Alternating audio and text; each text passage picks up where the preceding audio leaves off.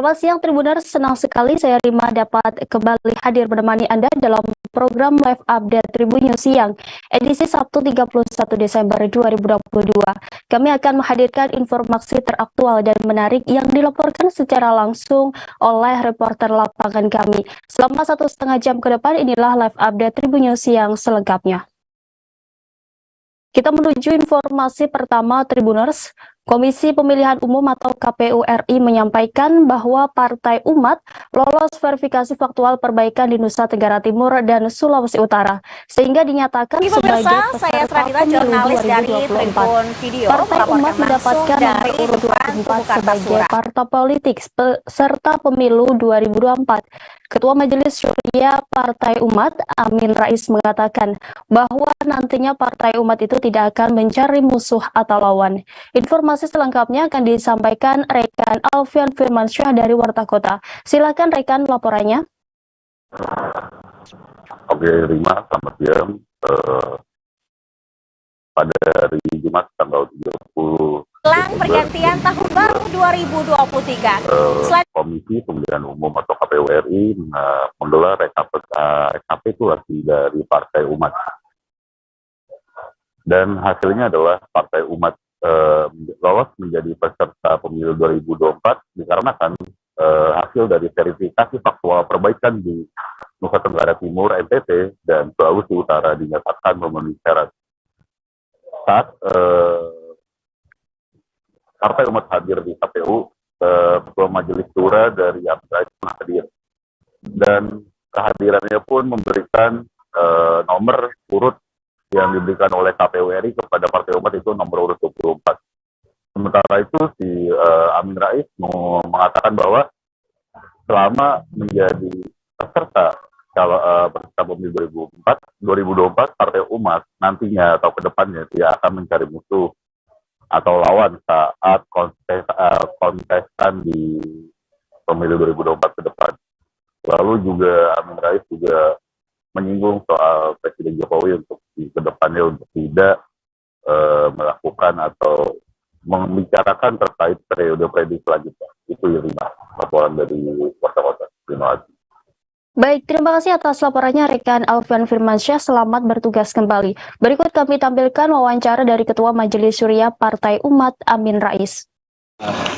Perjalanan panjang sejak kita mengirimkan 24 kontainer ke Menkumham, kemudian terus kita ikuti dengan segala macam cara yang bisa kita kerjakan. Alhamdulillah, sekalipun kemarin kita sedikit agak kaget ya, tapi kemudian karena semua orang bisa hilaf, kita pun juga tidak merasa terlalu berat. Ternyata inilah keindahan situasi di Indonesia ini. Nah, nantinya selalu terbuka ada perbaikan. Bayangkan kalau KPU sudah tutup kunci, mau apapun terserah, tapi kan tidak seperti itu. Jadi ini apresiasi saya kepada KPU, Bawaslu, dan pengawas pemilu. Ya. Kemudian berikutnya lagi, saya ingin mengatakan di sini bahwa insya Allah Partai Umat itu tidak akan mencari musuh atau lawan. No. Pasangan Anjas pria asal Palembang dan Ramadona atau Dona gadis asal Ogan yang gagal menikah lantaran uang permintaan gadis kurang Rp700.000 akhirnya viral dan menjadi gaduh di dunia maya. Pembatalan akad nikah di H-1 pernikahan dilakukan oleh calon mempelai pria karena tersinggung pihak gadis marah karena uang permintaan kurang. Menurut Anjas, sang gadis juga mengeluarkan kata-kata kasar dan membanting pintu kamar di depan ibu Anjas. Informasi selengkapnya akan disampaikan rekan Leni Juwita dari Sriwijaya Pos. Silakan laporannya rekan Leni. Baik, terima kasih rekan Rima. Dari Kota Batu Raja, Kabupaten Ogan Komering Ulu, dapat kami laporkan peristiwa gagalnya pernikahan pasangan Anjas dan Dona. Pernikahan ini gagal lantaran ketersinggungan soal kurangnya uang permintaan sejumlah Rp700.000. Informasikan pula bahwa pihak mempelai calon mempelai laki-laki yang berasal dari Kota Palembang, Anjas beserta keluarga sudah tiba di Desa Belambangan, Kecamatan Pengandaran, Kabupaten Ogan Komering Ulu untuk melaksanakan akad nikah. Sehari sebelum hari pernikahan dilangsungkan pertemuan keluarga antara pihak perwakilan dari Anjas dan bertemu di rumah keluarga Dona. Sementara keluarga lainnya akan hadir di akad nikah tersebut diinapkan di salah satu rumah warga setempat. Dalam pertemuan itu terjadi ketersinggungan saat pihak keluarga Anjas datang bukan disambut dengan selayaknya menyambut calon besan, namun diperlakukan kurang baik. Itu menurut penuturan dari pihak keluarga Anjas.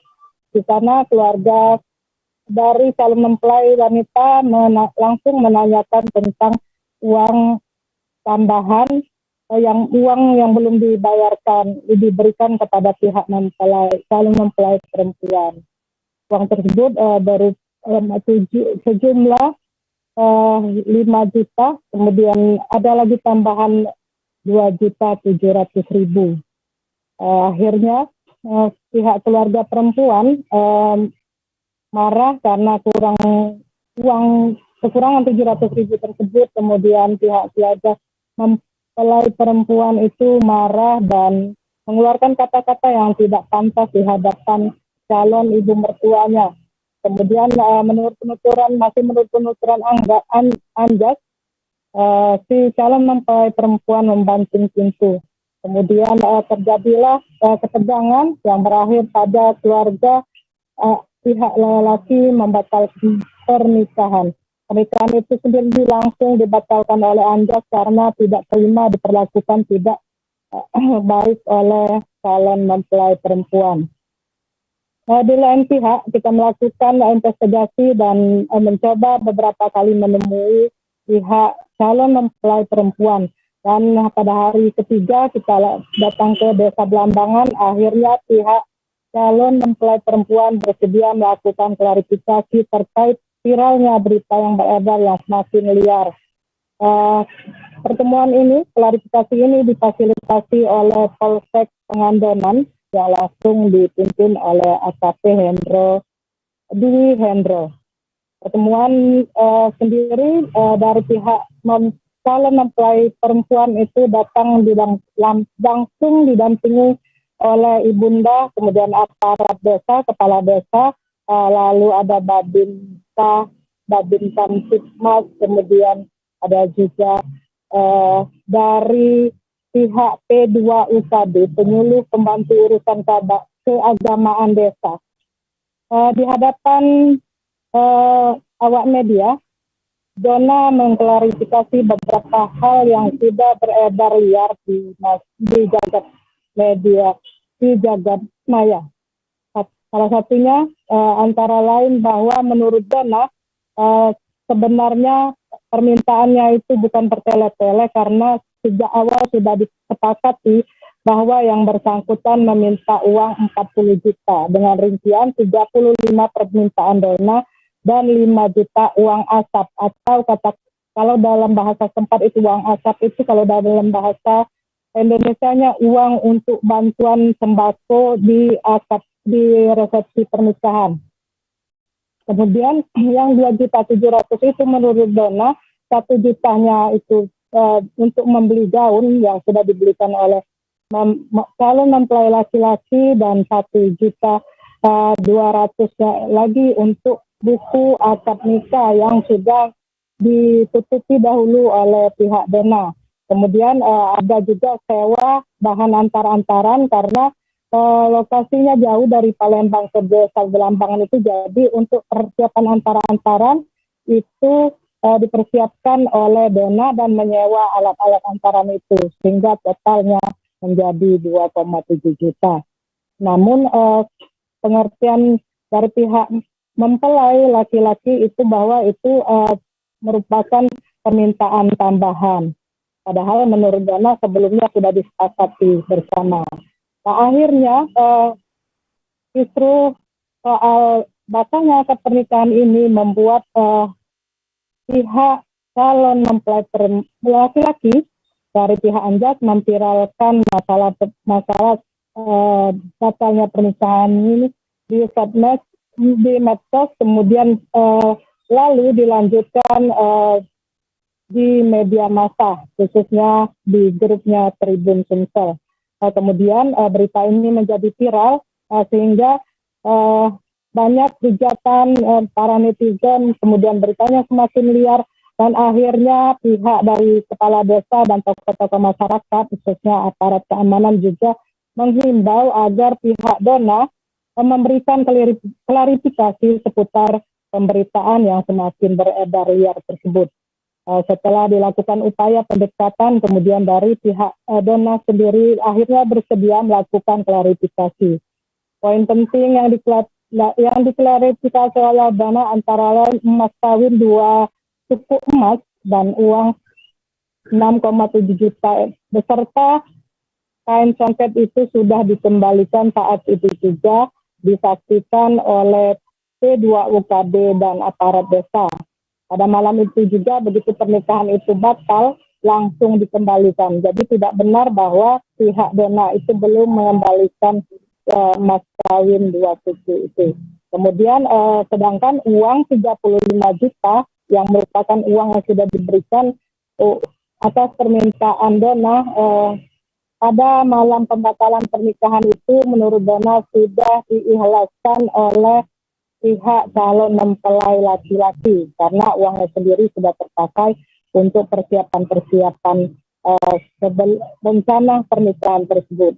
Kemudian Dona juga membantah bahwa itu uang 35 juta itu dibelikan sepeda motor NMAX. Tantangan lainnya adalah isu yang beredar yang mengatakan bahwa Dona sudah mengalami 4 kali gagal menikah. Menurut Dona itu pemberitaan yang tidak benar karena dia baru kali ini akan menikah dan langsung gagal. Karena berita ini sudah bias dan semakin liar, akhirnya dilakukan klarifikasi. Kemudian dari Kepala Desa Pelambangan Salman Jaya yang dijumpai di lokasi membenarkan bahwa ada pernikahan yang gagal antara gadis Desa Belambangan dan pria asal Palembang. Pernikahan itu tersebut sebenarnya sudah coba difasilitasi, sudah coba dibina diarahkan oleh aparat desa, namun pihak laki-laki yang membatalkan pernikahan itu tidak bersedia lagi melanjutkan pernikahan.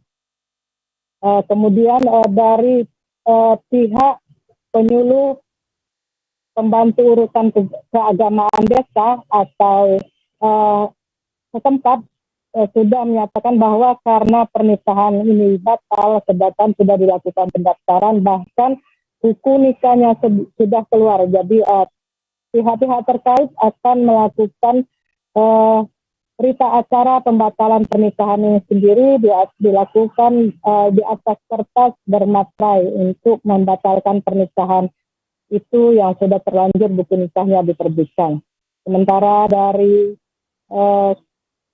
Kapolsek Pangandaran AKBP Dwi Hendro mengaku bersyukur karena pihak calon mempelai perempuan yang selama beberapa hari, sempat 10 hari tidak keluar dan tidak pernah memberikan klarifikasi, akhirnya setelah dilakukan dijemput dengan baik-baik dari Kabin Kamtipmas Polsek Pangandaran. Selanjutnya yang bersangkutan bersedia melakukan klarifikasi.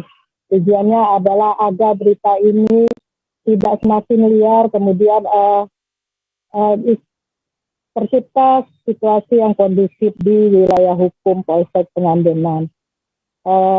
Kepada semua pihak, Kapolsek berharap agar bisa terus menyelesaikan persoalan yang belum selesai secara kekeluargaan. Dan dari pihak perempuan sampai saat ini belum ada rencana untuk membawa masalah ini ke ranah hukum, walaupun sebenarnya sudah bisa diproses karena sudah terjadi pencemaran nama baik melalui Facebook, IG, dan melalui media massa. Demikian Rima, dapat kami laporkan kembali ke studio. Baik, terima kasih atas laporannya rekan Leni Juwita. Selamat bertugas kembali. Berikut kami tampilkan wawancara dari Dona, calon mempelai wanita, Kades Blambangan Salman Jaya, dan Kapolsek Pangandonan AKP Dwi Hendro. Saya mengucapkan beribu minta maaf kepada masyarakat Desa Blambangan dan semuanya atas kasus yang meresahkan ini yang telah berdampak kepada masyarakat Desa Blambangan. Di sini memang benar adanya batal nikah, tapi bukan dari pihak Salman Jaya. Memang benar ada di desa kita itu batal nikah. Nah, setelah saya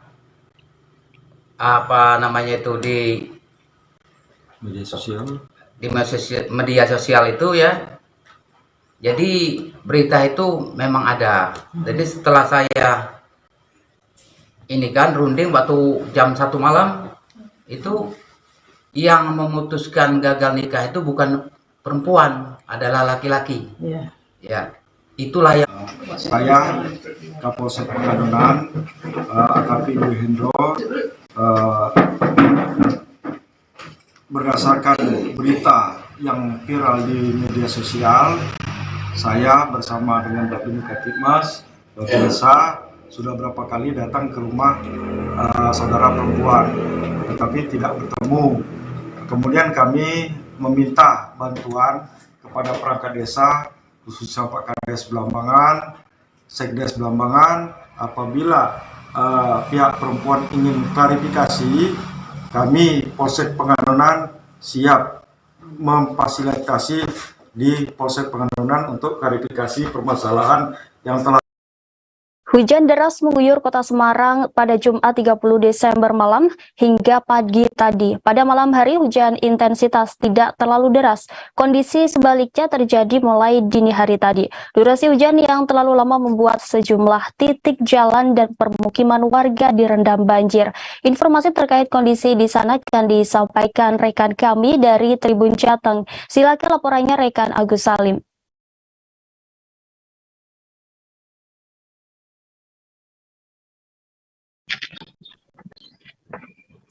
Baik, selamat siang pemirsa Tribuners dan juga dimanapun Anda berada.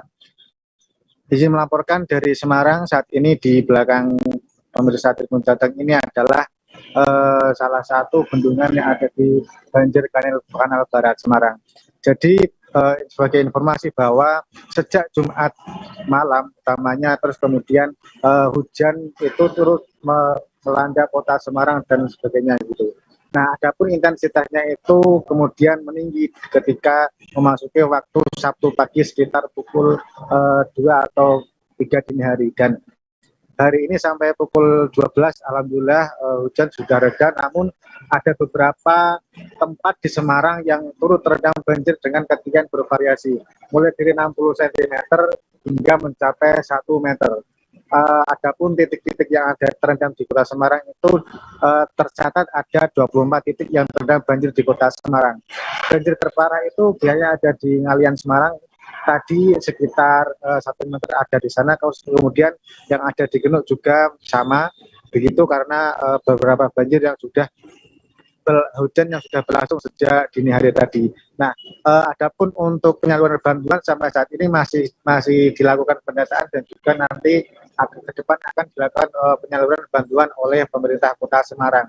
Nah, beberapa titik jalan di Kota Semarang sampai pukul 12 atau 12.30 ini sudah mulai reda, namun ada beberapa yang masih tergenang dan belum bisa dilalui oleh para pengguna jalan. Dan bahkan Lima dan juga pemirsa Tribun Jateng bahwa beberapa kendaraan yang nekat melintas di genangan jalan air itu mereka kendaraannya mogok. Itu mungkin yang bisa dilaporkan dari Semarang. Baik, terima kasih atas laporannya rekan Agus Salim. Selamat bertugas kembali. Warga digegerkan dengan temuan mayat perempuan di Sungai Mlese, Dukuh Salam Rejo, Desa Tlingsing, Kecamatan Cawas, Kabupaten Klaten pada Jumat 30 Desember. Kepala Desa Tlingsing, Sugeng Uyono mengatakan mayat itu tersangkut batang bambu di dekat Dam Katul. Kapolsek Cawas AKP Jaka Waluya mengatakan sebelumnya pihaknya mendapat laporan orang hilang dengan identitas yang sama dari temuan mayat tersebut. Informasi perkembangan kasus temuan mayat ini akan disampaikan rekan Zarfan Muhana dari Tribun Solo. Silakan rekan.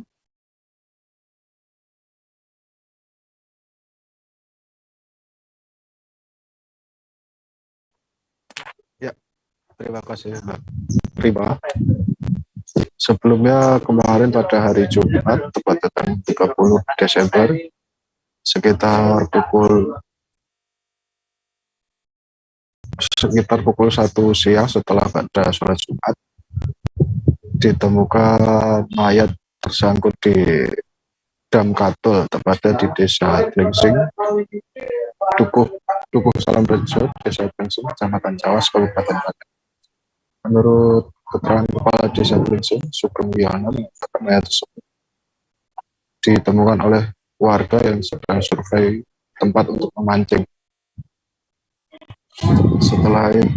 Setelah Kepala Desa mendapat informasi tersebut, langsung disampaikan ke Polsek Cawas, tepatnya AKP Jaka Waluya, segera menunjukkan anggotanya untuk menuju TKP. Evakuasi dilakukan bersama relawan beserta tim SAR. Untuk setelah dievakuasi, jenazah atau mayat ini sudah di Dr. Suraji Tanpanegoro. Menurut AKP Jaka Waluya, sebelumnya pihaknya mendapat laporan terkait orang hilang di wilayahnya. Orang hilang tersebut adalah GY, umur sekitaran 40 tahun, warga Desa Dalem, Kecamatan Mlese. Pihaknya juga menghubungi keluarga yang merasa kehilangan tersebut untuk mengetahui ciri-ciri korban yang hilang apakah sama dengan mayat yang ditemukan. Setelah dipastikan jenazah memiliki kemiripan ciri-ciri dengan keluarga yang hilang sejak 4 hari yang lalu. Demikian saya kembalikan. Baik, terima kasih atas laporannya rekan Zarfan. Selamat bertugas kembali. Menjelang pergantian tahun baru 2023, volume kendaraan yang masuk ke daerah istimewa Yogyakarta naik hingga 2 kali lipat. Hingga Jumat pada 30 Desember, Dinas Perhubungan DIY mencatat sebanyak 730.317 kendaraan yang masuk ke wilayah Jogja dalam sehari. Sementara itu sebanyak 526 kendaraan juga keluar dari wilayah Yogyakarta. Kendaraan didominasi oleh sepeda motor dan mobil pribadi. Informasi selengkapnya kami sudah terhubung langsung dengan rekan Saradita dari Tribun Video. Silakan laporannya rekan Saradita. Baik, terima kasih Rima. Saat ini saya melaporkan langsung dari Tugu Jogja. Bisa Anda lihat di belakang saya arus lalu lintas cukup landai untuk jam siang ini. Namun pihak kepolisian memperkirakan akan ada lonjakan volume kendaraan pada sore hari nanti sekitar mulai pukul 16 hingga malam pergantian tahun baru. Dan kami juga mendapatkan informasi dari Dinas Perhubungan Daerah Istimewa Yogyakarta bahwa malam tadi sekitar 730.317 kendaraan masuk ke daerah Jogja, sedangkan untuk kendaraan yang keluar dapat 698.526 kendaraan, dan kendaraan ini didominasi dan juga kendaraan motor pribadi. Dibandingkan dengan tahun lalu 2022 lalu dan tahun baru 2023.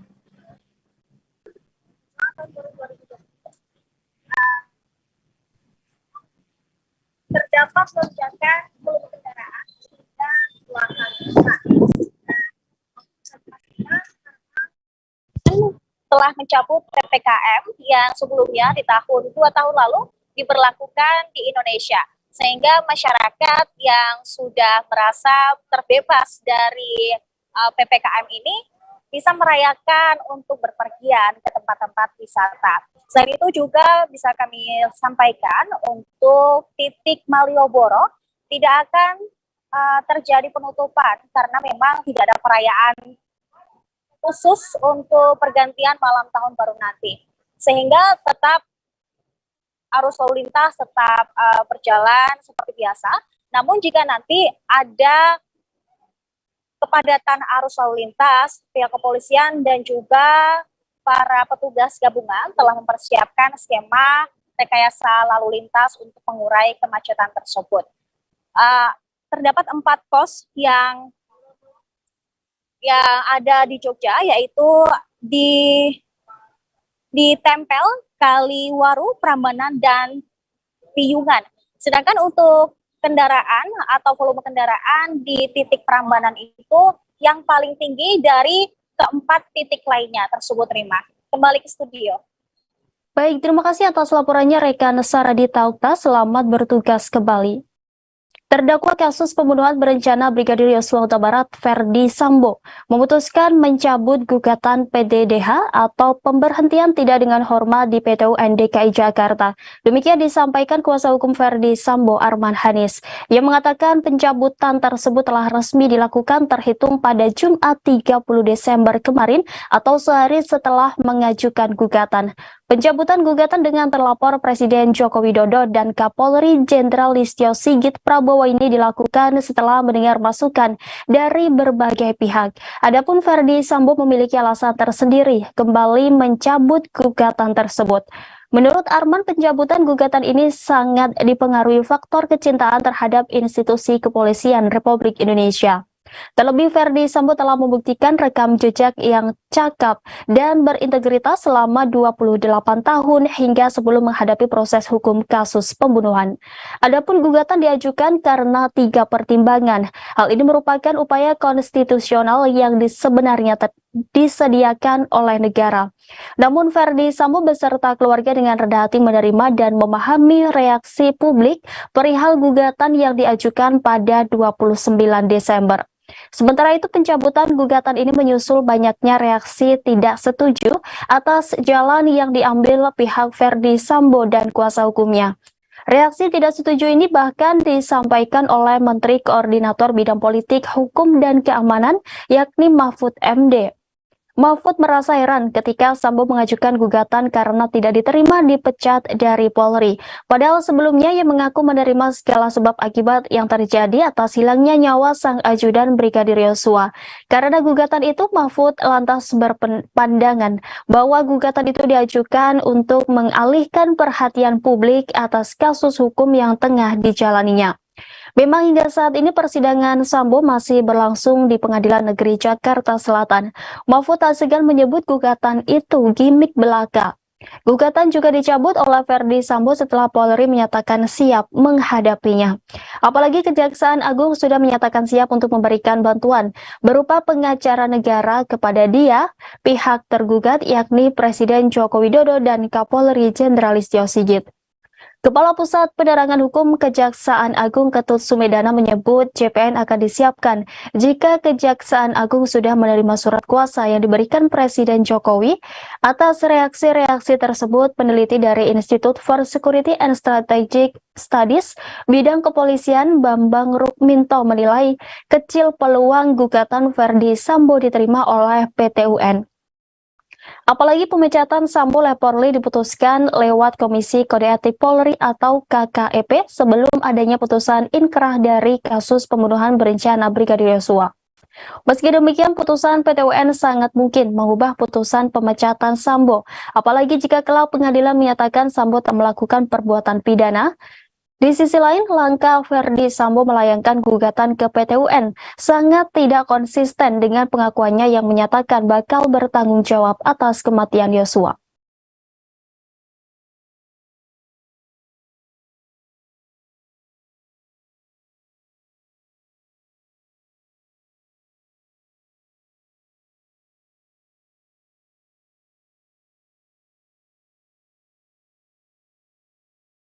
Polda NTB usai merampungkan pengungkapan kasus kejahatan maupun narkotika yang ada di Provinsi Nusa Tenggara Barat. Kasus kejahatan yang dimaksud oleh Kapolda NTB Irjen Pol Joko Purwanto pun hingga 18% saat konferensi pers akhir tahun Polda NTB pada Jumat 30 Desember. Disampaikannya bahwa penurunan tren kejahatan ini disambut oleh hasil kerja keras kepolisian yang semakin dekat pada masyarakat. Informasi selengkapnya akan disampaikan reporter Jimmy Sucipto dari Tribun Lombok. Silakan laporannya. Baik, benar sekali Rima, terima kasih. Bahwa memang benar angka kejahatan yang ada di Nusa Tenggara Barat mengalami penurunan hingga 18%.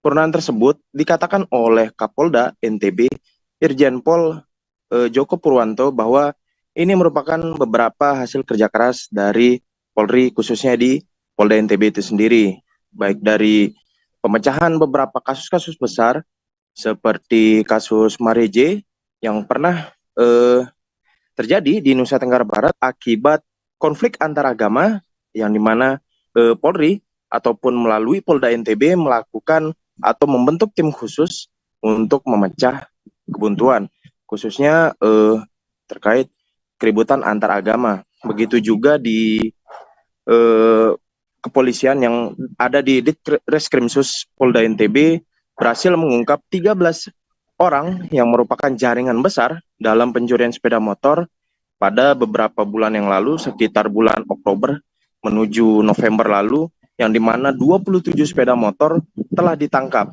dan berhasil memutus rantai pencurian atau gembong pencurian sepeda motor yang ada di Provinsi Nusa Tenggara Barat, khususnya di Pulau Lombok, yang juga turut menyumbang menjadi penurunnya angka kriminal. Dan dari angka kriminal itu sendiri, dari data yang berhasil saya himpun, bahwa angka kejahatan yang terjadi pada tahun 2021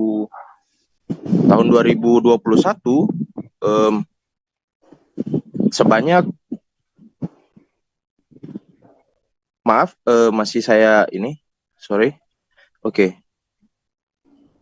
dari tahun 2021 angka kejahatan yang ada di Lombok, Nusa Tenggara Barat ataupun di Pulau Sumbawa sebanyak 5.021 kasus yang dimana telah diselesaikan.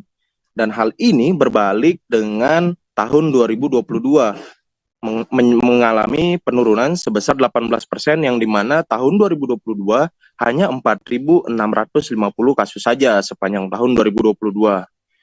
Dan tren ini juga dibarengi dengan tren dari angka narkotika, yang dimana narkotika memberikan tren yang sangat memprihatinkan, yang dimana di tahun 2021 sebanyak 569 tindak pidana narkotika yang dirampungkan oleh Polda NTB, yang dimana 744 tersangka berhasil dikantongi oleh Polda NTB. Namun di tahun 2022 959 kasus, yang dimana diantaranya 1.138 tersangka berhasil dikantongi atau diamankan oleh Polda NTB. Dan hal ini melihat bahwa tren narkotika mengalami kenaikan hingga 40%. Dan menjawab hal ini, Kapolda NTB Irjen Pol Joko Purwanto mengatakan bahwa ini merupakan tren yang tidak baik, atau bisa dikatakan ini bukan prestasi yang baik, yang dimana kenaikan hingga 40% menandakan bahwa Lombok ataupun Pulau Sumbawa yang dimana tergabung di Provinsi Nusa Tenggara Barat merupakan salah satu darurat narkotika. Adapun barang bukti seperti sabu 11 kg, ganja 6,8 kg, ekstasi 265 butir, dan juga obat miras sebanyak 11.504 botol yang berhasil diamankan pada tahun 2022 ini. Atas dasar ini, Irjen Pol Joko Purwanto mengatakan kepada Direktorat Kriminal Khusus Polda NTB agar lebih dekat ke masyarakat, dan juga mengatakan ke Direktorat Reserse Narkoba agar memetakan pola dari narkotika itu sendiri yang ada di Polda NTB. Mungkin demikian, terima kasih. Baik, terima kasih atas laporannya rekan Jimmy Sucipto. Selamat bertugas kembali. Polres Bangka Tengah menyebut tren laka lantas di Bangka Tengah mengalami peningkatan. Dibanding tahun 2021, jumlah laka lantas selama tahun 2022 cenderung lebih banyak. Di tahun 2021, jumlah laka lantas di Bangka Tengah sebanyak 27 kejadian dengan korban meninggal dunia sebanyak 20 orang. Informasi selengkapnya akan disampaikan rekan Arya Bima dari Bangka Pos. Silakan laporannya. Ya, baik, terima kasih rekan Prima dan pemirsa Tribuners dimanapun Anda berada. Perlu saya sampaikan bahwa memang pada hari kemarin, Jumat 30 Desember tahun 2022, Polres Bangka Tengah membeberkan data laka lantas yang terjadi di Kabupaten Bangka Tengah sepanjang tahun 2022. Data tersebut disampaikan dalam konferensi pers akhir tahun 2022 Polres Bangka Tengah, di mana diketahui bahwa tren laka lantas di Kabupaten Bangka Tengah memang mengalami peningkatan yang cukup signifikan. Misalnya dibanding dengan tahun 2021 lalu, jumlah laka lantas selama tahun 2022 cenderung lebih banyak, di mana pada tahun 2021 lalu jumlah laka lantas di Bangka Tengah sebanyak 27 kejadian dengan korban meninggal dunia sebanyak 20 orang. Sedangkan untuk tahun ini, tahun 2022, jumlahnya meningkat menjadi 34 kejadian laka lantas dengan korban meninggal dunia bertambah menjadi 27 orang. Disampaikan oleh Kasat Lantas Polres Bangka Tengah, AKP Nanang Suwardi, bahwasanya ada beberapa daerah di Kabupaten Bangka Tengah yang memang dinilai rawan kecelakaan, seperti di ruas Jalan Palempat, Desa Penyak, Kecamatan Kobak, Kabupaten Bangka Tengah, dan ruas Jalan Raya Sungai Selan, Kecamatan Sungai Selan. Namun dari dua ruas jalan disebutkan memang diketahui yang paling dominan ataupun paling rawan terjadi kecelakaan yang ini berada di ruas jalan Palempat Desa Penyak tersebut. Disampaikan oleh Kasat Lantas Polres Bangka Tengah AKP Nanang, untuk mencegah hal tersebut terjadi kembali, pihaknya telah melakukan berbagai upaya-upaya pencegahan peristiwa laka lantas, seperti dengan memasang spanduk ataupun rambu-rambu waspada dalam berkendara. Selain itu, pihaknya juga rutin melakukan sosialisasi ke desa-desa sekitar di ruas jalan yang memang dinilai rawan tersebut, untuk menghimbau masyarakat agar berhati-hati dalam kendaraan. Tetapi disampaikannya bahwa memang selama ini kejadian laka lantas yang terjadi itu justru terjadi terhadap pengendara-pengendara di luar perkampungan di ruas jalan tersebut, atau bisa dikatakan pengendara-pengendara di luar Kabupaten Bangka Tengah. Oleh karena itu, menurutnya untuk menghindari kecelakaan ataupun peristiwa laka lantas tersebut, yang terpenting adalah kesadaran dari masing-masing pengendara agar senantiasa waspada ataupun berhati-hati dalam berkendara. Hal serupa juga disampaikan oleh Kapolres Bangka Tengah AKBP Muhammad Risa Mustario, yang mengatakan bahwa memang ruas jalan Palempat tergolong sebagai ruas jalan yang lurus dan panjang, namun minim penerangan saat malam hari. Dikatakan juga kecelakaan tersebut kemungkinan terjadi karena memang banyak pengendara yang berasal dari Kabupaten Togoli Bangka Selatan menuju Pangkal Pinang, ataupun sebaliknya yang sudah terlalu kelelahan karena sudah berkendara sekitar 1 jam lamanya.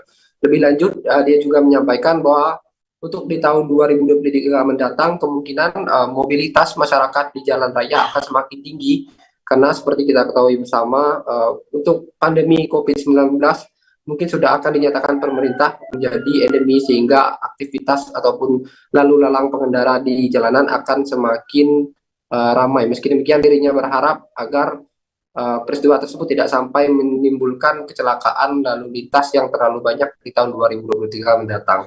Mungkin demikian yang bisa saya laporkan, rekan Rima, kembali ke studio. Baik, terima kasih atas laporannya rekan Bima Arya. Selamat bertugas kembali. Pemkab Malaka melalui Badan Pengelolaan Keuangan dan Pendapatan Daerah merealisasikan sebanyak 833 kartu Malaka Cerdas atau KMC untuk mahasiswa dan pelajar. Program Bupati Malaka Simonahang ini telah mencanangkan beberapa program unggulan atau program prioritas daerah yang terakronim dalam program Sakti. Aktualisasi dari program unggulan dengan tagline SNKT ini adalah Kartu Malaka Cerdas Sakti. Informasi selengkapnya akan disampaikan rekan Novrilaka dari Pos Kupang. Silakan laporannya. Baik, terima. Tribunes, benar bahwa pemerintah Kabupaten Malaka atau Pemkab Malaka melalui Badan Pengelolaan Keuangan dan Pendapatan Daerah BPKPD menyalurkan atau merealisasikan sebanyak 833 kartu Melaka Cerdas kepada mahasiswa yang berprestasi maupun non berprestasi. Program Bupati Melaka Dr. Simon Nahak dan Wakil Bupati Melaka Lucy Luki Tolin mencanangkan beberapa program unggulan atau program prioritas daerah yang terakronim dalam program Sakti.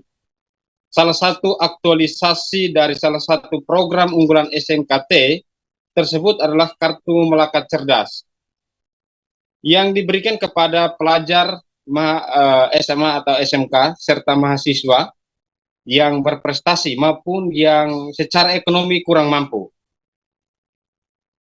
Hal ini dibenarkan oleh Kepala Badan Pengelolaan Keuangan dan Pendapatan Daerah Aloysius Werang pada tanggal 30 Desember 2022. Menurutnya, benar bahwa Kartu Melaka Cerdas ini sudah direalisasikan sebanyak 833 kepada mahasiswa pelajar SMA SMK yang berprestasi maupun non prestasi. Bantuan pemerintah dalam kemasan Kartu Melaka Cerdas atau KMC Sakti ini diberikan sebagai wujud keberpihakan dan dukungan Pemda Kabupaten Melaka kepada pelajar yang berprestasi maupun yang tidak berprestasi. Bahkan Pemda juga memperhatikan kepada mahasiswa yang secara ekonomi kurang mampu atau lemah. Sedangkan menurut Kepala dana untuk mendukung kegiatan ini bersumber dari anggaran pendapatan dan belanja Kabupaten Melaka tahun anggaran 2022 yang dituangkan dalam DPA Badan Pengelolaan Keuangan dan Pendapatan Daerah Kabupaten Melaka anggaran tahun 2022. Besaran bantuan dana yang diberikan kepada mahasiswa yakni mulai dari D3, D4, S1 bahkan sampai S2 dan juga kepada pelajar SMA SMK dan mahasiswa yang secara ekonomi kurang mampu atau ekonomi lemah. Dari total dana yang diberikan kepada masing-masing mahasiswa ini atau pelajar yang besarannya mulai dari S2 Rp7.500.000 per orang, sedangkan untuk S1 Rp5.000.000 dan untuk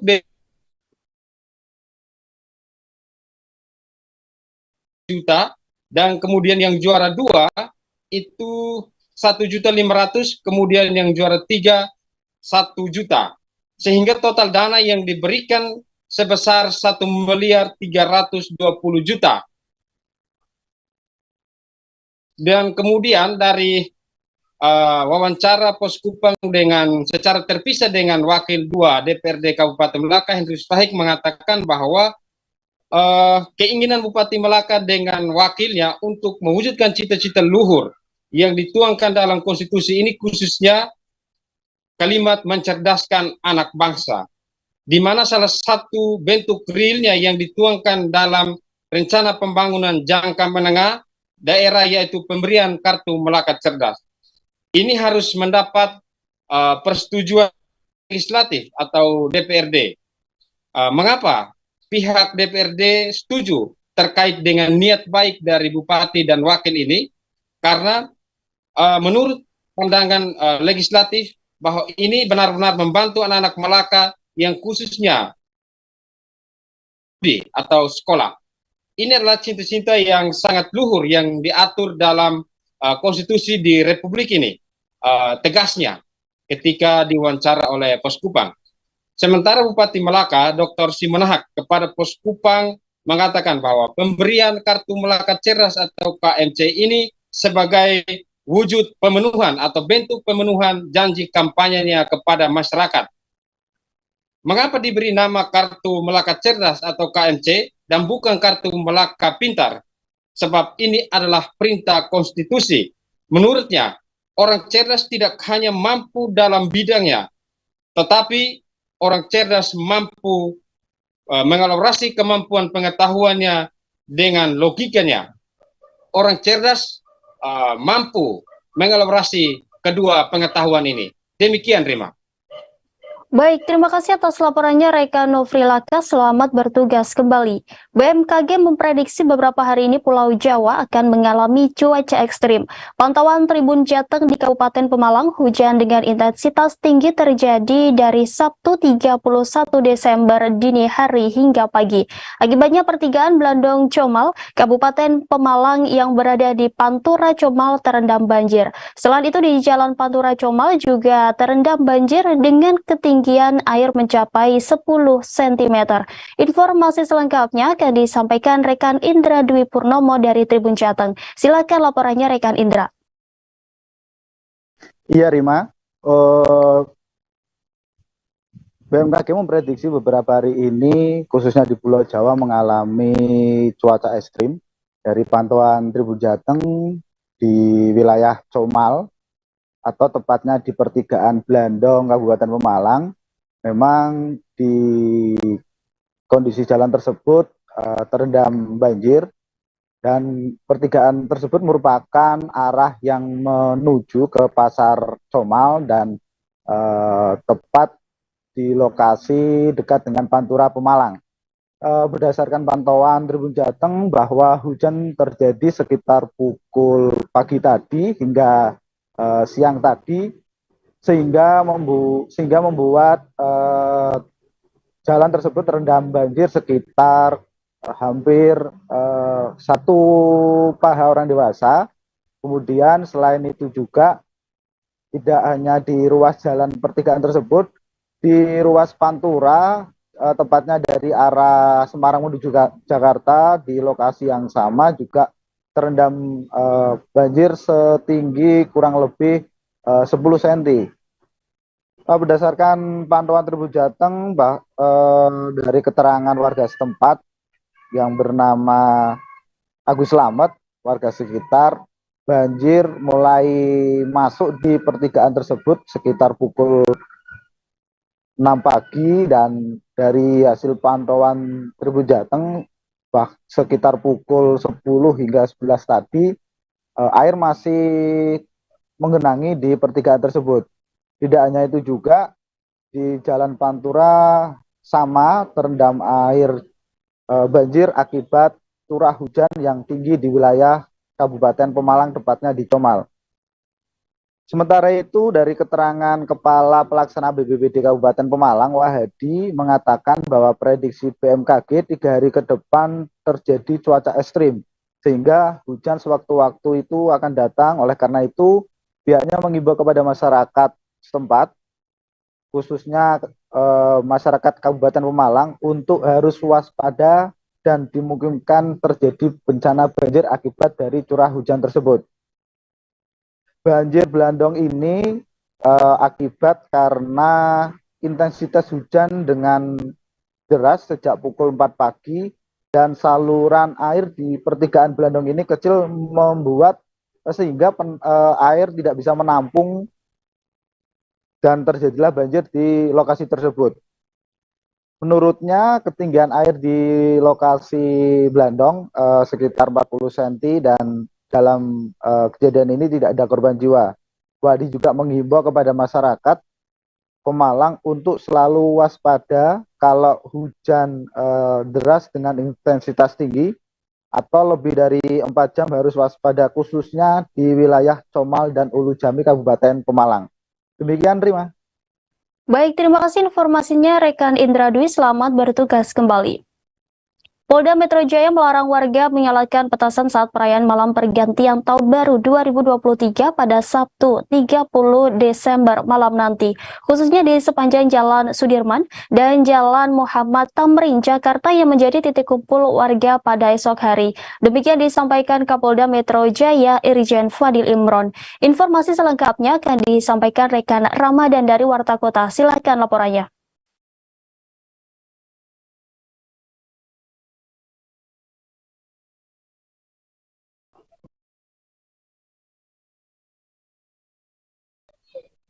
Ya, rekan Rima dapat saya informasikan bahwa malam nanti Jalan Sudirman Tamrin mulai akan ditutup sejak pukul 18.00 waktu Indonesia Barat.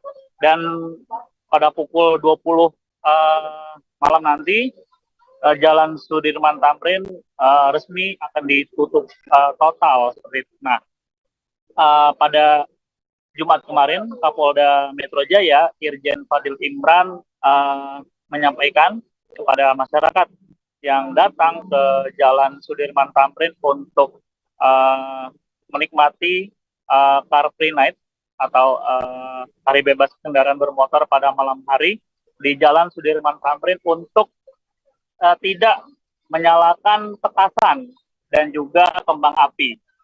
Fadil mengimbau kepada masyarakat karena memang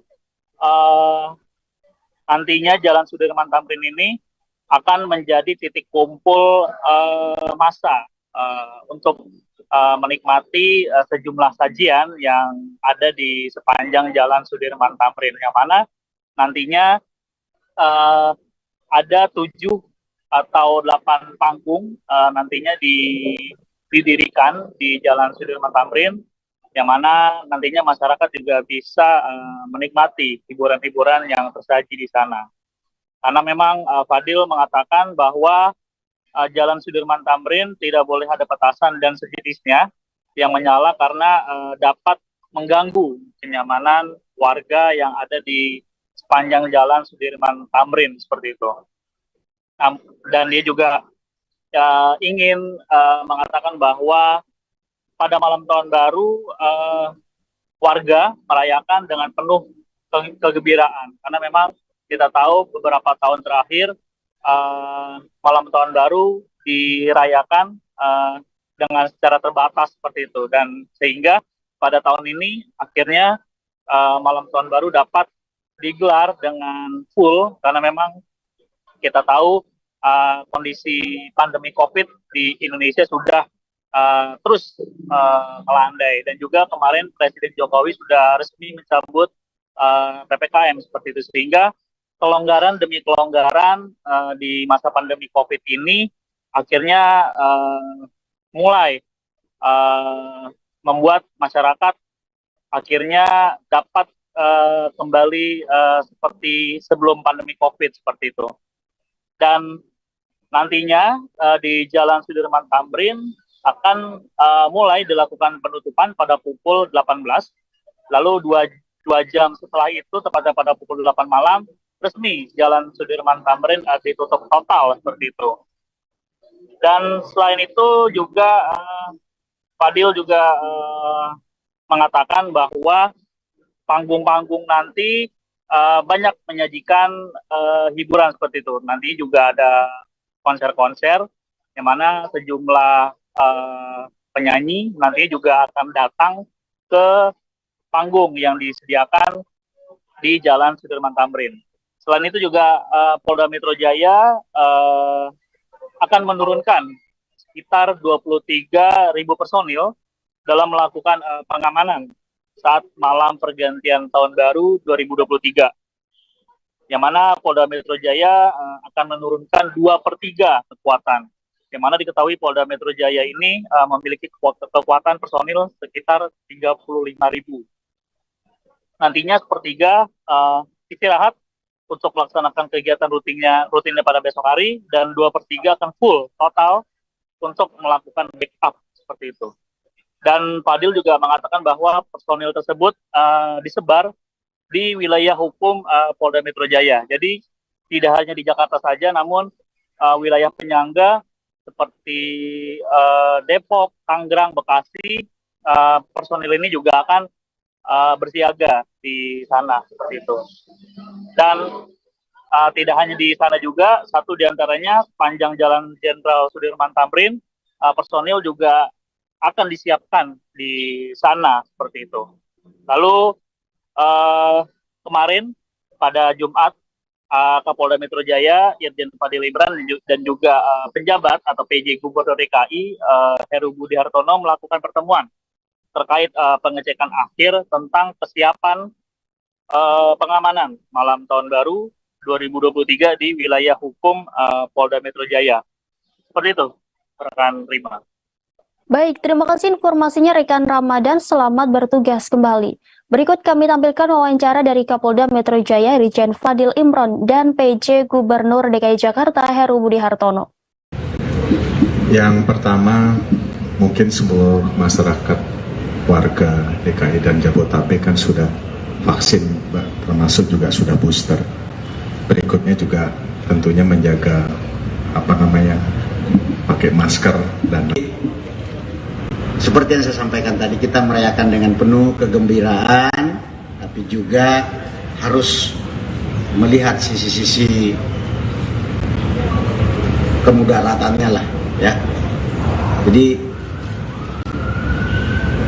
kami melarang penggunaan petasan dan kembang api di Sudirman Tamrin. Ya, dan banyak warga yang merayakan di situ kan nggak nyaman itu. Apa serbuknya berjatuhan, bisa juga menyebabkan kebakaran dan sebagainya. Atau panggung hiburan itu sudah cukup menghibur sebenarnya. Pasar ekstrim Langowan Kabupaten Minahasa, Sulawesi ramai diserbu konsumen pada Sabtu 31 Desember hari ini. Sudah tradisi orang Minahasa merayakan tahun baru dengan menyantap hidangan bersama. Menu yang disajikan pun satu diantaranya dibeli dari pasar ekstrim. Sebut saja daging ular, piton, kelelawar, dan tikus hutan pun laris manis diburu konsumen yang akan merayakan tahun baru 2023. Informasi selengkapnya akan disampaikan rekan Rio Nur dari Tribun Manado. Silakan laporannya. Iya, terima kasih rekan Rima. Jadi pasar ekstrim Langowan di Kabupaten Minahasa, Provinsi Utara, sejak pagi itu diserbu oleh konsumen yang datang untuk berbelanja untuk memenuhi kebutuhan pada perayaan Tahun Baru 2023. Orang Minahasa memang sudah tradisi pada Tahun Baru atau hari besar keagamaan lainnya merayakannya dengan santap bersama dengan keluarga, di mana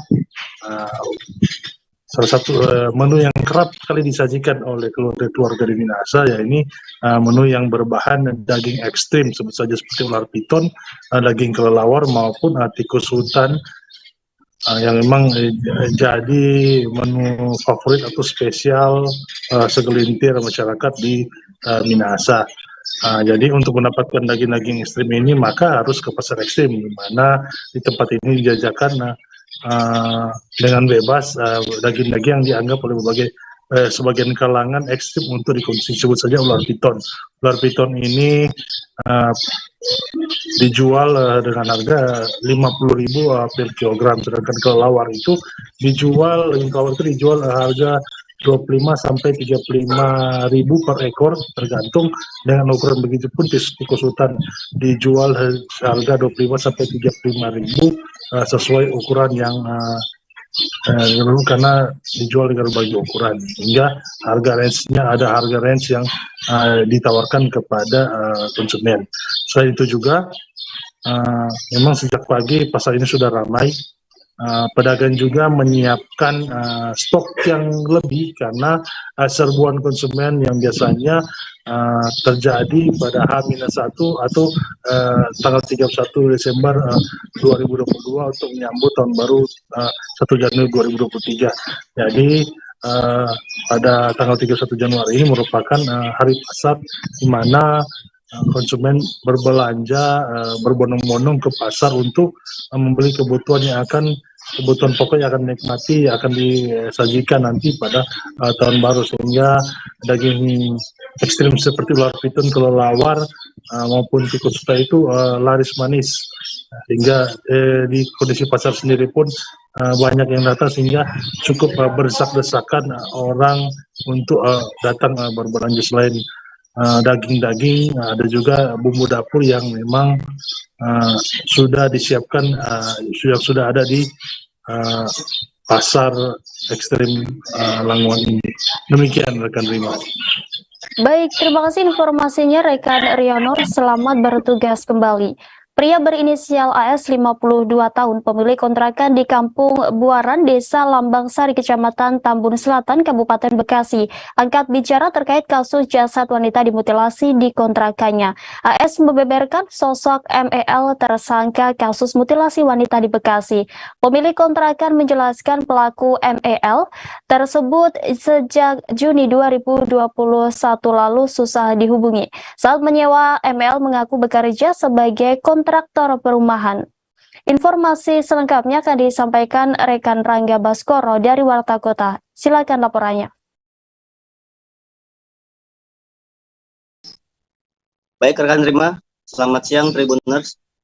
Tribuners, bisa dikabarkan bahwa kasus mutilasi di Tambun Selatan, Kabupaten Bekasi meninggalkan banyak misteri terkait sosok terduga pelaku berinisial MEL yang sempat diberitakan oleh media nasional, beberapa media nasional, bahwa dirinya hilang begitu. Kemudian tak lama berselang dilaporkan di Mapolsek Bantar Gebang pada tanggal 23 Desember dilaporkan hilang. MEL kemudian ditemukan pada Jumat kemarin tanggal 30 Desember 2022, di mana ternyata MEL malah menjadi tersangka kasus mutilasi. Memang kasusnya sendiri tidak disangka-sangka karena awalnya kepolisian mencari orang hilang, namun memang yang ditemukan adalah malah potongan tubuh orang lain wanita, berjenis kelamin wanita di kontrakan yang disewanya. Kemudian Tribuners, bisa dikabarkan pula bahwa AS pemilik kontrakan mengungkapkan bahwa MEL memang jarang menepati kontrakan tersebut. Diberitahukan pula kepada awak media bahwa MEL ini mengaku sebagai seorang kontraktor ketika awal kali datang menyewa kontrakan pada Juni tahun 2021 pada tahun lalu. Kemudian MEL sendiri ternyata juga terlibat beberapa kasus, seperti salah satunya adalah pinjaman online melalui pinjol yang kemudian diketahui oleh istri dari pemilik kontrakan yang sempat dihubungi oleh pinjol tersebut. Dari situlah diketahui bahwa MEL meminjam sejumlah uang kepada pinjol tersebut pada bulan September 2022 atau 1 tahun setelah MEL mengontrak di tempat tersebut. MEL sendiri, Tribuners, bisa dikabarkan juga bahwa dia telah mempunyai istri, dan berdasarkan laporan orang-orang hilang dari Polsek Bantar Gebang, diketahui bahwa kediamannya berada di seputar kota Bekasi. Namun MEL sendiri mengaku kepada AS pemilik kontrakan bahwa dirinya tinggal di Bandung begitu. Kemudian bisa dikabarkan pula Tribuners, hingga saat ini kepolisian masih melakukan pemeriksaan terhadap kasus mutilasi di Tambun Selatan, di mana kasus saat ini ditangani oleh Polda Metro Jaya langsung melalui unit Resmob yang kemarin telah melakukan pengecekan olah TKP di lokasi kejadian, di mana saat itu pula tim gabungan dari Inavis dan Puslapor Mabes Polri membawa 4 bungkusan paper bag begitu, yang isinya belum diketahui hingga kini. Kemudian sebelumnya juga polisi juga telah mengamankan 2 box berisi potongan tubuh yang diduga adalah berjenis kelamin wanita sebelum melakukan penangkapan terhadap terduga pelaku berinisial MEL. Demikian rekan Rima. Baik, terima kasih informasinya rekan Rangga Baskoro. Selamat bertugas kembali. Berikut kami tampilkan wawancara dari AS pemilik kontrakan. Tanya juga kenapa nggak tinggal di perumahan, di kontraknya situ, kok malah kontrak di sini? Iya Pak, karena keluarga saya di Bandung. Dia keluarganya di Bandung. Oh begitu. Saya sering pulang ke Bandung, katanya kayak gitu. Karena memang KTP ini Bandung. Baik. Tapi dia sendiri Pak, maksudnya sendiri. Dari bulan apa tadi Pak? Dari Juni tahun lalu Pak ya berarti ya? Juni. Nah itu kan ada secari kertas tuh Pak, itu ditempelkan nama istri Bapak atau siapa Pak? Itu saya Karena nggak bayar. karena nggak bayar. Berapa bulan, Pak? Dari Agustus. Dari bulan Agustus. Jadi kita nggak pernah, sekali saja saya ketemu cuma di situ pada saat ngasih kunci. Setelah itu nggak pernah ketemu. Saya juga nanya yang sebelahnya itu juga nggak pernah ketemu. Jarang ketemu. Nggak pernah ketemu malah. Yang Bapak ketahui dia tinggal sendiri apa bagaimana? Saya sih sendiri. Hanya sendiri berarti Pak ya. Baik, kalau pulang ke sini juga Puluhan nelayan menyampaikan keluhan dan aspirasinya masing-masing kepada Kapolres Aceh Barat yang berlangsung di atas kapal nelayan pada Jumat 30 Desember pada kegiatan Jumat Curhat. Jumat Curhat merupakan salah satu agenda rutin dengan tujuan sebagai bentuk kepedulian antar sesama dan membangun kesatuan guna menyelesaikan permasalahan dihadapi warga. Nampak puluhan nelayan bersantai menikmati hidangan kopi pagi sembari berdiskusi di atas kapal terkait isu terkini yang dialami oleh para nelayan. Informasi selengkapnya akan disampaikan rekan Sa'dul Bahri dari Serambi News. Silakan laporannya. Terima kasih rekan Tribun News. Dapat kami sampaikan di Kabupaten Aceh Barat, pihak kepolisian dalam menampung aspirasi masyarakat berbagai hal ikut dilakukan, salah satunya di mana pihak Kapolres Aceh Barat langsung bersama masyarakat di atas kapal berdiskusi terkait dengan persoalan yang dialami oleh para nelayan di daerah itu, baik menyangkut dengan kesulitan dalam memperoleh rekomendasi untuk mendapatkan BBM dan persoalan lainnya seperti dangkalnya muara arah keluar masuknya kapal nelayan di kawasan TPI Panggung, Kecamatan Johan Pahlawan, Kabupaten Aceh Barat. Dan kondisi ini dilakukan di samping sebagai bentuk silaturahmi juga sebagai upaya kedekatan pihak kepolisian dan guna menampung semua keluhan yang dialami oleh masyarakat, sehingga setiap persoalan yang dihadapi oleh para nelayan, pihak kepolisian ikut ambil andil dalam menyelesaikan persoalan masalah nelayan. Hal itu dilakukan guna untuk kepentingan para nelayan supaya di saat melaut dan mencari rezeki tidak terhalangi oleh persoalan-persoalan administrasi dan persoalan lainnya. Curhat Jumat ini merupakan salah satu kegiatan rutinitas yang dilakukan oleh pihak kepolisian selama ini, dan pada Jumat kemarin ya, itu berlangsung memang di kawasan TPI Panggung, Kecamatan Johan Pahlawan, dan yang berlangsung di atas kapal, di mana pihak kepolisian Polres AKBP Panji Santoso menyebutkan bahwa pihaknya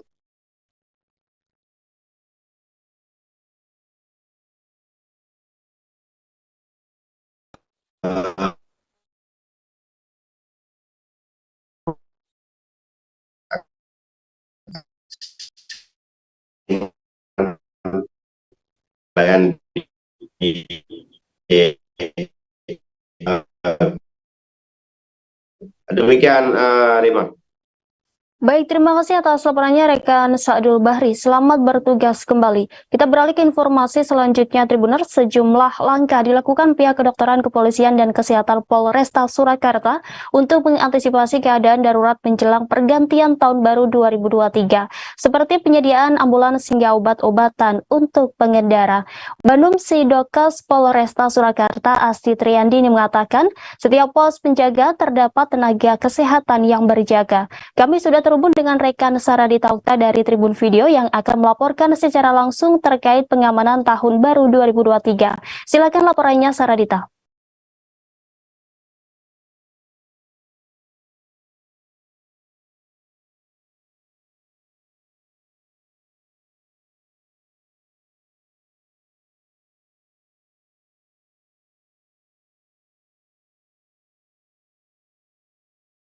Saya Sradita, jurnalis dari Tribun Video, melaporkan langsung dari depan Tugu Kartasura.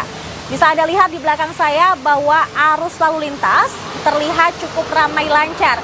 Namun hingga saat ini sekitar pukul 9.21 waktu Indonesia Barat terpantau memang intensitas kendaraan, volume kendaraan tidak sebanyak ketika di sore hari maupun di malam hari. Ini juga berkaitan dengan weekend hari Sabtu ini di mana banyak pekerja juga libur, terlebih menjelang pergantian tahun baru 2023. Selain itu, di sekitar wilayah Kartasura dan juga Surakarta sudah banyak pos-pos penjagaan yang didirikan oleh tim gabungan seperti TNI, Polri, Dishub hingga tenaga kesehatan yang berjaga untuk mengamankan situasi menjelang pergantian malam tahun baru 2023. Bisa saya sampaikan juga berdasarkan informasi dari Banum Sidokes Polresta Surakarta bahwa di setiap pos penjagaan memang ada pula tenaga kesehatan yang berjaga dan juga satu unit kemacetan ataupun kepadatan volume kendaraan. Dan ini bisa saya sampaikan juga di belakang saya, kondisi saat ini terlihat cukup lengang. Namun kendaraan memang masih didominasi oleh plat-plat lokal seperti AB, H, dan juga AD. Begitu yang bisa saya sampaikan pemirsa, dan juga karena mengingat cuaca hari ini mendung dan hujan, diharapkan pengendara yang berpergian untuk lebih berhati-hati karena jalanan licin. Begitu yang bisa saya sampaikan. Terima kasih. Baik, terima kasih atas laporannya rekan Saradita. Selamat bertugas kembali. Berikut kami tampilkan wawancara dari Banum Sidokes Polresta Surakarta, Asti Triandini. Nama saya Asti Triandini dari Klinik Bayangkara Polresta Surakarta. Kami di sini tanggal 31 Desember saat ini melaksanakan piket pagi terkait ini, piket dari Dinkes dari jam 7 pagi sampai jam 2 siang. Nanti yang jam 2 siang sampai jam 9 malam ganti lagi dari klinik-kliniknya. Baik, untuk persiapan antisipasi menjelang pergantian tahun baru 2023 dari Dinkes seperti apa ini? Dari Dinkes kita mempersiapkan pos-pos kesehatan ya, sekalian sama pos keamanan Nataru ini. Tiap personil ada 2 dan 1 ambulans standby. Jadi tiap pergantian shift ada 2 personel minimal plus 1 ambulans standby berikut dengan obat-obatan emergensi gitu. Selama 2 bulan lebih Nikita Mirzani hidup di dalam rumah tahanan kelas 2B Serang, Banten atas laporan yang dibuat Dito Mahendra.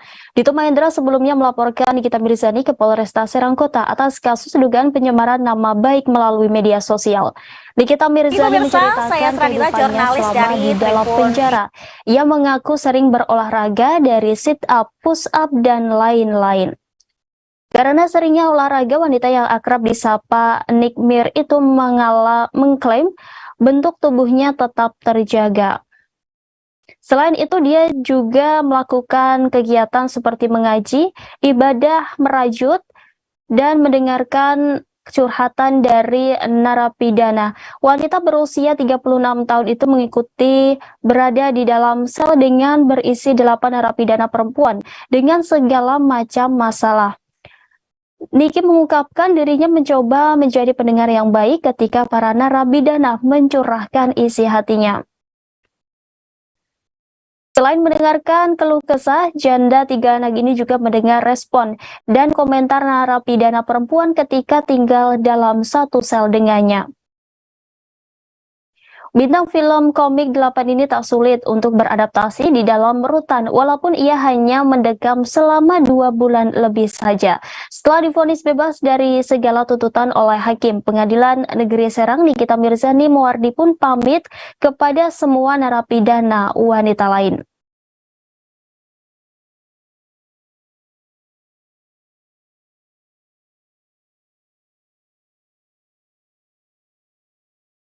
Ya kan, sampah, mama gue nggak mau tanggepin, dia memang hidupnya udah begitu, biarin aja. Ini 2 minggu turun berapa kilo sih? Oh, gue malah di dalam nge-gym tau. Iya, tiap bangun tuh langsung sit up, push up, aja sama teman-teman di rumah. Makanya badannya tetap terjaga dengan baik. Kalau itu kegiatannya apa sih, Nyai? Iya, saya Kalau nge-gym tadinya. Di dalam, nge-gymnya bukan pakai alat ya, maksudnya kayak exercise aja. Kalau di dalam tuh ya ngaji, sholat, garajus, ngegosip, mendengerin orang-orang. Di situ kan ada 35 tahanan perempuan ya, kalau nggak salah. Jadi mereka curhat gitu, satu kamar kan berlapan. Yang satu masalah sama suaminya selingkuh gara-gara dia di penjara, yang satu begini, yang satu begitu. Jadi dengerin ini pendengar yang baik aja. Gitu. Mereka kan di situ orang-orang kesepian, jadi udah tahu kondisinya berapa, pada kan ada yang 8 tahun, ada yang 7 tahun gitu. Jadi ya Niki sebagai anak baru dan punya banyak waktu untuk mendengarkan ya, jadi dengerin aja keluh kesah mereka gitu. Kalau bisa bantu. Sebanyak 40 bangunan rumah di Kelurahan Kalianyar, Kecamatan Tambora, Jakarta Barat, ludes terbakar. Kebakaran hebat diduga terjadi karena korsleting listrik. Peristiwa ini tepatnya melanda pada RT 4 dan RT 5, RW 5 pada Jumat 30 Desember malam. Adapun korban terdampak sebanyak 90 jiwa dari 10 rumah di RT 4, sementara di RT 5 30 rumah terbakar dan 360 jiwa terdampak. Total keseluruhan rumah yang ludes sebanyak 40 orang dengan 155 kakak dan 450 jiwa. Demikian disampaikan Kepala Suku Dinas Penanggulangan Kebakaran dan Penyelamatan Jakarta Barat Sektor Tambora Joko Susilo. Sementara korban dalam insiden kebakaran ini belum diketahui pasti. Petugas Damkar Sektor Tambora menerima laporan kebakaran sekitar pukul 18:55 waktu Indonesia Barat. Dikerahkan total 19 unit damkar dengan 95 personel. Api berhasil dialokasi sekira pukul 20:20 waktu Indonesia Barat, lalu petugas melakukan proses pendinginan. Sebagaimana diberitakan pada Agustus 2022 lalu, kebakaran hebat juga melanda wilayah Tambora. Kebakaran melanda sebuah bangunan kos di Jalan Duri Selatan, Kecamatan Tambora, Jakarta Barat saat momen perayaan Hari Kemerdekaan Republik Indonesia ke-77.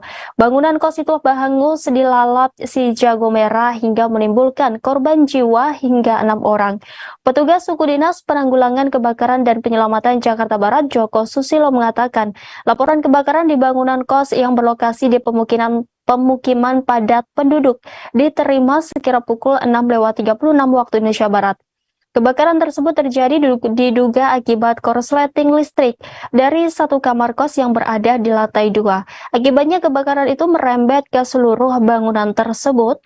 Sementara itu, Kapolsek Tambora Kompol Rosana Albertina Labubar mengatakan dalam peristiwa ini sebanyak 6 orang meninggal dunia. Selain itu, 3 lainnya mengalami luka bakar saat terjadi kebakaran di kos Tambora itu. Namun, Ocha belum bisa memberikan keterangan lebih lanjut terkait peristiwa kebakaran tersebut lantaran masih dalam penanganan.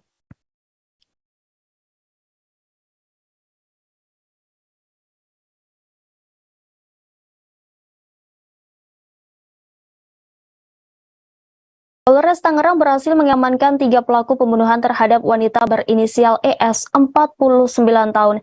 Adapun pelaku berinisial SRH, AM, dan MK. Sebelumnya, korban ditemukan tewas mengambang terbungkus kain spray di Sungai Cisadane, Kota Tangerang, pada Rabu 14 Desember lalu. Pelaku utama dalam kasus pembunuhan ini merupakan SRH yang terdata sebagai warga negara asing atau WNA asal Sri Lanka yang telah mengenal korban sejak tahun 2019 di Bali.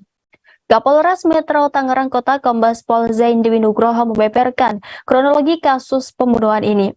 Zain menjelaskan awalnya mula pembunuhan itu saat pelaku mengincar harta benda milik korban, hingga pelaku mulai merencanakan aksi pembunuhan tersebut. Kemudian pada 8 Desember 2022, akhirnya korban dan pelaku bertemu di kontrakan kawasan Ciputat, Kota Tangerang Selatan, di mana korban membawa kendaraan roda 4 dengan nomor polisi B1012 di FH menuju kontrakan SRH. Sesampainya di lokasi kejadian, korban pun masuk ke dalam kontrakan dan di sana SRH mengeksekusi korban. Setelah memastikan korban tewas, pelaku kemudian langsung membungkus tubuh korban menggunakan spray dan mengikatnya. Lalu korban langsung dimasukkan ke dalam mobilnya dan dibawa ke kawasan Cisauk, Kabupaten Tangerang. Sesampainya di kawasan Sungai Cisauk, pelaku langsung membuang jasad korban dan pergi menuju WTC Tangsel untuk memarkirkan mobil milik korban. Zain mengatakan bahwa mobil korban dibawa oleh pelaku dan diparkirkan di WTC Tangsel. Kemudian pelaku pergi ke kontrakannya menggunakan ojek untuk mengganti baju dan kembali lagi ke WTC Tangsel untuk mengambil mobil tersebut. Selanjutnya pelaku langsung membawa mobil korban menuju Solo untuk melakukan transaksi dengan dua pelaku lainnya yakni AM dan MK. Usai melakukan transaksi, pelaku pun kembali ke kontrakannya kawasan Tangsel. Sampai akhirnya pelaku SRH berhasil ditangkap oleh petugas kepolisian. Dari hasil pemeriksaan, aksi pembunuhan itu dilakukan lantaran motif pencurian. Berdasarkan pantauan Tribun Jakarta, mobil HRV keluaran teranyar berwarna hitam dipajang sebagai barang bukti. Bahkan beberapa kursi dan partisi mobil milik korban tersebut masih terbungkus plastik. Menurut Zain, SRH langsung menjual mobil HRV tersebut ke Bali dengan maksud untuk menjauh dari lokasi pertama. Dari penjualan mobil mewah tersebut, SRH mendapatkan untung sebesar 22 juta rupiah. Zain melanjutkan SRH dan Eli Sugiyarti kenal sejak tahun 2019 di Bali. Dari situ SRH ikut kembali ke Tangerang Selatan mengontrak di salah satu kontrakan milik Elis. Selain SRH, ada dua tersangka lain dalam kasus pembunuhan tersebut, yakni AM dan MK yang merupakan warga negara Indonesia, berperan sebagai penada mobil curian dari Elis. Dari hasil autopsi di Rumah Sakit Umum Daerah Kabupaten Tangerang, Elis menderita banyak luka bekas pembunuhan. Dari perbuatannya, para tersangka disangkakan pasal 340, 338, 365 ayat 13 KUHP Pidana dan 480 KUHP Pidana tentang pembunuhan berencana, pencurian dengan kekerasan yang mengakibatkan orang meninggal dunia dan penadahan.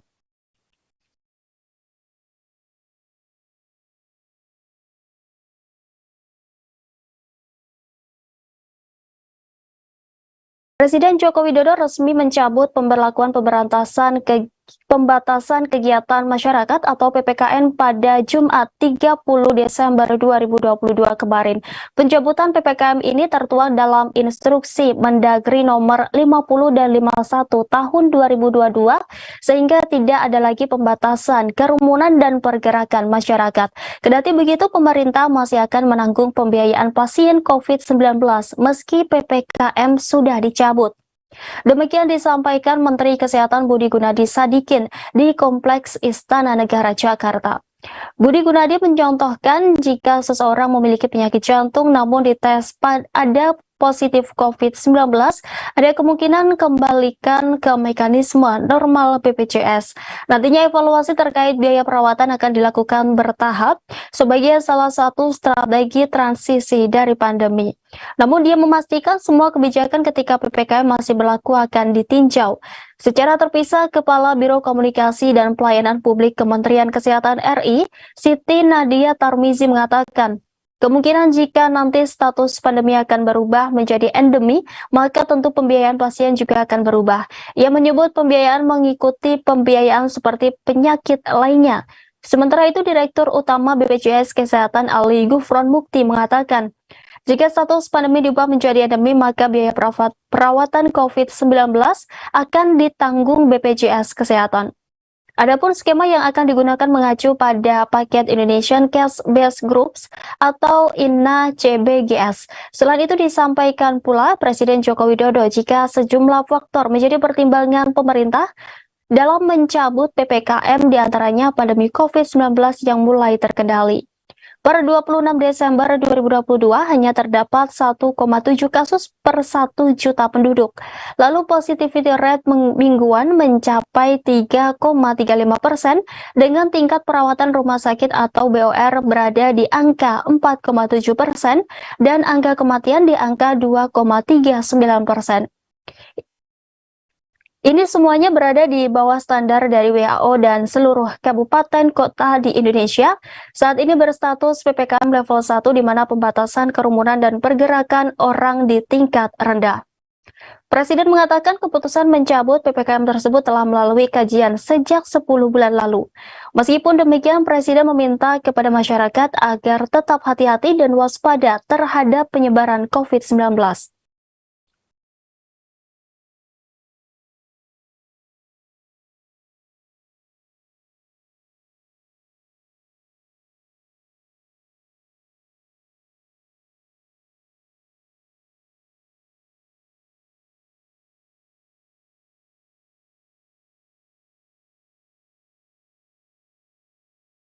Nama Norma Risma belakangan menjadi perbincangan di jagat sosial media. Hal itu setelah Norma membagikan kisah pahit yang terjadi dalam hidupnya. Dalam unggahan TikToknya, Norma menceritakan perselingkuhannya dengan sang suami dengan ibu kandungnya. Diketahui Norma dan mantan suaminya berinisial RZ menikah sejak tahun 2021. Informasi dari warga sekitar kediamannya, sang suami selingkuh dengan ibu kandung Norma sendiri. Warga memergoki keduanya sedang bercumbu tanpa selai kain di kediamannya. Saat ini publik semakin penasaran dengan sosok Norma Risma. Lantas seperti apa profil pemilik nama lengkap Norma Rismala tersebut? Norma merupakan perempuan berasal dari Banten. Kini ia juga bekerja sebagai karyawan toko. Sementara suami Norma berinisial RZ, diceritakan Norma hubungan antara suami dan ibu kandungnya sebenarnya sudah diketahuinya sejak mereka belum resmi menikah pada tahun 2020. Norma yang terbiasa memeriksa WhatsApp pria berinisial R itu mendapati pesan WhatsApp dari ibunya di ponsel R. Penasaran, Norma akhirnya membuka pesan tersebut yang ternyata isinya menurut Norma tidak senonoh dan mengarah pada hubungan intim. Saat itu R langsung menghapus pesan tersebut dan tidak mengaku saat Norma meminta penjelasan. Ibu Norma juga berusaha menjelaskan bahwa Norma hanya salah paham. Setelah lolos dari yang pertama, Norma kembali mendapati R dan ibunya bertukar pesan. Tak melewatkan kesempatan itu, Norma beralasan meminjam ponsel R untuk kemudian men-screenshot percakapan ibunya dengan R dan mengirimkan bukti itu ke handphone Norma sendiri. Norma lantas menghapus semua foto hasil screenshot dari riwayat pengiriman foto. Hasil screenshotan itu yang kemudian digunakan Norma untuk melaporkan kecurigaan tersebut kepada sang ayah. Kejadian pada bulan puasa itu kemudian ditanggapi oleh ayah Norma dengan bertanya langsung pada istrinya, namun tetap saja ibu Norma membantah tudingan tersebut. Sementara R yang saat itu masih menjadi kekasih Norma tiba-tiba berlutut dan meminta maaf pada ayah Norma. Ayah Norma melarang putrinya melanjutkan hubungan dengan R, tapi permintaan ayahnya diabaikan oleh Norma yang merasa R adalah cinta pertamanya.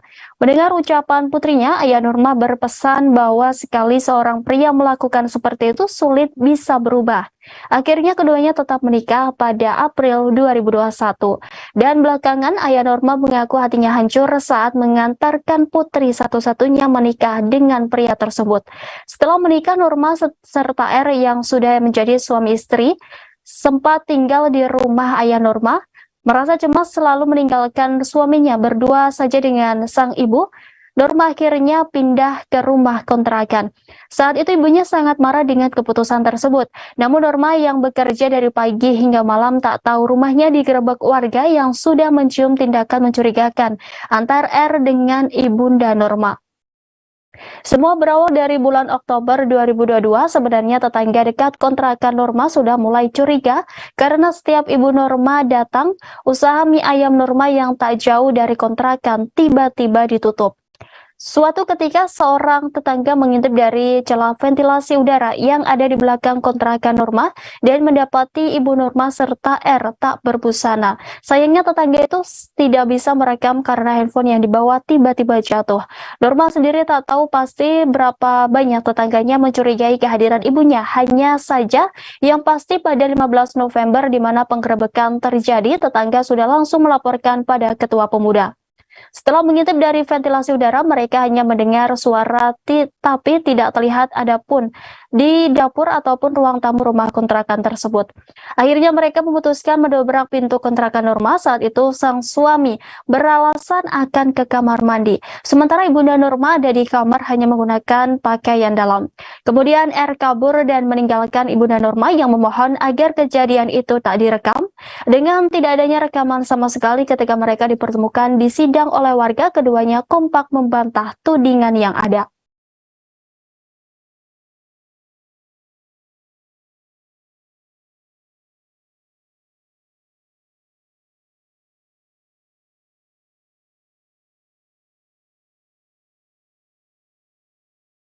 Informasi tadi sekaligus menutup perjumpaan kita dalam live update hari ini. Jangan lupa saksikan informasi terbaru lainnya hanya di kanal YouTube Tribun Network. Terima kasih atas kebersamaan Anda. Saya Rima Anggi beserta kru yang bertugas pamit. Terima kasih dan selamat berakhir pekan.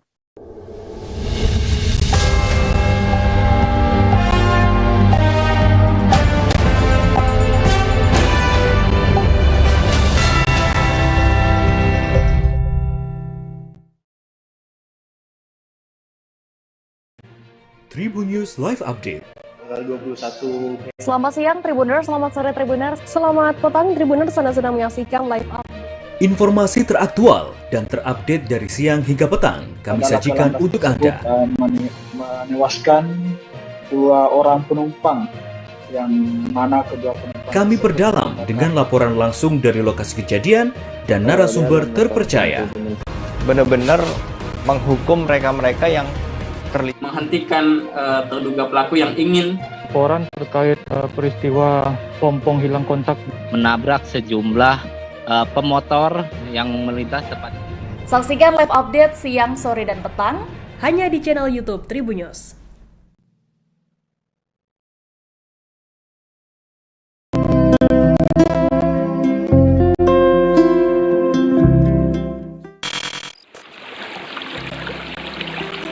Unik dan beda dari yang lain ketika kamu melihat jembatan Akar Bayang di Sumatera Barat.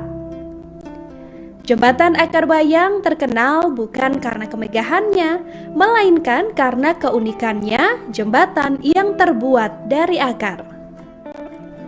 Akar di jembatan Akar Bayang berasal dari 2 pohon beringin yang saling berhadapan. Kedua pohon beringin ini dipisahkan oleh Sungai Batangbayang.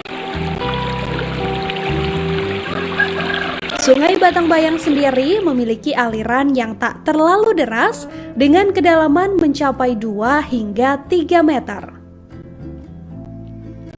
Dulunya, jembatan Akar Bayang diresmikan sebagai objek wisata tahun 1992. Kawasan wisata ini berada di Desa Puluik-Puluik, Bayang, Pesisir Selatan. Jembatan Akar Bayang termasuk sebagai jembatan tua yang sudah ada sejak puluhan tahun lalu. Meskipun sudah tua, namun jembatan ini terlihat begitu kokoh. Jembatan Akar Bayang memiliki panjang sekitar 25 meter dengan lebar 1,5 meter. Untuk menunjang kekokohannya, jembatan Akar Bayang juga telah diperkuat dengan tali besi sejak 2015 silam. Selain itu juga telah ditambahkan sebuah kayu sebagai alas pijakan agar pengunjung dapat mudah melangkahkan kaki di atas jembatan.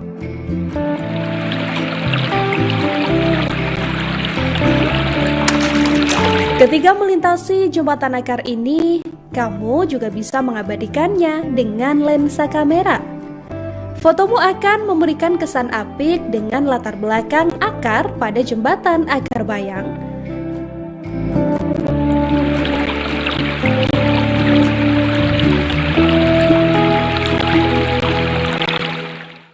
Terima kasih sudah nonton. Jangan lupa like, subscribe, dan share ya.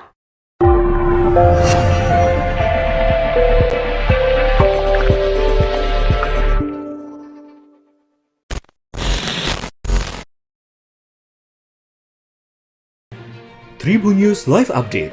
21. Selamat siang Tribuners, selamat sore Tribuners, selamat petang Tribuners, Anda sedang menyaksikan live update. Informasi teraktual dan terupdate dari siang hingga petang kami sajikan untuk Anda. Menewaskan 2 orang penumpang, yang mana kedua penumpang Kami perdalam dengan laporan langsung dari lokasi kejadian dan narasumber terpercaya. benar-benar menghukum mereka-mereka yang menghentikan terduga pelaku yang ingin laporan terkait peristiwa pompong hilang kontak menabrak sejumlah pemotor yang melintas tepat. Saksikan live update siang, sore, dan petang hanya di channel YouTube Tribun News.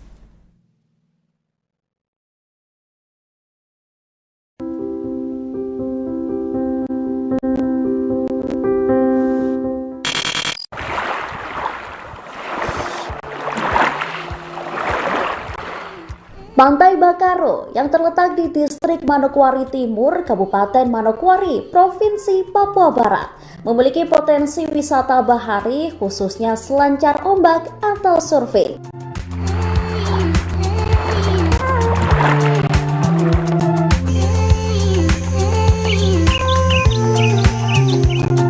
Untuk mencapai ke pantai ini, pengunjung dapat menggunakan kendaraan roda 4 maupun kendaraan roda 2. Deburan ombak halus disertai dengan angin sepoi-sepoi juga melengkapi pantai ini seakan menyambut kedatangan Anda.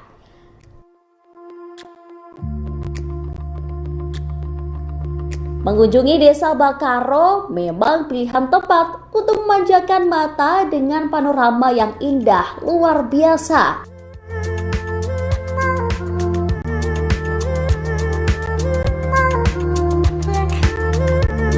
Pantai Bakaro merupakan pantai yang sangat ramai dikunjungi oleh pengunjung mancanegara karena pulau ini terletak sangat eksotis dengan pemandangannya.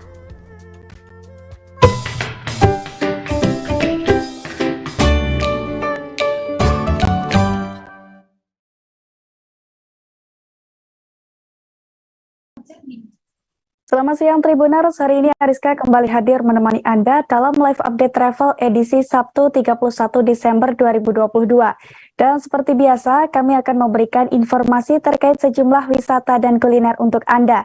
Tentunya akan disampaikan secara langsung bersama sejumlah reporter kami yang ada di berbagai daerah. Inilah live update travel selengkapnya. Tribuners, untuk menyemarakan malam pergantian tahun 2022, tribunkaltara.com menggelar acara bertajuk Tribun Fest 2022, tepatnya di rooftop Luminar Hotel Tanjung Selor Bulungan. Dengan mengusung tema Aku Lokal Aku Bangga, acara ini menampilkan beragam hiburan musisi lokal Tribuners. Selain itu dimeriahkan pula dengan seminar kecantikan dari Aesthetic Skin and Laser, live mural cakwarok hingga nonton film dokumenter bareng. Dan untuk mengetahui informasi lengkapnya, sudah ada rekan Maulana Ilhami Faudi dari Tribun Kaltara di sana yang akan melaporkannya untuk Anda. Silahkan rekan Maulana. Baik rekan Ariska dan Tribuners, benar sekali. Dan sore hari ini, tepatnya beberapa jam lagi, kegiatan Tribun Fest 2022 akan dimulai tepatnya di lantai 7 rooftop Luminar Hotel Tanjung Selor.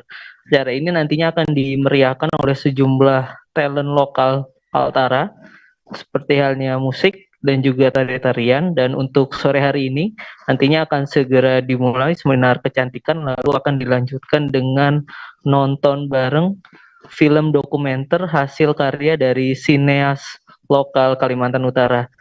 Dan nantinya pada saat malam nanti akan dimulai sejumlah penampilan musik, mulai dari musik reggae dari Iwa Haruan, lalu ada musik saksofon yang ditampilkan oleh Jonathan, kemudian ada musisi lokal Ari dengan musik tradisional sapenya, dan kemudian akan ditutup oleh penampilan DJ dari Anggrino Gilang sekaligus pesta kembang api untuk menyambut tahun 2023.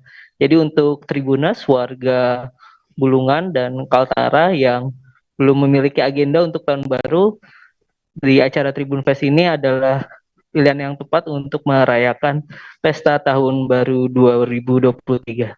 Demikian rekan Ariska laporannya dari Kaltara. Baik, terima kasih atas laporan Anda rekan Maulana Ilhami Faudi dari Tribun Kaltara. Tribuners, jika bingung mencari tempat wisata akhir tahun, perkampungan adat Nagari Sijunjung, Kecamatan Sijunjung bisa menjadi pilihan. Berwisata di tempat ini, Anda akan melihat suasana kehidupan tradisional masyarakat Minangkabau. Keunikan di kampung ini, Anda juga akan menjumpai sebanyak 76 rumah gadang yang berjejer rapi dan saling berhadap-hadapan. Dan untuk melihat lebih detail keunikan dari perkampungan adat ini, kita sudah tersambung dengan rekan Hafiz Ibnu Marsal dari tribunpadang.com. Silakan rekan Hafiz. Ya, terima kasih rekan Ariska.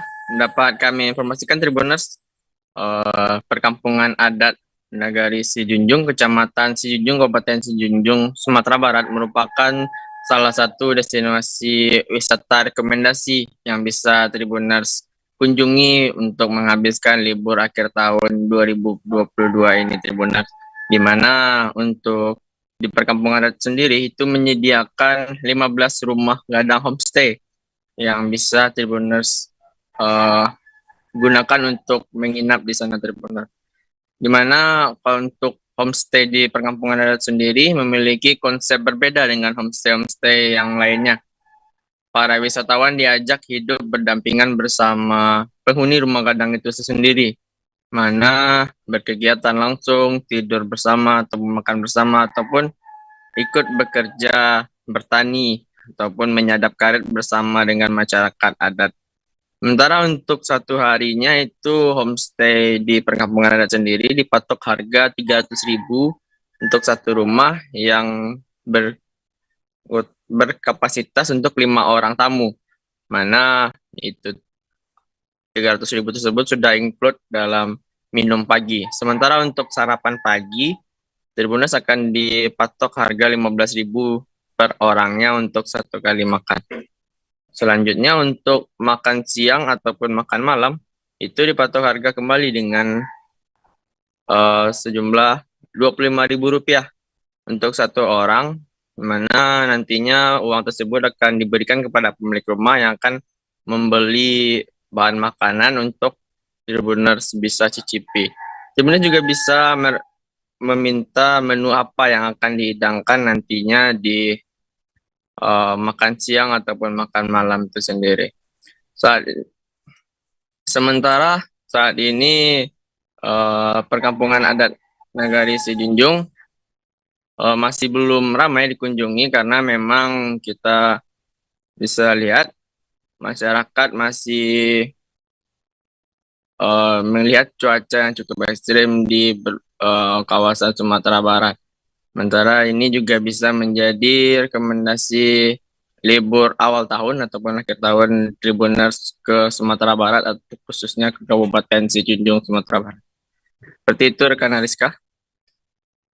Baik rekan Hafiz Ibnu Marshall dari tribunpadang.com, terima kasih atas informasi dan juga rekomendasi Anda. Tribuners, meski masih tergolong wisata baru, Havana Hills rupanya sudah menjadi tempat wisata favorit di Cilacap. Bahkan setiap harinya kini tercatat ada sekira 1.000 orang yang mengunjungi tempat wisata ini. Berada di kawasan perbukitan hijau seluas 12 hektar, wisata Havana Hills menyuguhkan pemandangan kota Cilacap dari ketinggian. Saat berada di Havana Hills, wisatawan juga bisa mencoba berbagai wahana yang tersedia. Dan bagaimana detail dari wisata ini akan disampaikan oleh rekan Pinky Anggraini dari Tribun Jateng. Silakan rekan Pinky. Baik, selamat siang Ariska dan Tribuners dimanapun Anda berada. Jadi di libur Natal Tahun Baru kali ini, wisata Havana Hills yang ada di Cilacap ini ramai diserbu oleh pengunjung Tribuners. Bahkan setiap harinya lebih dari 1.000 pengunjung mendatangi wisata yang baru dibuka kurang dari 1 tahun ini. Wisata Havana Hills sendiri menyajikan pemandangan kota Cilacap dari ketinggian Tribuners. Wisata yang berada di lahan seluas 12 hektar ini menyajikan keindahan kota Cilacap dari ketinggian.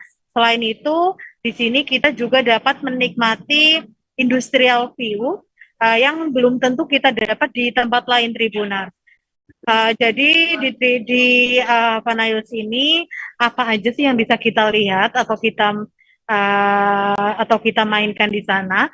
Yang pertama ada wahana playground Tribuners, kemudian ada bioskop VR, ada ATV, ada camping ground, kemudian ada juga water playground, kemudian kulineri, dan yang terbaru yaitu rainbow slide Tribuners. Untuk tiket masuknya sendiri di wisata Havana Hills ini hanya dikenakan Rp15.000 saja Tribuners untuk setiap orangnya. Dan tentunya di libur Nataru kali ini Havana Hills ramai dikunjungi wisatawan Tribuners, baik dari wisatawan dari kota Cilacap maupun dari luar kota Cilacap Tribuners, seperti dari Bandung, kemudian dari Semarang, dari Kebumen, dari Ciamis, dan terjauh dari Surabaya Tribuners. Sebagai informasi Tribuners, untuk wahana-wahana yang ada di Havana Hills ini tentunya ini merupakan wahana-wahana baru Tribuners dan patut dicoba Tribuners. Kemudian ada lagi satu wahana yang menjadi favorit bagi pengunjung Tribuners, yaitu spot selfie. Jadi di Havana Hills ini banyak sekali spot selfie yang telah disediakan oleh pengelola untuk kita pengunjung bersuah foto di sana Tribuners. Kita di sana bisa bersuah foto dengan background hamparan kota Cilacap dari ketinggian dan tentunya itu sangat instagramable Tribuners. Dan untuk wahana spot selfie ini tentunya gratis Tribuners, jadi kita dapat menikmati, kita dapat bersuah foto di sana sepuas mungkin Tribuners tanpa dikenakan tiket lagi Tribuners. Kemudian Tribuners, untuk lokasi Havana Hills ini sendiri, Havana Hills berada di Desa Jeruk Legi Kulon, Kecamatan Jeruk Legi, Kabupaten Cilacap. Wisata Havana Hills ini dapat ditempuh sekitar 20 menit dari pusat kota Cilacap atau dari alun-alun Cilacap. Havana Hills buka setiap hari mulai pukul 10 pagi hingga 10 malam. Dan sebagai informasi Tribuners, dalam rangka malam pergantian tahun nanti malam di Havana Hills akan diadakan festival lampion Tribuners. Selain itu masih ada hiburan-hiburan lain seperti live music dan juga lomba-lomba dan tentunya door prize Tribuners. Demikian Ariska.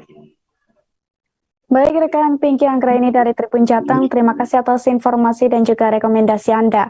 Tribuners, selain mie ongklok, Wonosobo juga memiliki kuliner lain yang tak kalah lezat. Satu di antaranya ada sagon Pak Slamet di Pasar Induk Wonosobo, Tribuners. Kuliner berbahan dasar beras ketan ini sudah dijual sejak puluhan tahun lalu. Tak hanya menawarkan cita rasanya yang enak, sagon Pak Slamet ini juga dijual dengan ukuran yang lebar dan tebal. Dan bagaimana proses pembuatan kuliner ini akan disampaikan oleh rekan Imah Masito dari Tribun Jateng. Silahkan rekan Imah. Tribuners, kali ini terkait dengan makanan atau kuliner khas dari Kabupaten Wonosobo, bisa sekali Tribuners coba ketika bertandang atau datang di Kabupaten Wonosobo. Ya, kue sagon atau kue tradisional ini merupakan kue yang berbahan dasar dari beras ketan, yang mana cara memasak ini dengan dipanggang menggunakan tungku tradisional. Ya, seperti diketahui mungkin kebanyakan orang mengenal Kabupaten Wonosobo lebih terkenal dengan mie ongkloknya. Namun ada beberapa juga makanan tradisional yang patut dicoba Tribuners. Salah satunya ini yakni kue sagon ini. Ya, ada beberapa cukup banyak sekali pedagang yang menjual kue sagon di wilayah Kabupaten Wonosobo. Namun kali ini saya akan memberikan rekomendasi makanan tempat menjual sagon yang cocok untuk menikmati kue sagon dan juga sekaligus untuk buah tangan ketika berlibur ke Kabupaten Wonosobo. Ya, kue sagon milik Pak Slamet ini berada di Pasar Induk Wonosobo, yakni tepatnya di Komplek Kuliner Pasar Induk, yakni di lantai 4, masih berada di sekitaran parkiran. Jadi ketika akan datang ke sana, Tribuners bisa dengan mudah menemui kedai milik Pak Slamet ini yang menjual sagon dengan berbagai aneka rasa. Ya, seperti diketahui, sagon ini tidak hanya original saja di milik Pak Slamet ini, ada beberapa varian rasa yang bisa dicoba. Salah satunya ini ada rasa pisang dan juga ada lagi rasa nangka begitu. Tekstur dari kue sagon ini cenderung kenyal, namun memiliki rasa yang manis dan juga ada rasa gurihnya. Jadi ada rasa khas yang ada dari kue sagon ini. Cara membuatnya juga cukup sederhana, yakni dengan lebih dahulu merendam beras ketan selama 1 malam. Ini nanti selanjutnya setelah direndam dilakukan penggilingan atau juga bisa juga ditumbuk secara manual untuk menghasilkan tekstur beras yang lebih halus. Kemudian siapkan parutan kelapa, yang mana parutan kelapa ini akan dicampur dengan vanili untuk memberi harum dari aroma kue sagon ini. Kemudian setelah itu pembakaran atau pemanggangan dari kue sagon ini bisa dilakukan selama kurang lebih 5 menit untuk menghasilkan tekstur yang kenyal dan juga ada tekstur empuknya juga. Setelah nanti berwarna kecoklatan, nanti kue sagon ini bisa dinikmati atau bisa dihidangkan untuk bisa dinikmati. Untuk Tribuners yang ingin membeli kue sagon ini cukup merogoh kocek senilai Rp4.000 saja bisa menikmati kue sagon khas dari Kabupaten Wonosobo.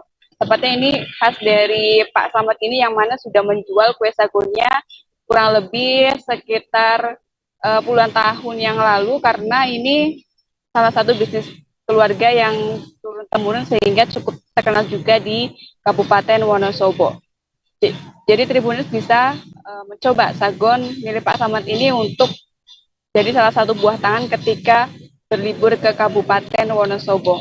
Begitu Ariska. Baik, terima kasih atas informasi Anda rekan Imah Masita dari Tribun Jateng. Tribuners, pada Jumat 30 Desember kemarin, pemandangan berbeda terlihat di halaman kantor Dinas Perikanan Kabupaten Belitung. Sebab di lokasi tersebut dipenuhi dengan pejabat yang tengah mengikuti lomba masak gangan atau masakan tradisional Belitung. Lomba masak yang diikuti 20 tim ini digelar dalam rangka peringatan Hari Nusantara dan 4 tahun kepemimpinan Sahani Saleh Ishak Meirobi sebagai Bupati dan Wakil Bupati Belitung. Dan bagaimana suasana di sana? Kita sudah tersambung dengan rekan Adelina Normalitasari dari Pos Belitung. Silakan rekan Adelina. Baik, terima kasih rekan Ariska dan Tribuners. Dapat kami informasikan bahwa memang pada lomba masak yang diikuti para pejabat di Belitung ini berlangsung semarak karena peserta yang didominasi oleh bapak-bapak. Dalam waktu 60 menit mereka harus menyelesaikan memasak gangan, yakni olahan masakan khas Belitung berupa sup ikan yang memiliki cita rasa asin, manis, gurih, dan pedas. Proses dari mulai membersihkan ikan kakap merah, menyiapkan nanas, meracik bumbu gangan yang terbuat dari kunyit, kemiri, cabai, bawang merah, dan terasi ini dilakukan langsung oleh para peserta yang memang merupakan pejabat daerah di lingkungan pemerintah Kabupaten Belitung ini. Dan juga aksi dari mereka ini ketika menumbuk bumbu juga ini menjadi suatu hiburan bagi para penonton yang menyaksikan lomba memasak ini. Dan setelah menyelesaikan masakan, para juri yang terdiri dari chef hotel, juga ada ketua tim penggerak PKK Kabupaten Belitung, dan juga ada perwakilan dari Dinas Kesehatan, ini berkeliling mencicipi masakan para peserta. Aspek cita rasa, tampilan, kebersihan, juga keterampilan dan kekompakan dari tim peserta ini pun menjadi acuan dalam memilih pemenang.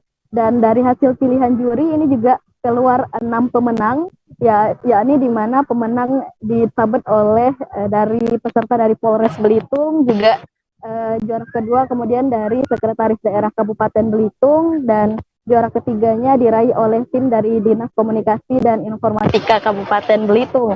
Selain 3 juara utama, lomba masak bertajuk Executive Fun Cooking ini juga memiliki 3 juara harapan yang berturut-turut dimenangkan oleh pimpinan perbankan daerah. Kemudian juga harapan kedua dimenangkan oleh Bupati dan Wakil Bupati Belitung, dan juara harapan ketiga dari Dinas Perikanan Kabupaten Belitung. Dan Bupati Belitung Sahani Saleh juga mengapresiasi kegiatan lomba masak ini karena sebagai aktivitas yang dapat menjalin silaturahmi sehingga ke depan dapat memperkuat sinergi dan kerjasama antar OPD maupun instansi terkait. Dan memasak menu tradisional seperti gangan kakap merah ini juga semakin mempopulerkan kuliner lokal, dan ditambah menu tersebut juga dimasak dengan hasil laut Belitung yang terkenal akan hasil baharinya. Demikian rekan Ariska. Baik rekan Adelina Normalitasari dari Pos Belitung, terima kasih atas laporan Anda dan selamat bertugas kembali. Tribuners, jika Anda berkunjung ke Bogor, ada banyak tempat wisata murah yang bisa Anda kunjungi, termasuk wisata yang ada di dekat stasiun Bogor, Tribuners. Sederet tempat di sana cocok dimanfaatkan untuk nongkrong bersama teman ataupun keluarga, sembari menikmati libur tahun baru 2023. Lokasinya yang strategis dan mudah dijangkau menjadi alasan khusus tempat wisata dekat stasiun Bogor selalu ramai pengunjung. Dirangkum dari tribuntravel.com, berikut ini deretan tempat wisata dekat stasiun Bogor yang cocok dikunjungi saat libur tahun baru 2023. Yang pertama ada Kebun Raya Bogor. Kebun Raya Bogor atau Kebun Botani Bogor adalah sebuah kebun botani besar yang terletak di Kota Bogor, Indonesia. Tepatnya di Jalan IR Haji Juanda nomor 13, Paledang, Kecamatan Bogor Tengah, Kota Bogor, Jawa Barat. Luas kebun raya Bogor sendiri mencapai 87 hektar dan memiliki sebanyak 15.000 jenis koleksi pohon dan tumbuhan. Selain menikmati suasana alamnya, tempat yang satu ini juga sering menjadi spot piknik dan tempat nongkrong bagi anak muda. Kebun raya Bogor bahkan juga cocok untuk aktivitas bersepeda di hari libur. Yang kedua ada The Voyage Bogor. Tempat wisata ini dikenal dengan spot fotonya yang instagramable, Tribuners. Di tempat ini banyak sekali miniatur bangunan dari berbagai negara Eropa dan juga taman yang indah. Lokasi wisata ini berada di Nirwana Residen, Jalan Indigo Raya, Mulyaharja, Kecamatan Bogor Selatan, Kota Bogor, Jawa Barat. Lalu yang ketiga ada Museum Peta Bogor. Bangunan Museum Peta Bogor ini sudah didirikan dari tahun 1745. Sebelum menjadi museum, tempat ini merupakan bekas tempat tentara KNIL. Apabila penasaran dengan museum yang satu ini, Anda bisa datang ke Jalan Jenderal Sudirman nomor 35, RT 1 RW 5 Pabaton, Kecamatan Bogor Tengah, Kota Bogor, Jawa Barat. Lalu yang keempat ada Museum Zoologi. Museum yang satu ini sudah berdiri sejak tahun 1894 berdasarkan ide dari J.C. Koningsbecker dengan nama Landau Zoologisches Laboratorium. Sesuai namanya, di dalam museum ini terdapat banyak koleksi satwa dan fosil hewan yang diawetkan. Saat berlibur ke Museum Zoologi, Anda pun bisa mendapatkan berbagai informasi menarik seputar binatang. Untuk lokasinya, museum yang satu ini berada di Jalan Insinyur Haji Juanda, nomor 9 RT 4 RW 2, Paledang, Kecamatan Bogor Tengah, Kota Bogor, Jawa Barat. Lalu yang kelima ada Taman Meksiko. Taman Meksiko merupakan taman yang berada di area Kebun Raya Bogor, tepatnya di Jalan Oto Iskandar Dinata nomor 13, Paledang, Kecamatan Bogor Tengah, Kota Bogor, Jawa Barat. Taman ini menampilkan tanaman sukulen yang eksotis asal Amerika Tengah dan Selatan.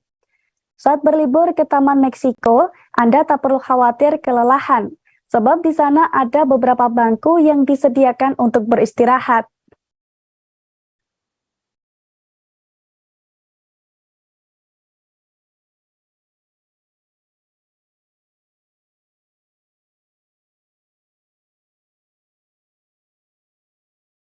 Kita beralih ke informasi selanjutnya, Tribuners. Kota Solo turut memeriahkan momen pergantian tahun 2022, yakni dengan menggelar event Solo Car Free Night dengan tema Solo is Solo. Acara yang satu ini digelar pada Sabtu 31 Desember 2022 hari ini, mulai pukul 21 waktu Indonesia Barat hingga 1 Januari pukul 1 waktu Indonesia Barat. Dengan rute Simpang Purwosari Gladak Jenderal Sudirman sisi Barat Balai Kota. Untuk kelancaran acara Solo Car Free Night sendiri, Dinas Perhubungan Kota Surakarta akan memberlakukan rekayasa lalu lintas di sejumlah ruas jalan Kota Solo. Saat pelaksanaan Solo Car Free Night, Jalan Slamet Riyadi atau Apil Purwosari sampai dengan Bundaran Gladak, Jalan Jenderal Sudirman dan Jalan Diponegoro, mulai dari Simpang Ngarsopuro sampai dengan Simpang Mangkunegaran akan difungsikan untuk night market. Demi acara ini, Jalan Slamet Riyadi akan disterilkan mulai pukul 20 waktu Indonesia Barat. Sementara itu, akses kendaraan dari utara ke selatan atau sebaliknya tersedia di Simpang Gandengan, di Simpang Gandengan, Simpang Ngapean, dan juga Simpang Nonongan. Lalu di Simpang Faroka akan diberlakukan buka tutup ketika nanti diperlukan. Selain menerapkan rekayasa lalu lintas, Dishub Kota Surakarta juga telah menyiapkan sejumlah kantong parkir, yakni di Jalan Hasanuddin, Diamond, Jalan Dr. Muardi, Jalan Dr. Supomo, Jalan Dr. Cipto, Jalan Bayangkara, serta Jalan Dr. Supomo. Termasuk pula di Jalan Museum, Jalan Kartini, Jalan Gatot Subroto, Jalan Sutomo, Jalan Teguh Umar, Jalan Imam Bonjol, serta di Benteng Vastenburg. Dilansir dari tribuntravel.com, Car Free Night ini bisa dihadiri oleh semua masyarakat, baik dari anak-anak maupun dewasa di berbagai kota. Kabar ini juga telah dikonfirmasi oleh Kepala Dinas Perhubungan atau Dishub Kota Solo, Taufik Muhammad. Taufik Muhammad mengatakan bahwa benar jika saat ini sedang ada perbincangan soal menghadirkan kembali Car Free Night atau CFN di Solo. Ia memprediksi tahun ini akan berbeda karena jalan yang digunakan akan lebih panjang. Jika sebelumnya dari perempatan Purwosari sampai perempatan Gladak, kini diperpanjang sampai ke Jalan Jenderal Sudirman. Beberapa panggung hiburan juga akan memeriahkan acara Car Free Night Tribuners. Namun, ia pun menegaskan larangan membawa petasan sesuai arahan Wali Kota Solo Gibran Rakabuming Raka.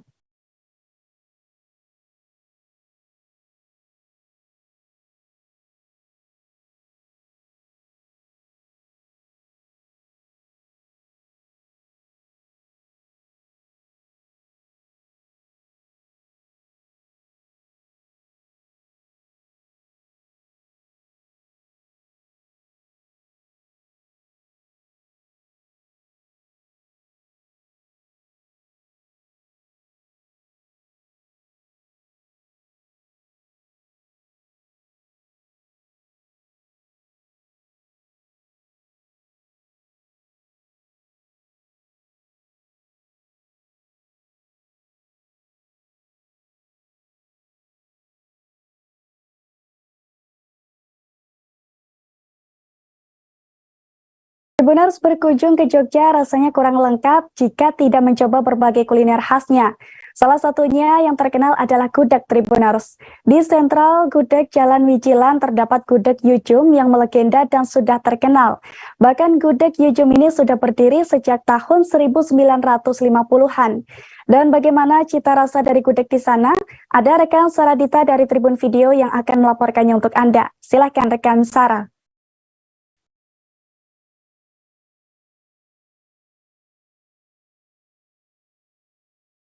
Selamat siang Tribuners, saat ini saya berada di Yogyakarta, H-1 menjelang pergantian tahun 2023. Dan ketika kita berada di Yogyakarta rasanya kurang lengkap kalau kita tidak mencoba kuliner yang ada di Yogyakarta. Tentunya kuliner khas Jogja. Nah maka dari itu saya saat ini berada di sentra pembuatan gudeg di Jalan Wijilan. Salah satu warung gudeg yang terkenal dan melegenda yang ada di Jalan Wijilan ini adalah gudeg Yujum. Dan karena ini merupakan gudeg legenda karena sudah berdiri sejak 1950-an. Dan ada tepat di belakang saya gerai atau warung gudeg Yujum. Di warung ini ada beberapa menu pilihan gudeg yang disajikan. Mulai dari gudeg telur ataupun beberapa pilihan lainnya bagian ayam. Dan tentunya yang menjadikan gudeg Yujum ini unik dan melegenda adalah bumbu khasnya yang menggunakan bumbu turun-temurun yang sudah digunakan lebih dari 20 tahunan ya, karena ini kan sejak tahun 1950-an. Dan kalau kalian berkunjung ketika weekend di hari Sabtu ataupun Minggu, kalian harus cepat-cepat Tribuners karena memang banyak sekali wisatawan yang berkunjung ke Jogja, khususnya di Jalan Wijilan ini untuk mencicipi gudeg Yujum.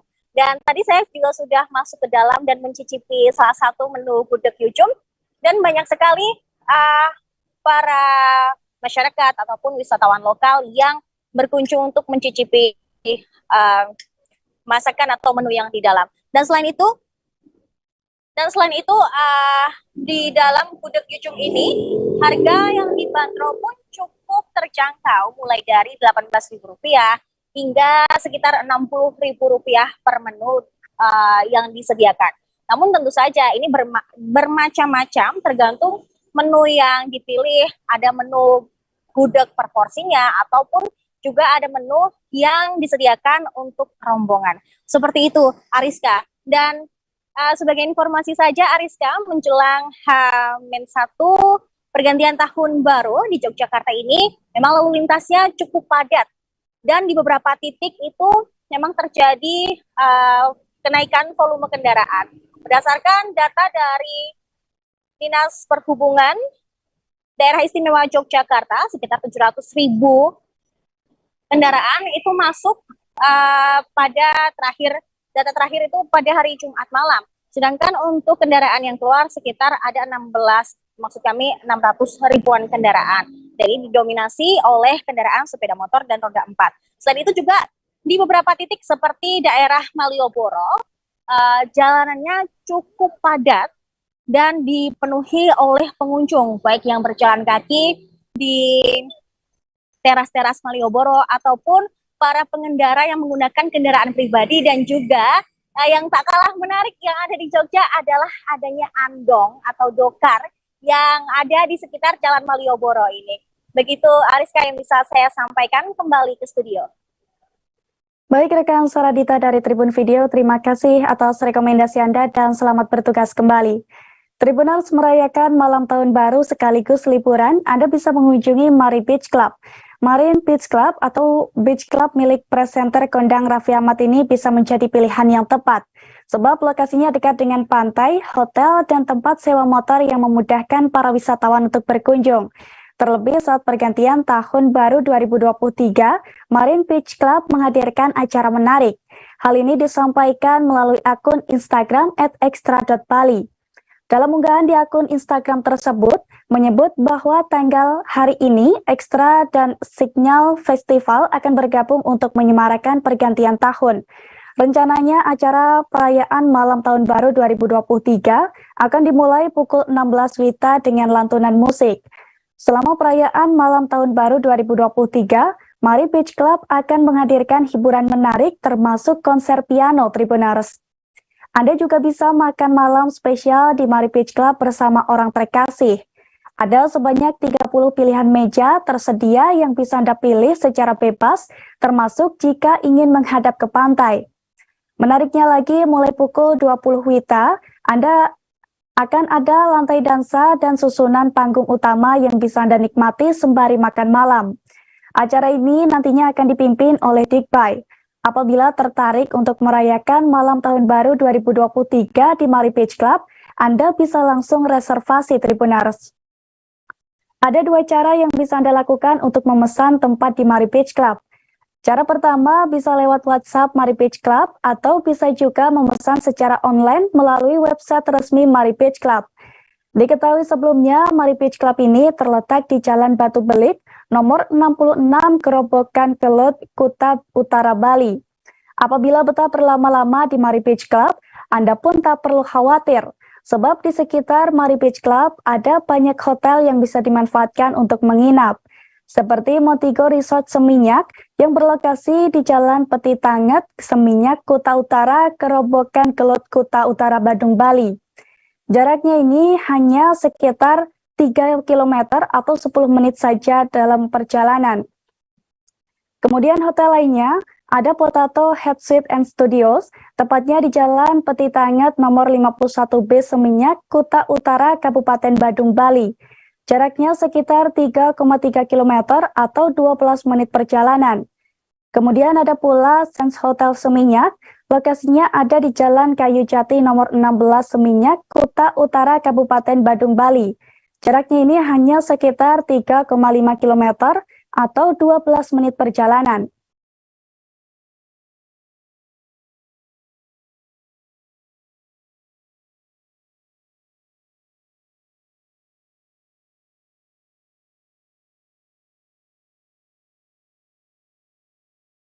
Tribuners, Taman Mini Indonesia Indah atau TMII menjadi salah satu lokasi perayaan pergantian tahun yang dibuka hingga malam hari. Untuk mendukung perayaan tahun baru, tempat wisata ramah keluarga yang lokasinya berada di Kecamatan Cipayung, Jakarta Timur, DKI Jakarta ini juga melakukan sejumlah persiapan, termasuk menyiapkan kantong parkir tambahan di beberapa titik Tribuners, seperti di Museum Purna Bakti, Masjid Atin, Padepokan Pencaksilat, serta di Grand Teras. Hal ini disampaikan oleh PT Taman Wisata Candi atau TWC Edi Setiono. Pasalnya, pihaknya sudah menambahkan kantong parkir tambahan untuk pengunjung. Kantong parkir tambahan tersebut akan menambah daya tampung kendaraan milik Taman Mini Indonesia Indah, yakni gedung elevated parkir dan ground DX Snowbay serta pelataran museum olahraga. Di X-Nopai sendiri diperkirakan bisa menampung sebanyak 1.500 mobil atau sebanyak 3.000 lebih sepeda motor. Meski ada penambahan kantong parkir, Taman Mini Indonesia Indah mengimbau agar warga datang dengan menggunakan transportasi umum. Untuk memudahkan mobilitas, dekat pintu 3 Taman Mini Indonesia Indah kini juga telah terdapat halte Transjakarta yang sudah terhubung dengan mode transportasi di wilayah Jabodetabek. Perlu diketahui, saat malam perayaan tahun baru nanti, pengunjung juga tidak diperbolehkan berkeliling area Taman Mini Indonesia Indah untuk menikmati sajian berbagai hiburan menggunakan kendaraan pribadi. Sementara untuk pengamanan di area Taman Mini Indonesia Indah, akan dikerahkan sebanyak 475 personel gabungan dari TNI Polri, Satpol PP, Sudin Perhubungan untuk mengamankan perayaan. Di hari ini nanti pihaknya juga akan membagi zona penyelenggaraan kegiatan menjadi 5 titik. Tujuannya guna mengurangi jumlah pengunjung yang hadir. Taman Mini Indonesia Indah pun bekerja sama dengan Pemprov DKI Jakarta untuk menampilkan berbagai musisi. Mulai dari 420, Moka, Ucup Pop, Extra Band, dan juga The Bagindas. Sementara untuk acara puncak pada malam pergantian tahun baru 2023 di Taman Mini Indonesia Indah, nanti akan ditutup dengan pesta kembang api yang dipusatkan pada panggung budaya Archipelago. Diketahui sebelumnya, Pemprov DKI Jakarta menetapkan 2 lokasi sebagai pusat perayaan malam tahun baru 2023, yakni di Bundaran HI dan Taman Mini Indonesia Indah. Taman Mini Indonesia Indah sendiri, lokasinya berada di Jalan Raya Taman Mini, Jakarta Timur, DKI Jakarta.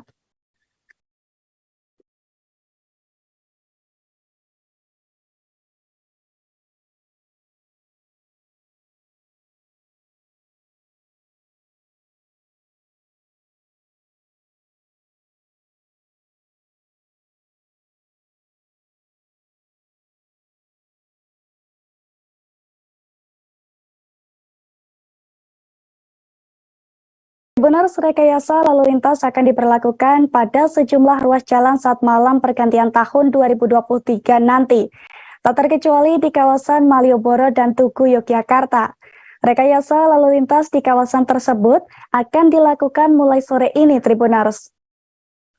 Informasi ini diketahui dari unggahan akun Instagram @pariwisata.jogjakota beberapa waktu lalu. Dilansir dari tribuntravel.com, rekayasa manajemen lalu lintas Malioboro dilakukan mulai pukul 16 waktu Indonesia Barat dengan penutupan selektif kendaraan roda 4. Kemudian pukul 17 waktu Indonesia Barat, rencananya penutupan akan dilakukan secara total untuk semua kendaraan. Namun untuk penghuni hotel di kawasan Gumaton atau Tugu, Malioboro, Keraton tidak perlu khawatir, sebab Anda akan dibantu petugas lantas di Daerah Istimewa Yogyakarta dan Polresta untuk akses ke hotel. Sementara itu, rekayasa manajemen lalu lintas jalan yang mengarah ke Tugu Jogja pukul 21 waktu Indonesia Barat akan dilakukan penutupan kendaraan bermotor roda 4 dan roda 2 secara selektif.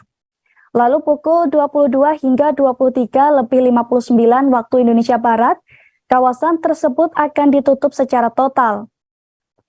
Jalan yang mengarah ke Tugu Jogja ini akan kembali dibuka pukul 00:00 waktu Indonesia Barat tanggal 1 Januari 2023.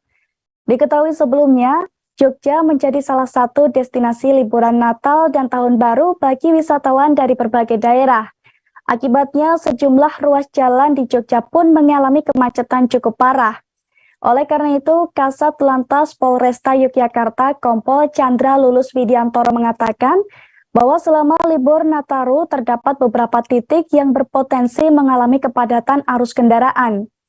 Di antaranya Jalan Jenderal Sudirman, Jalan Abu Bakar Ali hingga titik 0 km yang menjadi pusat keramaian, serta titik temu berbagai kendaraan yang keluar dan masuk dari kawasan Malioboro atau Keraton Ngayogyakarta.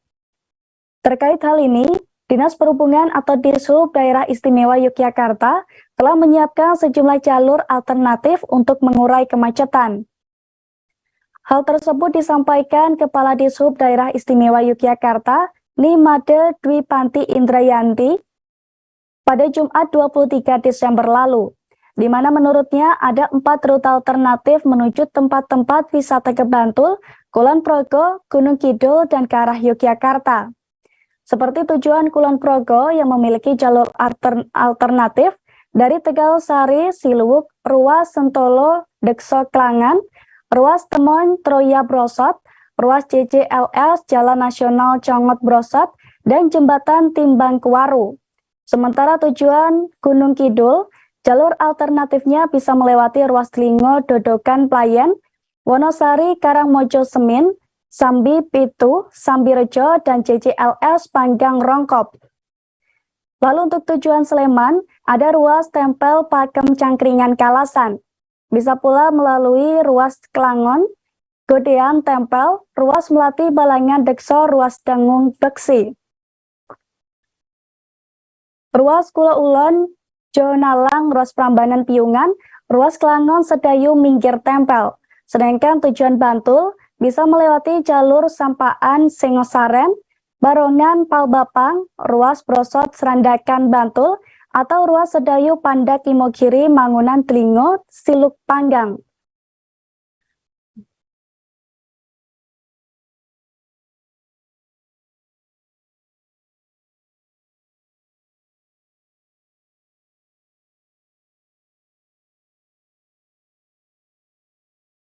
Tribuners, untuk menyambut tahun baru 2023, sejumlah tempat wisata di Jakarta akan buka hingga malam hari, bahkan hingga pukul 1 waktu Indonesia Barat, termasuk Monumen Nasional atau Monas yang menjadi tujuan masyarakat saat malam pergantian tahun.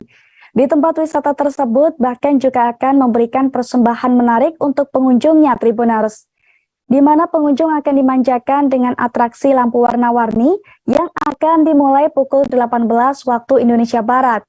Kemudian pada pukul 19.30 waktu Indonesia Barat, pengunjung juga bisa melihat atraksi air mancur menari. Tak hanya di Monas saja, namun kawasan Kota Tua rupanya juga beroperasi hingga tengah malam. Hal ini diungkapkan oleh Kepala Dinas Pariwisata dan Ekonomi Kreatif atau Disparekraf DKI Jakarta, Andika Permata, pada Rabu 28 Desember 2022. Dalam keterangannya, Andika menyebut saat malam pergantian tahun, kawasan Kota Tua akan dimeriahkan dengan penampilan dari komunitas-komunitas Kota Tua. Saat malam pergantian tahun, beragam acara juga akan digelar di Ancol Taman Impian, seperti parade, bazar seni, street art performance, live musik, serta pertunjukan kembang api. Sementara itu terkait perayaan Tahun Baru 2023, anak buah pejabat Gubernur DKI Jakarta Heru Budi Hartono pun turut memberikan himbauan, di mana masyarakat yang berencana ke lokasi-lokasi perayaan disarankan untuk menggunakan transportasi umum.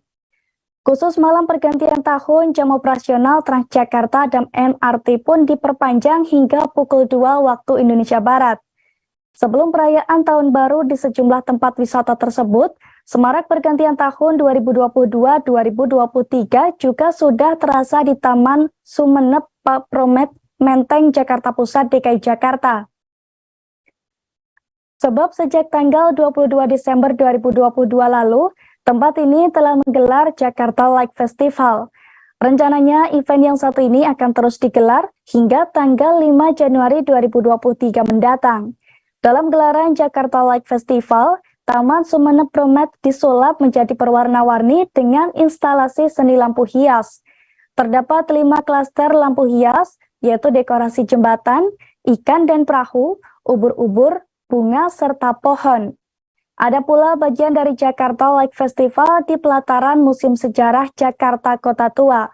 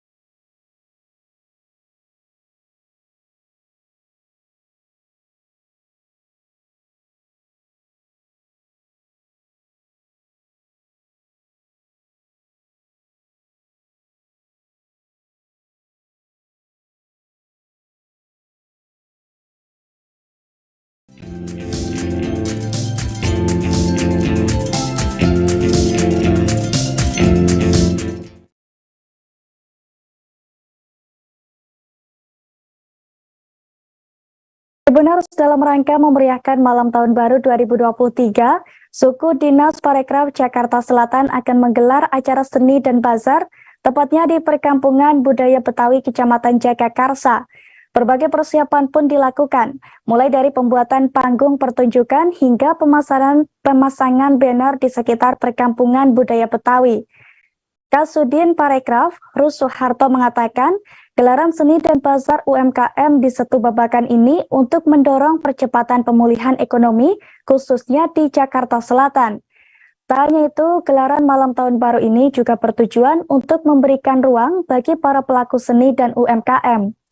Gelaran ini juga akan dijadikan ajang promosi dan publikasi pariwisata yang dikemas dalam bentuk paket wisata Nusantara atau Pak Wisnu di Setu Babakan. Acara ini juga digelar sebagai hiburan masyarakat setelah terpaan pandemi COVID-19. Gelaran malam tahun baru ini, kata Rus, akan diisi oleh berbagai kebudayaan Betawi hingga penampilan artis ternama seperti Cici Paramida. Sementara itu, untuk pagelaran kesenian Betawi, akan ada penampilan musik gambang kromong, hadrah, palang pintu, tarian Betawi hingga lagu kontemporer Betawi. Acara ini akan dimulai pada Sabtu 31 Desember 2022 pukul 10 waktu Indonesia Barat dan selesai pada Minggu 1 Januari 2023 sekitar pukul 1:30 waktu Indonesia Barat dini hari. Masyarakat dapat mengikuti acara ini dengan datang langsung ke Perkampungan Budaya Betawi tanpa dipungut biaya. Ya, jadi untuk selama 2 tahun pelaku seni pertunjukan tidak tampil, maka memberikan ruang di tahun 2022 ini yang bertepatan juga dengan dicabutnya PPKM dengan Perpres, maka memberi peluang kepada pelaku seni pertunjukan untuk melakukan atraksinya. Selain itu juga untuk promosi Setu Babakan sebagai desa wisata. Desa wisata yang tagline-nya promosi Kementerian Parekraf itu adalah berwisata di Indonesia saja. Jadi desa wisata yang di Setu Babakan tahun 2021 itu mendapatkan kategori CHSE pertama, juara pertama dari kategori itu, maka ini perlu kita promosi. Tribuners, informasi tersebut sekaligus mengakhiri perjumpaan kita pada live update travel kali ini. Dan jangan lupa nantikan informasi lainnya hanya di kanal YouTube Tribun News. Saya Ariska Khairina beserta segenap kru yang bertugas pamit. Terima kasih dan sampai jumpa.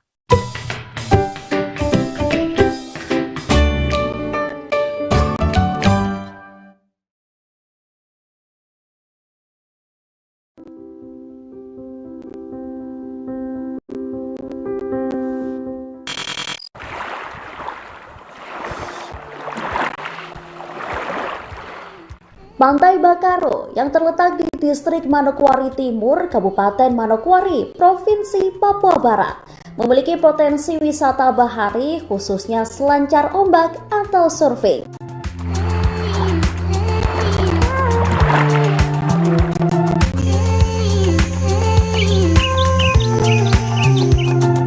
Untuk mencapai ke pantai ini, pengunjung dapat menggunakan kendaraan roda 4 maupun kendaraan roda 2.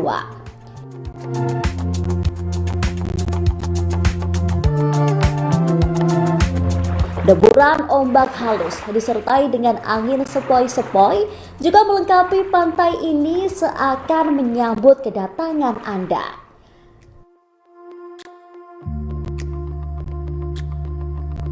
Mengunjungi Desa Bakaro memang pilihan tepat untuk memanjakan mata dengan panorama yang indah luar biasa.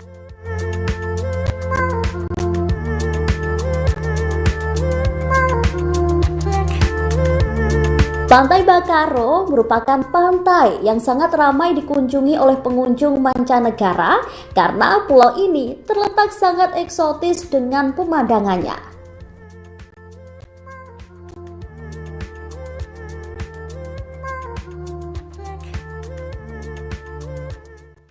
Terima kasih sudah nonton. Jangan lupa like, subscribe, dan share ya. Tribun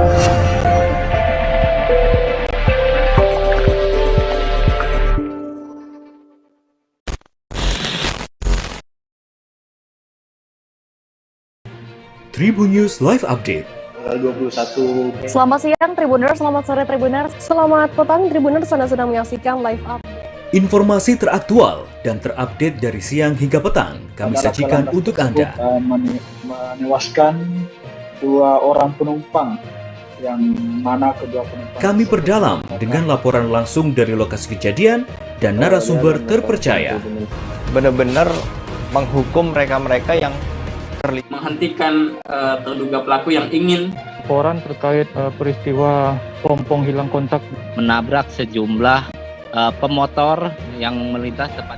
Saksikan live update siang, sore, dan petang hanya di channel YouTube Tribun News.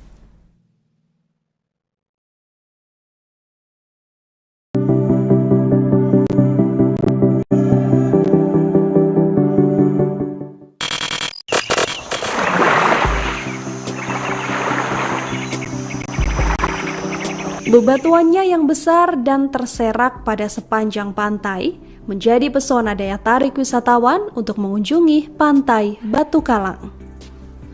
Fenomena alam seperti ini tak selalu dapat ditemukan di tempat lain di wilayah Indonesia. Keindahan batuan pantainya menjadikan Pantai Batu Kalang layak disebut sebagai Belitungnya pesisir selatan.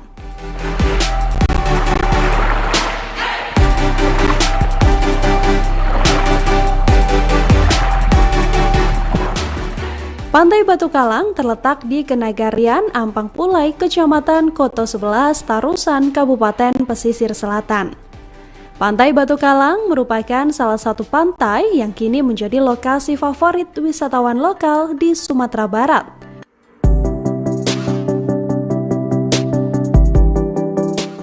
Daerah ini memiliki keindahan alam nan elok dan mempesona. Pasir putih dan ombak yang kecil, cocok untuk penikmat panorama pantai. Selain memiliki pasir putih, Pantai Batu Kalang juga punya batu-batu granit berukuran besar yang berada pada sisi ujung pantai ini. Batu-batu inilah yang menjadi dasar penamaan pantai ini, Batu Kalang, yang dalam bahasa setempat mempunyai arti batu penghalang.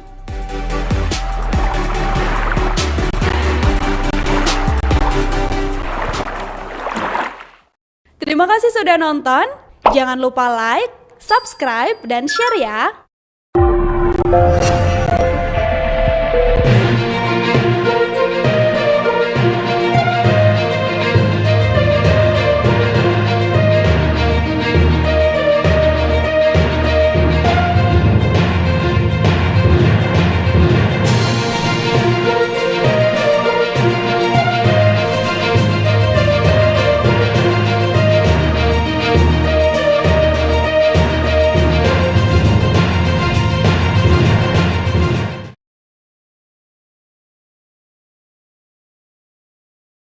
Benar-benar menjadikan ini adalah contoh dari permainan dalam penegakan hukum dan kebohongan publik dalam sebuah percintaan, sehingga melibatkan orang kemana-mana dan merugikan waktu dan pemikiran dan merugikan.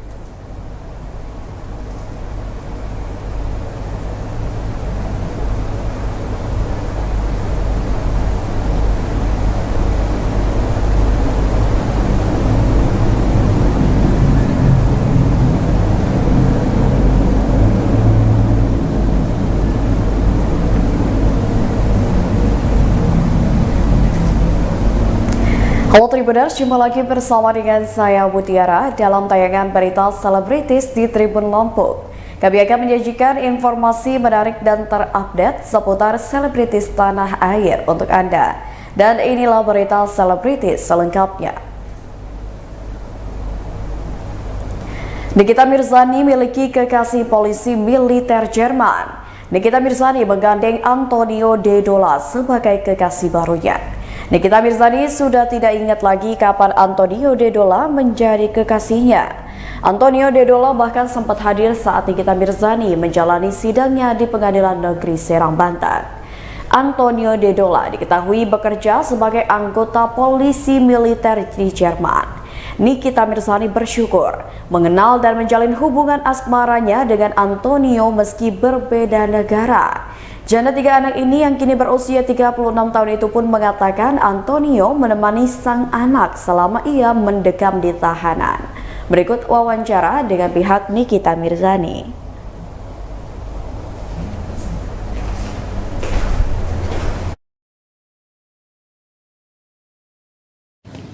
Niki ngomong sama saya, Niki gimana nih? Ya kakak, aku sudah sebulan 2 minggu di sini, 2 bulan 2 minggu di sini. Tapi melihat wajah-wajah JPU yang hadir kemarin hadir ya, kok wajah-wajah mereka itu seperti menyiratkan bahwa mereka juga sebetulnya kecewa dengan apa yang terjadi kemarin. Dan dibohongi ya? Dan iya, menurut saya seperti itu. Jadi saya sama Niki kemarin nggak tahu ya, kan Allah maha membolak-balikan hati manusia ya. Benar-benar itu saya dengan Niki merasa ya sudahlah, apapun yang terjadi kemarin kita ikhlaskan. Ya kalau nanti ada langkah hukum ke depannya ya mungkin diserahkan kepada Bang Fahmi, karena kan Bang Fahmi udah merasa Nikita ini bukan kliennya, dia merasa bahwa Nikita ini adalah anaknya. Tetapi secara manusia saya dan Niki, kenapa saya berbicara seperti ini, karena kan saya juga ikut capek ya, ikut nggak bisa tidur, ikut mikirin, ikut apa gitu. Kok ngelihat kemarin 2 wajah JPU itu kok saya sama Niki kok kasihan ya, kasihan gitu loh. Ya udahlah Nik, mana ya Kak, aku ikhlas. Tapi semoga ini menjadi penggugur dosanya Nikita, difitnah, ditahan, diperlakukan sedemikian, sakit harus tetap ditahan. Ya ikhlas aja. Mungkin untuk orang-orang yang merasa benar ya tadinya, ini bisa terbuka lah, matanya bisa terbuka, bisa terlihat. Saya katakan lagi bahwa saya tidak akan lelah membantu Niki, mensupport Niki selama Nikita benar. Dan lagi-lagi hari ini kita menyaksikan bahwa memang dia tidak salah. Kalau dia merasa salah ya, kalau yang pelapor itu merasa benar, tentu dari hari pertama dia dipanggil menjadi saksi, sepatutnya orang yang merasa dirugikan pasti datang. Itu aja sih, saya sangat prihatin. Saya sangat prihatin dengan kejadian ini. Mudah-mudahan ya, tadi kan para jaksa di Serang mengadakan jumpa pers, kalau nggak salah tadi saya sama Niki sempat nonton bahwa mereka akan melaporkan saudara DM. Ya mudah-mudahan aja ini bisa terrealisasi demi keadilan juga. Walaupun dilaporkannya di Serang, mudah-mudahan kepolisian Serang kali ini benar-benar adil, benar-benar bisa menegakkan keadilan. Benar-benar kalau dipanggil dan dicari tidak ada ditangkap seperti Nikita.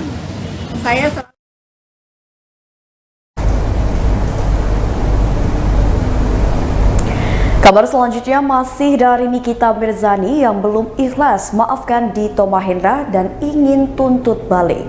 Kasus pencemaran nama baik yang menyeret nama selebriti Nikita Mirzani akhirnya selesai setelah Hakim Kejaksaan Negeri Serang menyatakan dirinya bebas dari dakwaan pada Kamis 29 Desember 2022. Walau sudah dinyatakan bebas, Nikita mengaku bahwa dirinya tidak hanya akan berdiam diri setelah Dito Mahendra membuat ibu 3 orang anak ini dipenjara selama 2 bulan 2 minggu. Nikita mengatakan jika dirinya belum ikhlas sudah dilaporkan kepada pihak berwajib hingga ditahan di rutan kelas 2B Serang. Namun ia mengakui tidak ingin terburu-buru untuk melaporkan kembali pihak Dito Mahendra yang menyeret dirinya atas kasus pencemaran nama baik. Nikita sementara waktu akan membiarkan pihak Dito untuk beristirahat dan bernapas terlebih dahulu, namun dirinya akan menjamin bahwa akan ada yang datang di tahun 2023 mendatang. Berikut wawancara dengan Nikita Mirzani. Sampai akhir, terima kasih banyak. Perasaannya udah bebas ya, memang harus dibebaskan sebetulnya dari awal juga gitu kan. Cuma kan seperti yang kalian tahu bahwa kasus ini kan banyak banget rekayasanya gitu. Tapi kan Niki sebagai perempuan aset negara ya, jadi ikutin aja apa yang mau aparatur lakukan terhadap diriku gitu. Sehingga akhirnya di pemberhentian terakhir akulah pemenangnya lagi gitu. Biasalah namanya jagoan itu selalu kan menangnya belakangan. Di film-film aja begitu, nggak pernah berubah.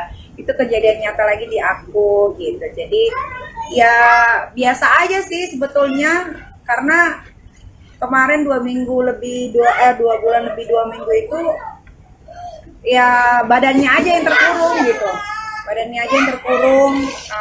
Terus yang sedihnya ya cuman gara-gara dipisahin sama anak-anak begitu lama aja gitu. Tapi pikirannya di luar gitu, akhirnya bisa baca surat dakwaan yang setebal ini gitu, akhirnya bisa mempelajari apa sih ini kasusnya, akhirnya tahu bahwa kalau kalian mau tahu ya, itu dakwaan itu isinya saksi pelapor yang katanya korban sama saksi-saksi dari korban itu isinya sama semua.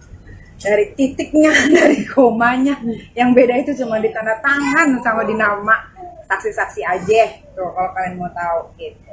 Tapi kan itu biar jadi rahasia. Niki buka pas ketika dia hadir gitu kan, tapi ternyata dia nggak hadir, ya udahlah. Tapi udah mulai curiga nggak bakalan hadir? Kalau dari awal mah gue meyakinkan memang dari awal dia nggak akan hadir, cuman pengen gue di penjara aja gitu. Kalau untuk hadir face to face kayaknya dia nyalinya nggak sebesar itu. Ya itu karena dibantu aja sama yang merasa siapa gitu di daerah Serang yang membantu gitu. Kalau kita pelajari kan sebetulnya TKP-nya di Jakarta, terlapornya di Jakarta, pelapornya di Jakarta, saksi juga lebih banyak dari Jakarta, kenapa bisa nyasar ke Serang gitu. Tanik, kemarin apa yang hal pertama kamu lakukan ketika keluar dari lokasi Tanik? Hal pertama yang gue lakukan, ketemu sama anak udah pasti, abis itu gue mandi air panas. Serius? Karena nggak ada air panas kan di situ, sampai ini kan banyak kayak budukan gitu gue di sana tuh banyak banget di leher tuh. Terus pulang akhirnya berendam, main sama anak, bisa tidur di kasur, AC gitu kan, nyaman banget sampai harusnya tadi pagi kan harusnya terapi. Sama mau ketemu Kak Fitra sama Coach Chen nge-gym, akhirnya tidur pulas gitu. Nyai, pertama kali anak melihat Nyai pulang, reaksinya apa? Kok Ami bisa pulang gitu? Emang kurang asem tuh Serang ya, tapi ya udahlah. Kalau dibilang jadiin pelajaran ya nih kita, enggak, ini bukan pelajaran. Ini bukan pelajaran, nggak ada yang gue jadiin pelajaran di kasus ini. Yang dijadiin pelajaran tuh mereka harus belajar bagaimana sudah mempenjarakan Nikita.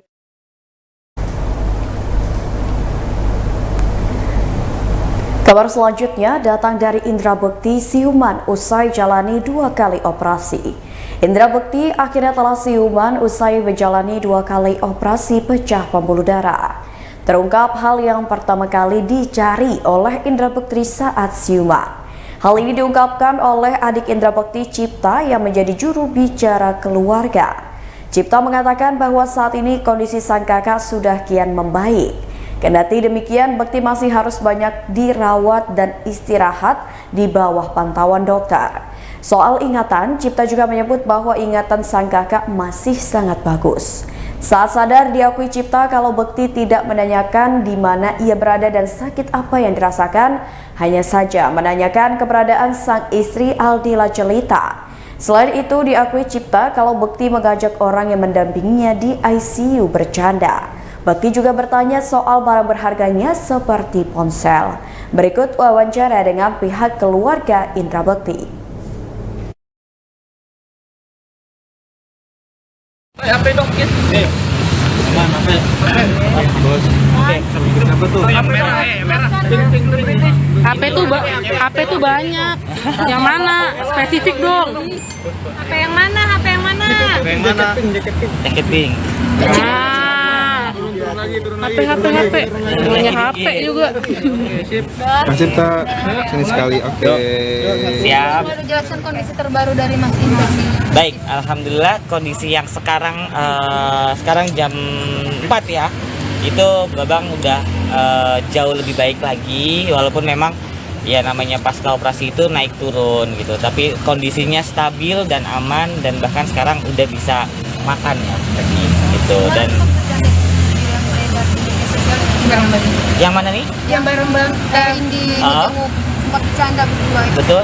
Itu ini ya, pasti aku ngeliatnya juga terharu banget gitu, nggak nyangka, nggak expect kalau dia sadar dan bisa secepat itu reaksi tubuhnya gitu. Karena kan biasanya mungkin kalau yang saya tahu gitu, kalau orang habis pasca operasi bangun ya paling cuma reaksinya gitu aja, tapi ini bisa bercanda, jambak rambutnya Tendi, terus bahkan berusaha mengangkat kepalanya, kita yang ngilu gitu ngelihatnya. Tapi ya mungkin itulah dia, motivasi si Bang Indra tuh besar banget, tinggi banget, mau cepat sembuh. Kemudian dia tuh ya Indra gitu, dia nggak mau nunjukin bahwa gue lagi sakit, gue baik-baik aja gitu. Ada observasi lagi nggak dari dokter? Pastinya ya, itu akan terus dipantau. Makanya sekarang ini memang kondisinya Babang belum dipindah ke rawat inap, karena tadi yang saya juga sempat bilang, dia kondisinya masih naik turun gitu, tapi lebih ke arah stabil dan aman. Mas, katanya masih ada darah yang harus dikeluarkan dari... Memang ada sedikit sih, alhamdulillah tidak banyak, tapi masih ada sedikit darah itu, makanya yang masih perlu dipantau terus sama tim dokter. Itu sisa perdarahannya atau iya, efek pasca operasi? Oh enggak, sisa ya. Oh, okay. Mas berarti akan dipindahkan ke rawat inap ya? Iya, nanti akan dipindah ke rawat inap karena memang harus bed rest gitu. Rencana ada kapan pindah ruangan ke rawat inap? Iya. Kapan? Rencananya? Kalau rencananya kapan belum dikasih tahu sama dokter gitu ya. Kita doakan semoga bisa secepatnya gitu kan. Berarti ya kalau dia sudah bisa di ruang rawat inap berarti kan kondisinya benar-benar yang sudah sangat stabil gitu. Kira-kira prediksi berapa lama? Ya saya sih nggak bisa tahu ya, karena memang dokter pun juga belum kasih tahu gitu. Ya semoga secepatnya. Masih ada keluhan nggak, apa yang dirasakan, mungkin pusing atau apa? Kalau pusing sih tadi sempat bilang sih agak pusing ya, mungkin karena orang baru sadar kan. Efek bius mungkin? Iya mungkin juga itu. Mas, dari Mbak Dila Jelita sendiri katanya tidak mau untuk memperlihatkan foto dari Mas Indra Bekti sendiri yang diupload di IG itu seperti apa, Mas? Sebenarnya kayak mungkin Tendi kemarin itu ngumpet-ngumpet ya. Kalau kita sendiri dari keluarga malah nggak punya nih, nggak punya fotonya dan videonya, karena memang dari pihak rumah sakit nggak boleh gitu kan ya. Memang karena mungkin kita juga menjaga kan kondisinya Babang gitu. Berarti dari pihak keluarga sendiri sepakat untuk tidak terlebih dahulu mempublish foto terbaru dari Indra Bekti? Iya, kalau dari kita sih seperti itu, memang karena ya buat menjaga Babang juga sih sendiri. Pertama sadar yang dicari atau yang ngomongin apa sama Mas ini? Ketika pertama kali sadar saya belum datang waktu itu. Jadi yang ada adik saya, kemudian ada Riri. Nah, yang pertama yang saya tahu katanya dia yang ngomongnya Bunda gitu. Bunda mana gitu. Ya Bunda berarti kan Dila ya, istrinya Dila. Mas, jeda dari operasi sampai sadar berapa jam sih? Itu dia yang luar biasanya. Jadi kalau dokter itu perkiraannya ketika kemarin 24 jam atau sekitar jam 7 atau jam 8 malam gitu. Tapi ternyata jam setengah 3 pagi itu udah sadar gitu. Jadi setengah 3 pagi, setengah 3 sore itu udah sadar gitu. Dan yang tadi saya bilang, sadarnya nggak hanya cuma respon kecil tapi sudah full gitu. Berarti nyaris 6 jam lebih dulu ya? Iya, betul. Mas Indra komunikasi apa aja Mas, mungkin selain menanyakan ke Bunda ya, apa aja mungkin yang dikomunikasikan ke keluarga Mas? Lebih bercanda sih dia, ada-ada aja gitu tingkahnya gitu ya, nanyain HP gue yang mahal itu mana, kayak gitu itu saya banget bener-bener ya. Kita juga seneng sih gitu kan, HP mahal yang mana gitu kayak gitu. Terus ya kayak tadi ya ngatain tadi, bahkan saya pas datang saya ajak komunikasi, Babang ini siapa nih gitu kan, siapa nih, siapa lo gitu kan, siapa lo gitu kan, gepeng kata dia gitu ya, bercanda ngatain gitu. Berarti alhamdulillah untuk sensor pengingatnya sendiri ingat ke semuanya ya, betul, sehat ya. Ingat semuanya. Mas, kalau pertama pas dia tahu penyakitnya itu dia sih nggak ada respon, maksudnya ini gua kenapa ya atau ini gimana, itu dia nggak ada kayak yang ya udahlah gitu, dia nggak mau nunjukin kalau dia sakit, itu aja sih gitu. Untuk anak-anak sendiri seperti apa Mas? Sudah datang menjenguk apa? Belum boleh kan ya dari pihak sini karena masih di ICU, otomatis kan kalau anak di bawah umur tuh belum bisa ya. Tapi anak-anak tetap keep kontak sama bundanya, itu udah bundanya video call gitu kan, ngabarin ayahnya gimana gitu. Dan untuk reaksi anak-anak sendiri setelah melihat ayahnya bisa bangun? Ya pasti mereka tuh reaksinya kemarin tuh seneng banget juga, bersyukur ayahnya bisa kembali ya sadar gitu kan. Dari yang sebelumnya mungkin mereka lihat Pak ayah kenapa nih gitu, kok nggak bangun gitu. Dan sekarang udah sadar, bahkan dicari sama Mas Indra juga gitu ya, mereka seneng. Mas, tadi kan udah sempat minta makan. Bentar, yang mana nih? Udah sempat minta makan. Itu makannya udah normal pakai mulut atau masih kayak selang NGT gitu? Dari Mas? mulut. Udah bisa disuapin biasa? Udah disuapin. Udah bisa oral berarti ya Mas ya? Iya, ininya alhamdulillah sudah mandiri, jadi udah nggak dipakein ventilator. Oh, udah lepas ventilator juga? Udah bisa. Berarti udah bisa napas normal? Oke. Mas pertama kali mendengar Indra jatuh itu responnya itu seperti apa sih? Kekhawatiran keluarga seperti apa? Kak Indra juga di dalam kondisinya seperti apa melihat Kak Indra seperti itu? Kalau Dila pertama kali ya pasti namanya istri, itu ketika itu Dila dihubungi langsung sama manajer ya. Yang ngabarin Mbak Dila itu manajer ya. Dari pihak radio tempat kita lagi kerja itu ya pasti shock lah gitu kan.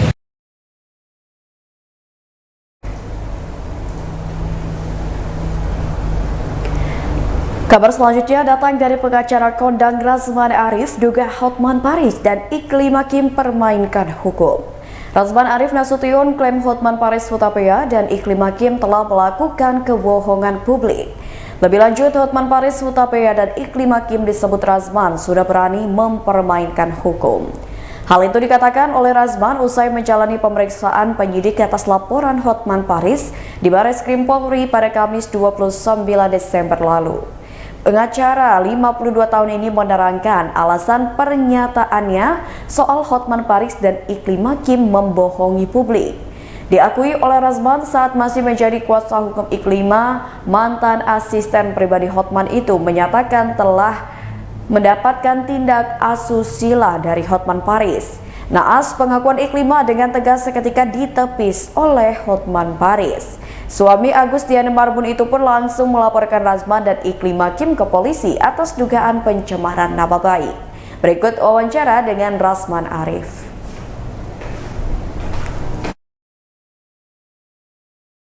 Adalah contoh dari permainan dalam penegakan hukum dan kebohongan publik dalam sebuah percintaan sehingga melibatkan orang kemana-mana dan merugikan waktu dan pemikiran dan merugikan semua yang terjadi dan merugikan saya sangat merugikan kita dari pihak tim Razman Arif Nasution kepada semua pihak yang terkait dalam persoalan ini. Jangan pernah mempermainkan hukum karena dokumen, chattingan dan apa yang disampaikan di depan Kombes bahwa mereka berpelukan, mencium Iklim Hakim, cemburu kau, memang kami pacaran. Nah, mana yang dikatakan pelecehan? Setelah itu mereka cabut perkara kok mereka aman-aman saja. Nah, ini harus Iklim Hakim harus mempertanggungjawabkan semua yang terjadi.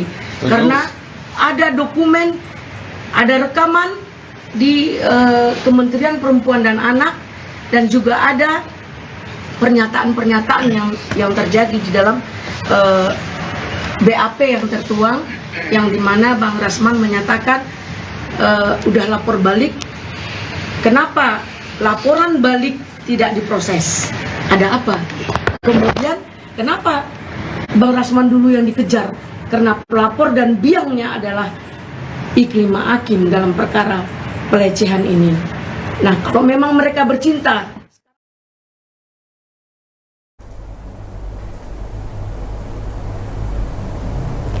Kabar terakhir datang dari Indi Barens yang bersyukur kondisi Indra Bekti kian membaik.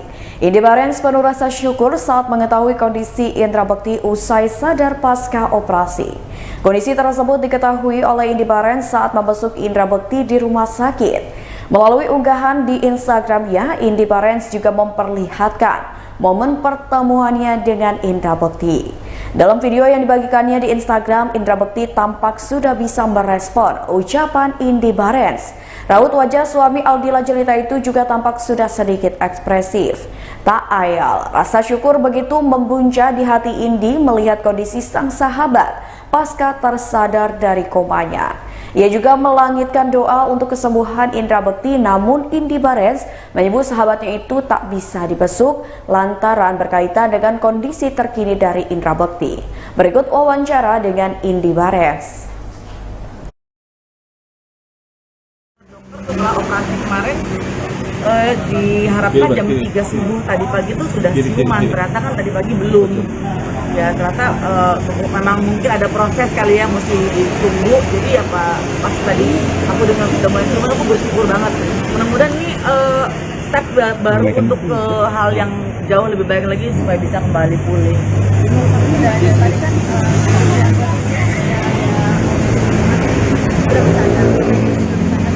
Tadi aku diizinkan untuk boleh masuk gitu, dan aku seneng banget maksudnya. Aku dulu masuk tuh cuma berdiri di pintu ruangan temanku. Aku gak bisa nahan emosi pada saat lihat dia. Terus dia nengok, dia ngomong gini, "Hai, Jelo." Dia panggil aku Jelo. Lama-lama, "Hey, Jelo," gitu pakai L belakangnya. Jadi tadi akhirnya aku sempat ketemu, terus aku pegang tangannya, terus aku ya paling tidak menyampaikan rasa senangnya aku gitu, di luar dia belum pulih total, tapi paling tidak senang sekali bahwa aku sudah bisa melihat dia gitu. Terus aku bilang, aku tanya, "Bekti ini lagi ada di mana?" Terus dia bilang ini, "Nggak tahu." Dia bilang, "Pulang ya kalau udah pulih." Iya pasti, bosen dia bilang gitu. Ya gitu sih, tapi paling tidak ada reaksi yang menyenangkan pada saat hari ini. Berterima kasih atas doa semua orang yang membantu, karena nggak mungkin bisa segembira ini aku kalau bukan karena support dan doa dari semua yang memang mencintai Bekti gitu, dan berharap Bekti cepat pulih. Itu aja sih gitu. Jauh lebih.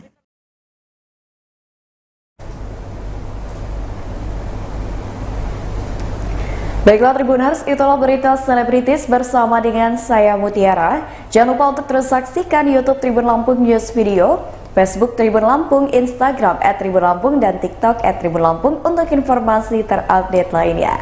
Selamat sore dan sampai jumpa. Wanita dalam keadaan dimutilasi pada Jumat 30 Desember 2022 di Desa Lambang Sari, Kecamatan Tambun Selatan, Bekasi. Jasad wanita dimutilasi ini ditemukan oleh kepolisian saat sedang mencari orang hilang bernama Muhammad Eki Listianto. Seorang saksi mata bernama Dian Ardiansyah sekaligus pemilik kos mengatakan awalnya kepolisian mendatanginya dan menanyakan soal kontrakan. Saat itu Dian membawa polisi untuk melihat kontrakannya dan terdapat 4 pintu yang sudah terisi serta 2 pintu masih kosong. Saat itulah kepolisian melihat terdapat kertas bertuliskan nama Eki di pintu, sehingga polisi meminta Dian untuk menghubungi pemilik kontrakan. Tak lama kemudian pemilik kontrakan datang dan membuka kamar tersebut. Setelah kamar dibuka, polisi menemukan sebuah kontainer yang dilakban.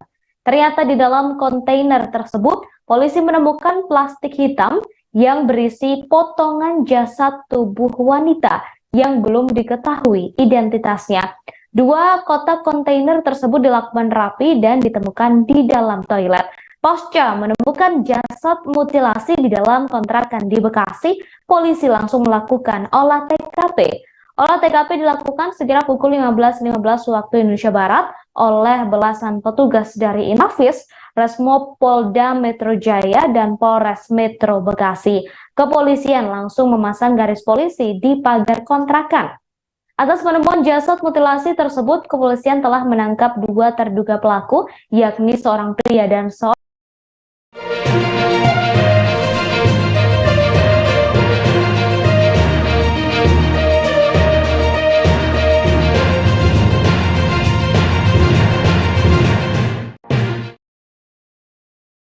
perempuan. Satu pelaku pria merupakan orang yang hilang yang awalnya dicari oleh polisi, yakni Eki. Dian mengaku tak mengetahui sosok 2 orang terduga pelaku tersebut. Namun satu terduga pelaku merupakan penghuni kontrakan yang telah menyewa selama kurang lebih 1 tahun.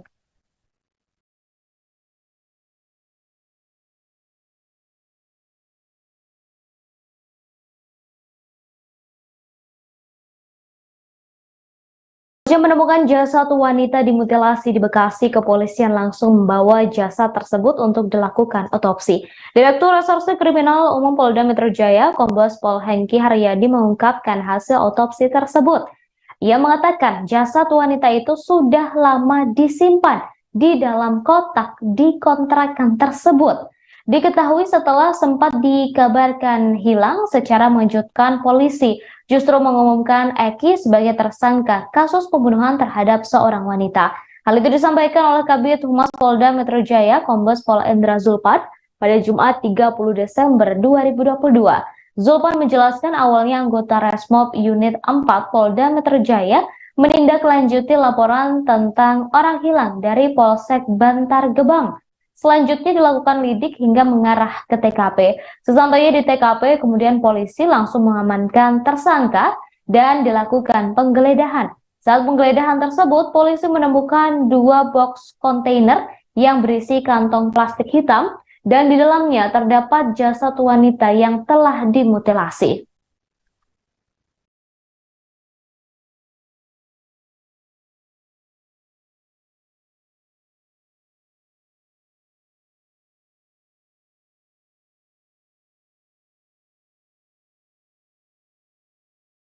Eki Listianto, 34 tahun, dikabarkan telah menjadi tersangka mutilasi jasad wanita yang ditemukan di dalam kontrakannya. Sebelumnya ia menjadi orang yang dilaporkan hilang ke polisi.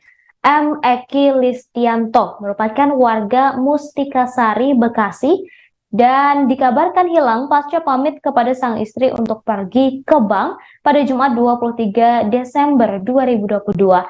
Istri Eki berinisial EZ terus berusaha mencari keberadaan sang suami, namun tak membuahkan hasil. EZ bahkan sudah mencari informasi kepada pihak keluarga lainnya. EZ juga sudah menelusuri keberadaan Eki dari jejak transaksi bank hingga taksi online yang ditumpangi oleh sang suami. Menurut EZ, sebelum menghilang, suaminya sempat dirawat di rumah sakit karena pendarahan di bagian lambung. Setelah keluar dari rumah sakit, dokter berpesan agar Eki istirahat total selama sepekan. Kemudian pada Jumat 23 Desember 2022 lalu, Eki pamit kepadanya untuk pergi ke bank. Saat itu sang suami hanya mengirimkan pesan dan menyebut kondisinya sudah mulai membaik. Eki mengaku akan pergi sendiri ke bank dengan menggunakan taksi online. Menurut pengakuan EZ, saat pergi dari rumah, adik dan anaknya yang masih balita sempat melihat Eki. Momen itu menjadi terakhir kalinya Eki terlihat di rumah. Karena khawatir terkait kondisi dan keberadaan sang suami, EZ lalu berupaya mencari bank yang dituju oleh Eki. Berdasarkan catatan transaksi bank, terjadi penarikan tunai sejumlah uang di ATM Bank Mandiri cabang Rawalumbu pada Jumat pukul 16 waktu Indonesia Barat. Karena khawatir dengan kondisi sang suami, EZ akhirnya membuat laporan orang hilang ke kepolisian. EZ juga berusaha mencari tahu keberadaan sang suami ke pihak taksi online untuk menelusuri jejak sang suami saat pertama kali meninggalkan rumah. Namun akun Eki sudah dihapus, padahal pada Jumat 23 Desember akun tersebut masih aktif. EZ juga sudah berusaha mencari tahu kepada pihak keluarga lain, namun tak ada informasi apapun soal Eki. Ia mengaku selama ini hubungan keluarganya baik-baik saja. Namun EZ mendapat informasi dari pihak keluarga yang menelusuri ponsel Eki. Ponsel Eki terdeteksi berada di Kalimalang, Jakarta Timur pada Sabtu 24 Desember 2022 pukul 9 waktu Indonesia Barat. Tetapi mendadak ponsel tersebut mati. EZ mengungkapkan ciri-ciri Eki, yakni berkulit coklat dengan tinggi 170 cm dan berperawakan kurus.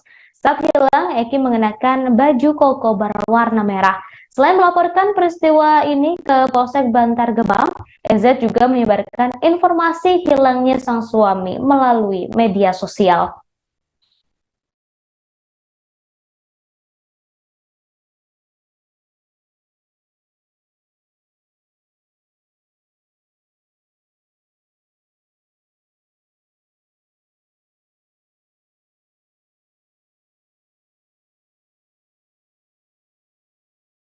Eki yang hilang sejak 23 Desember ditemukan polisi bersama 2 box berisi jasad wanita yang dimutilasi. Diketahui Eki dilaporkan hilang ke kepolisian oleh sang istri lantaran tak kunjung pulang pasca pamit pergi ke bank. Eki ternyata sudah mengontrak di TKP yakni di kawasan desa Lambang Sari sejak Juni 2021. Kepada pemilik kontrakan berinisial AS, Eki mengaku keluarganya tinggal di Bandung, sudah beristri dan memiliki anak. Menurut AS, Eki sudah tak membayar kontrakan sejak Agustus 2022. Sejak saat itu, AS makin jarang berkomunikasi dengan Eki. Bahkan AS mengatakan Eki diduga terjerat pinjaman online atau pinjol. Lantaran istri AS pernah mendapat telepon dari pinjol yang mencari keberadaan Eki. Eki disebut tak bisa dihubungi sejak Agustus dan ganti nomor sejak dikejar oleh pinjol pada September dan Oktober lalu.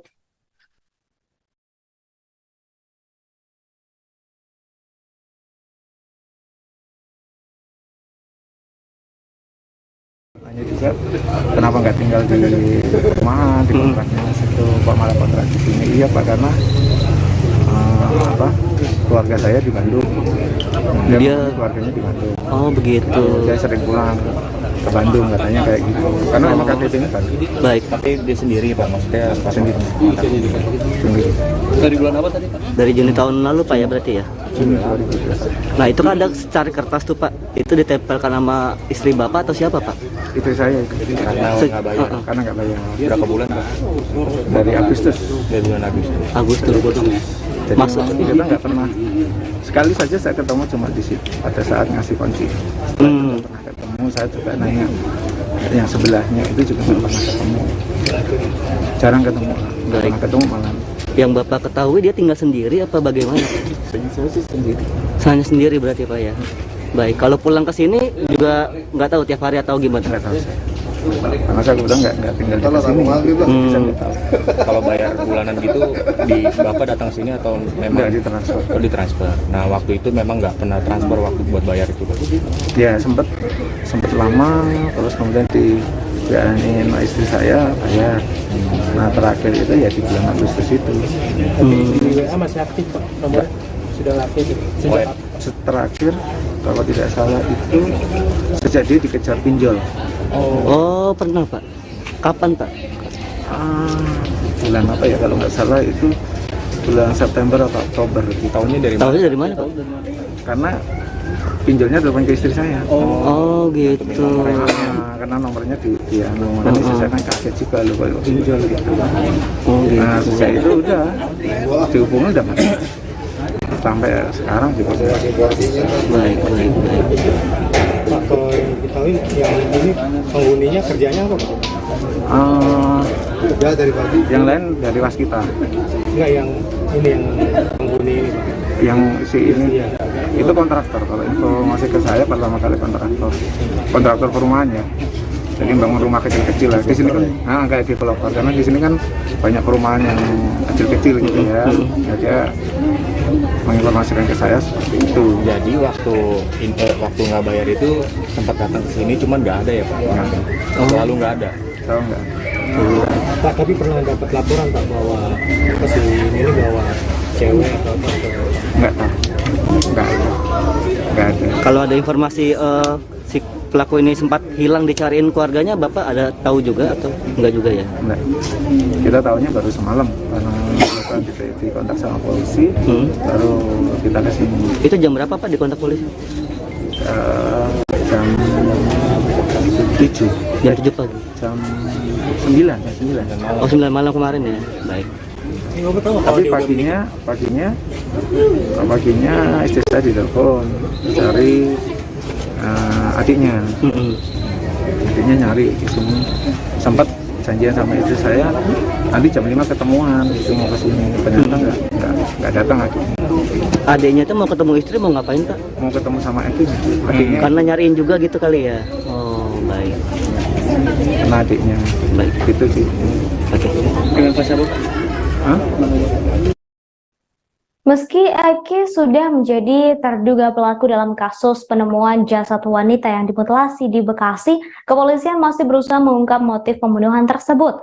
Potongan tubuh wanita korban mutilasi itu ditemukan di sebuah kontrakan di Kampung Buaran, Desa Lambang Sari, Kecamatan Tambun Selatan, Kabupaten Bekasi, Jawa Barat. Direktur Reserse Kriminal Umum atau Direskrimum Polda Metro Jaya, Kombes Hengki Haryadi mengatakan timnya masih bekerja untuk mengungkap kasus ini.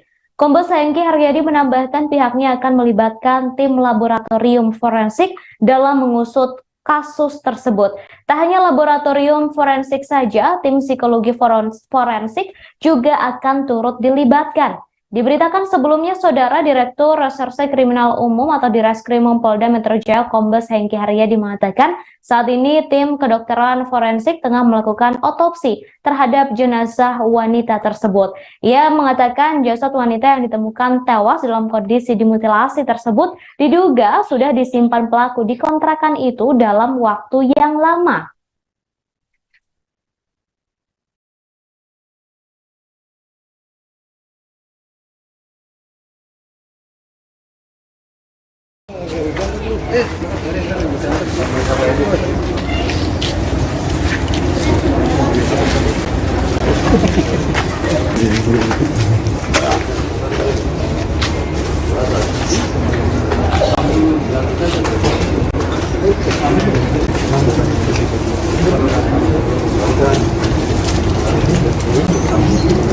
Maju.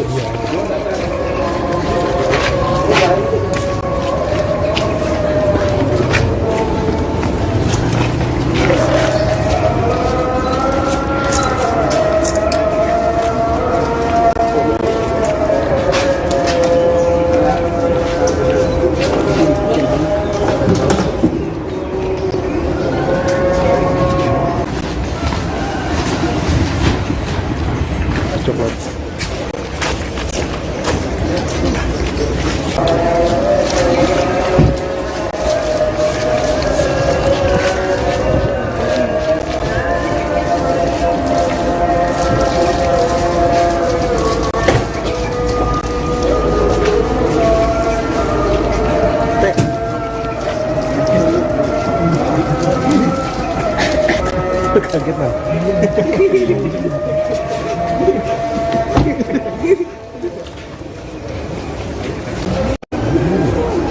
Ngomong boleh aja.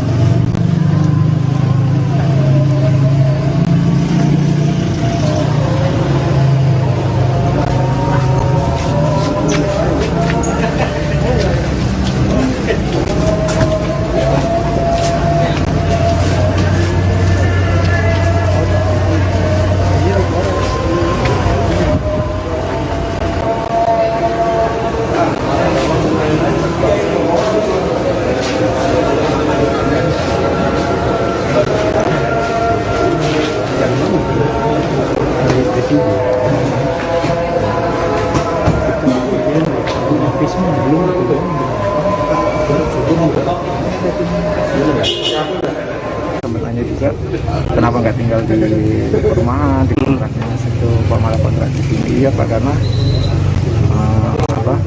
keluarga saya di Bandung. Dia keluarganya di Bandung. Oh begitu. Dia sering pulang ke Bandung katanya kayak gitu. Karena memang KTP-nya Bandung. Baik. Tapi dia sendiri Pak, maksudnya pas sendiri. Dari bulan apa tadi Pak? Dari Juni tahun lalu Pak ya berarti ya? Juni 2017. Nah itu kan ada secari kertas tuh Pak, itu ditempelkan nama istri Bapak atau siapa Pak? Istri saya. Karena nggak bayar. Karena nggak bayar. Berapa bulan Pak? Dari Agustus. Dari bulan Agustus. Jadi kita nggak pernah. Sekali saja saya ketemu cuma di situ pada saat ngasih kunci. Setelah itu pernah ketemu, saya juga nanya yang sebelahnya itu juga nggak pernah ketemu. Jarang ketemu. Nggak pernah ketemu malah. Yang Bapak ketahui dia tinggal sendiri apa bagaimana? Saya sih sendiri.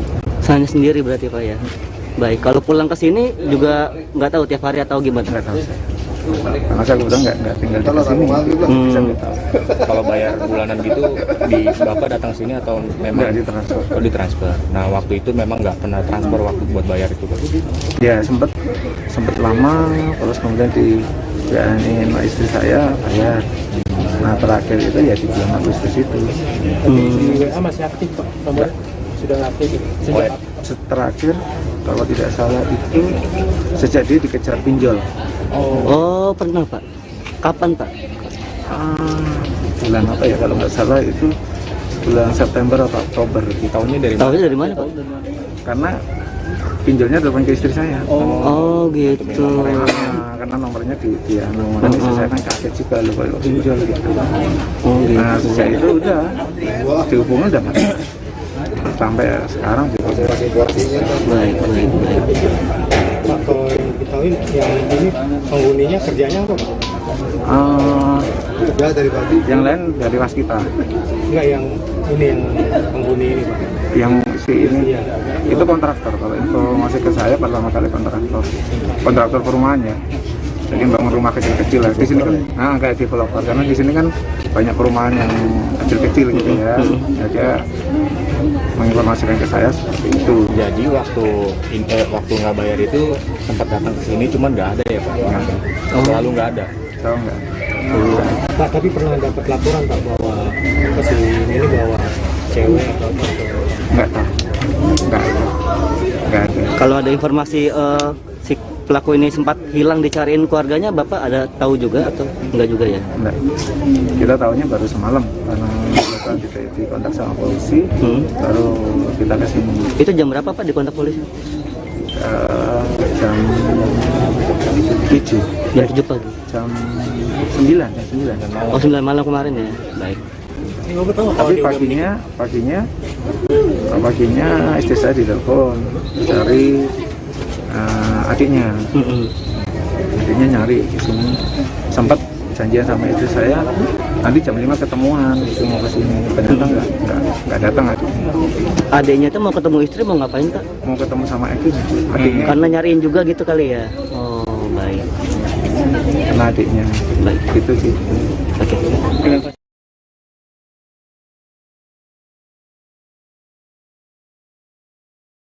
Terkait identitas korban mutilasi yang ditemukan di Bekasi, polisi menemukan identitas seorang wanita di rumah kontrakan pelaku yang diduga merupakan identitas milik korban. Polisi mengatakan identitas pada KTP tersebut akan dicocokkan dengan hasil pemeriksaan DNA jasad yang diduga korban mutilasi yang ditemukan dalam box kontainer. Hal itu disampaikan oleh Direktur Reserse Kriminal Umum Polda Metro Jaya, Kombes Hengki Haryadi pada Sabtu 31 Desember 2022. Hengki mengatakan pihaknya tak hanya menyelidiki berdasarkan keterangan terduga pelaku, ia menyebut penyidik masih akan bekerja berdasarkan bukti. Diketahui polisi telah menemukan jasad wanita korban mutilasi di sebuah kontrakan di Bekasi, Jawa Barat. Penemuan jasad itu terungkap saat polisi sedang mencari seorang laki-laki yakni Eki 34 tahun yang dilaporkan oleh sang istri lantaran mendadak hilang. Polisi mendapatkan informasi bahwa Eki berada di sebuah kontrakan di Kampung Buaran, Desa Lambangsari, Kecamatan Tambun Selatan, Kabupaten Bekasi, Jawa Barat. Polisi kemudian mendatangi lokasi tersebut. Kemudian polisi menemukan Eki di lokasi itu. Namun polisi juga menemukan box kontainer atau kotak yang ternyata berisikan jasad wanita yang telah dimutilasi.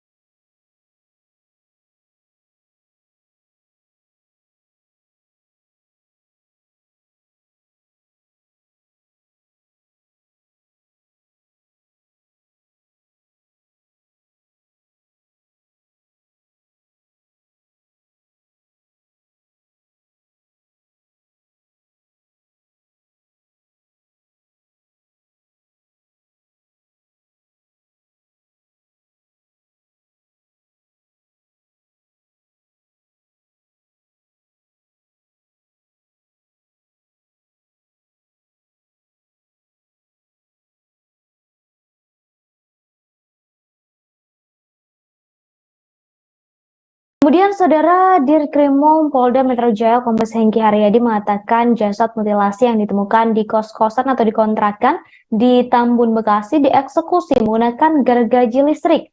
Hal itu diketahui berdasarkan penyelidikan yang melibatkan kedokteran forensik. Hal tersebut disampaikan oleh Hengki saat ditemui di Polda Metro Jaya pada Sabtu 31 Desember 2022. Ia mengatakan hasil penyelidikan yang telah dilakukan sejauh ini menunjukkan sejumlah hal yang identik dengan kondisi di lapangan, seperti bagian tubuh yang dipotong tidak menggunakan golok atau senjata tajam lainnya, melainkan menggunakan gergaji listrik. Kemudian Saudara, polisi turut mengungkapkan kronologi penemuan jasad mutilasi di kos-kosan atau di kontrakan yang berada di Bekasi yang berawal dari laporan orang hilang dari masyarakat. Ia mengatakan dalam menindaklanjuti laporan orang hilang tersebut, pihaknya menemukan jasad yang telah dimutilasi. Saat melakukan pengecekan bersama pemilik kontrakan, pada saat itu pula lah, polisi menemukan jasad mutilasi berjenis kelamin perempuan. Namun demikian, Saudara, pihaknya masih melakukan penyelidikan lanjutan dan tak ingin gegabah menentukan identitas korban dan pelaku. Namun, orang hilang yang sebelumnya dicari oleh polisi, yakni Eki, saat ini telah ditangkap dan diduga merupakan pelaku mutilasi. Ia ditangkap bersama seorang perempuan, Saudara. Kemudian Hengki mengatakan pihaknya saat ini masih bekerja sama dengan laboratorium dan kedokteran forensik untuk menemukan identitas korban mutilasi. Selain itu, keterlibatan tersebut juga dilakukan untuk menentukan DNA korban. Saat ini, Saudara, pihaknya juga masih menunggu hasil dari laboratorium serta kedokteran forensik. Selain itu, Hengki mengatakan kasus ini serupa dengan kasus kematian satu keluarga di Kalideres dalam konteks tingkat kesulitan mengungkap kasus. Hengki mengatakan dalam menangani kasus mutilasi ini tidak boleh terpaku dengan pengakuan terduga pelaku dan harus benar-benar berdasarkan alat bukti. Oleh karena itu, pihaknya masih melakukan pendalaman. Sebelumnya, Saudara, warga Kampung Buaran, Tambun Selatan, Kabupaten Bekasi digegerkan dengan penemuan potongan tubuh manusia korban mutilasi di sebuah kamar kontrakan pada Kamis 29 Desember 2022. Potongan tubuh manusia berjenis kelamin perempuan itu dimasukkan ke dalam box kontainer di dalam toilet. Kemudian seorang saksi mata bernama Dian Ardiansyah menjelaskan penemuan jasad tersebut berawal saat polisi mendatangi area sekitar kontrakan itu pada Kamis malam. Kedatangan polisi itu untuk mencari orang hilang bernama Eki yang dilaporkan keluarganya ke Polsek Bantar Gebang pada 23 Desember lalu.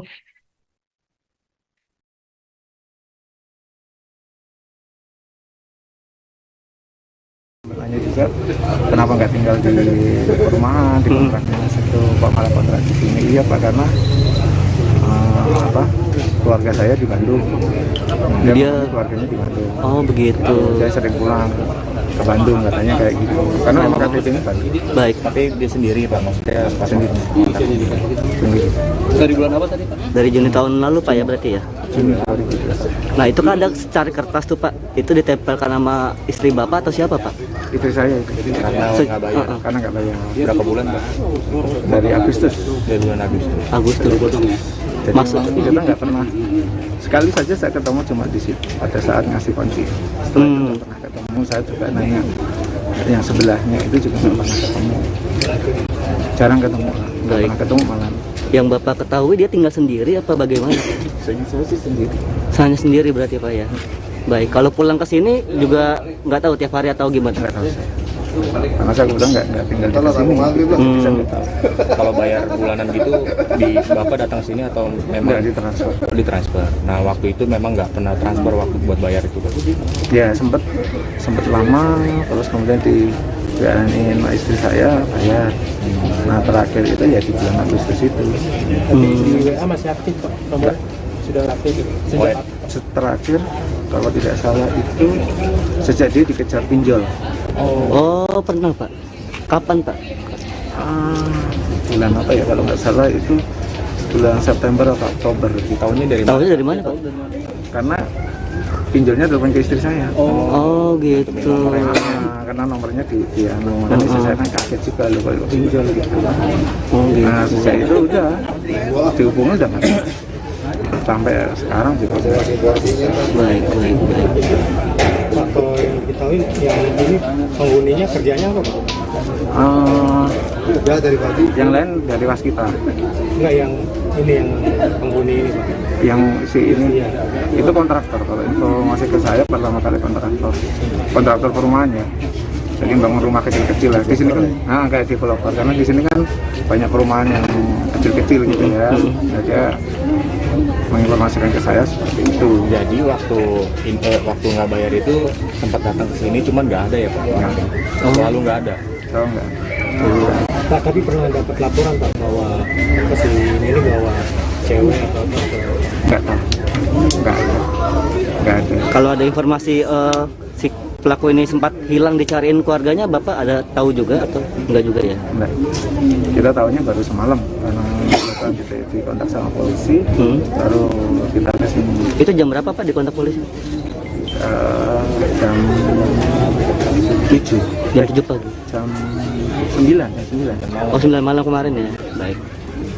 Tapi paginya istri saya ditelepon cari adiknya. Adiknya nyari di sini. Sempat janjian sama istri saya nanti jam 5 ketemuan itu mau ke sini. Ternyata nggak datang adiknya. Adiknya itu mau ketemu istri mau ngapain Pak? Mau ketemu sama adiknya. Karena nyariin juga gitu kali ya. Oh baik. Karena adiknya. Baik. Gitu sih. Oke.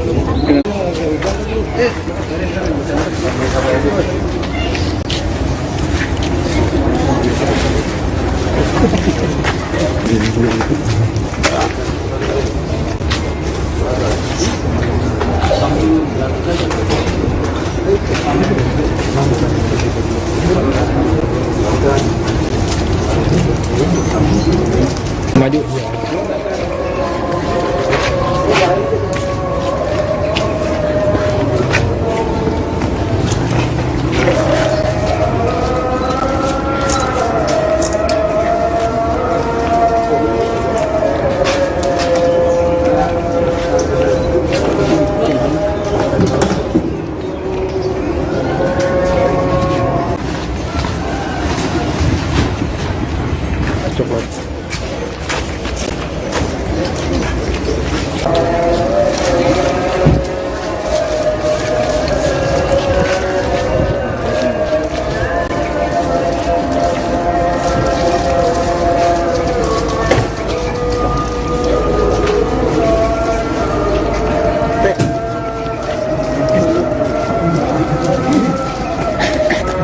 Kaget Pak.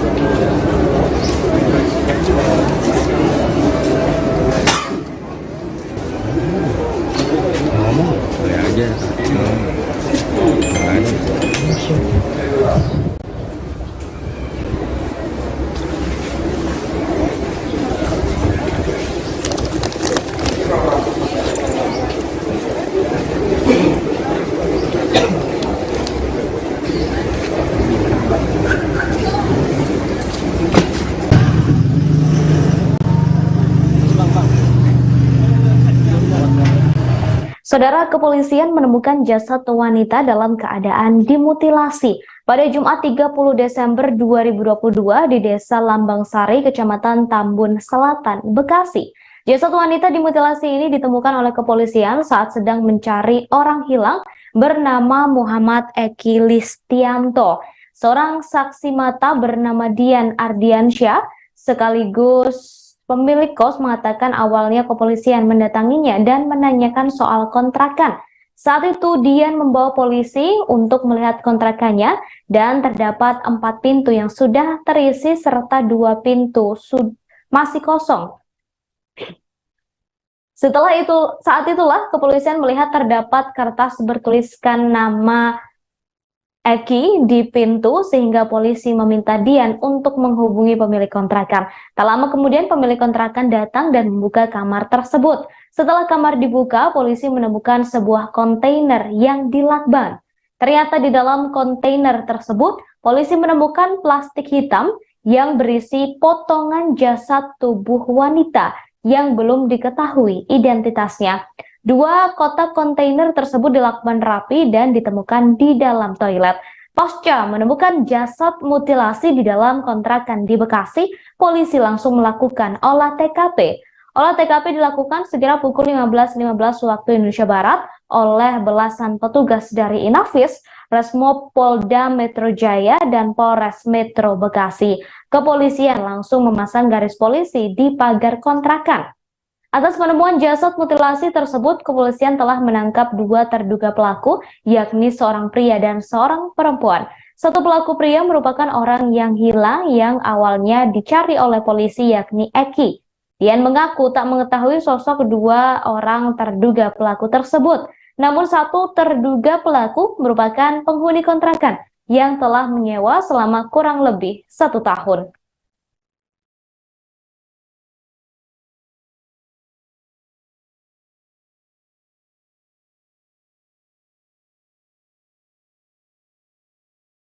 Yang menemukan jasad wanita dimutilasi di Bekasi, kepolisian langsung membawa jasad tersebut untuk dilakukan otopsi. Direktur Reserse Kriminal Umum Polda Metro Jaya, Kombes Pol Hengki Haryadi mengungkapkan hasil otopsi tersebut. Ia mengatakan jasad wanita itu sudah lama disimpan di dalam kotak di kontrakan tersebut. Diketahui setelah sempat dikabarkan hilang, secara mengejutkan polisi justru mengumumkan Eki sebagai tersangka kasus pembunuhan terhadap seorang wanita. Hal itu disampaikan oleh Kabid Humas Polda Metro Jaya, Kombes Pol Endra Zulpan, pada Jumat 30 Desember 2022. Zulpan menjelaskan awalnya anggota Resmob Unit 4 Polda Metro Jaya menindaklanjuti laporan tentang orang hilang dari Polsek Bantar Gebang. Selanjutnya dilakukan lidik hingga mengarah ke TKP. Sesampainya di TKP, kemudian polisi langsung mengamankan tersangka dan dilakukan penggeledahan. Saat penggeledahan tersebut, polisi menemukan 2 box kontainer yang berisi kantong plastik hitam dan di dalamnya terdapat jasad wanita yang telah dimutilasi.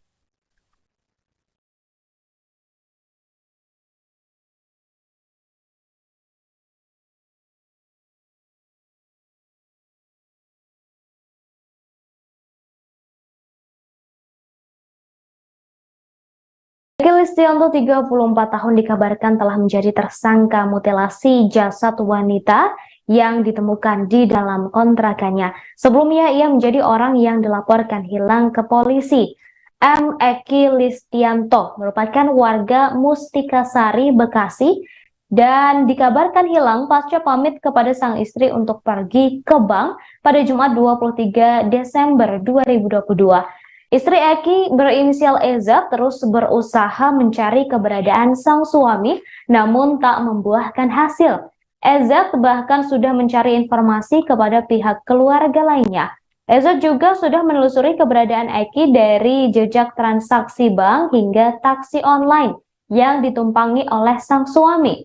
Menurut EZ, sebelum menghilang, suaminya sempat dirawat di rumah sakit karena pendarahan di bagian lambung. Setelah keluar dari rumah sakit, dokter berpesan agar Eki istirahat total selama sepekan. Kemudian pada Jumat 23 Desember 2022 lalu, Eki pamit kepadanya untuk pergi ke bank. Saat itu sang suami hanya mengirimkan pesan dan menyebut kondisinya sudah mulai membaik. Eki mengaku akan pergi sendiri ke bank dengan menggunakan taksi online. Menurut pengakuan EZ, saat pergi dari rumah, adik dan anaknya yang masih balita sempat melihat Eki. Momen itu menjadi terakhir kalinya Eki terlihat di rumah. Karena khawatir terkait kondisi dan keberadaan sang suami, EZ lalu berupaya mencari bank yang dituju oleh Eki. Berdasarkan catatan transaksi bank, terjadi penarikan tunai sejumlah uang di ATM Bank Mandiri cabang Rawalumbu pada Jumat pukul 16 waktu Indonesia Barat. Karena khawatir dengan kondisi sang suami, EZ akhirnya membuat laporan orang hilang ke kepolisian. EZ juga berusaha mencari tahu keberadaan sang suami ke pihak taksi online untuk menelusuri jejak sang suami saat pertama kali meninggalkan rumah. Namun akun Eki sudah dihapus, padahal pada Jumat 23 Desember akun tersebut masih aktif. EZ juga sudah berusaha mencari tahu kepada pihak keluarga lain, namun tak ada informasi apapun soal Eki. Ia mengaku selama ini hubungan keluarganya baik-baik saja. Namun EZ mendapat informasi dari pihak keluarga yang menelusuri ponsel Eki. Ponsel Eki terdeteksi berada di Kalimalang, Jakarta Timur pada Sabtu 24 Desember 2022 pukul 9 waktu Indonesia Barat. Tetapi mendadak ponsel tersebut mati. EZ mengungkapkan ciri-ciri Eki yakni berkulit coklat dengan tinggi 170 cm dan berperawakan kurus. Saat hilang, Eki mengenakan baju koko berwarna merah. Selain melaporkan peristiwa ini ke Polsek Bantar Gebang, EZ juga menyebarkan informasi hilangnya sang suami melalui media sosial.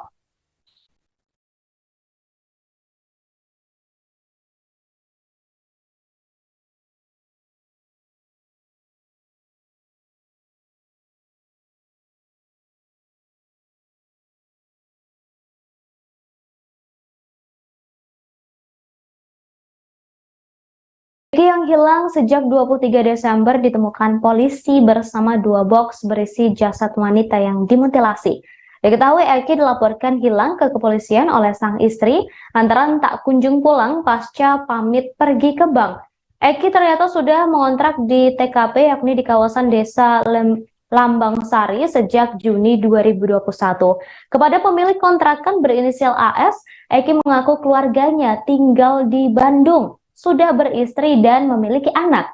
Menurut AS, Eki sudah tak membayar kontrakan sejak Agustus 2022. Sejak saat itu, AS makin jarang berkomunikasi dengan Eki. Bahkan AS mengatakan Eki diduga terjerat pinjaman online atau pinjol. Lantaran istri AS pernah mendapat telepon dari pinjol yang mencari keberadaan Eki. Eki disebut tak bisa dihubungi sejak Agustus dan ganti nomor sejak dikejar oleh pinjol pada September dan Oktober lalu.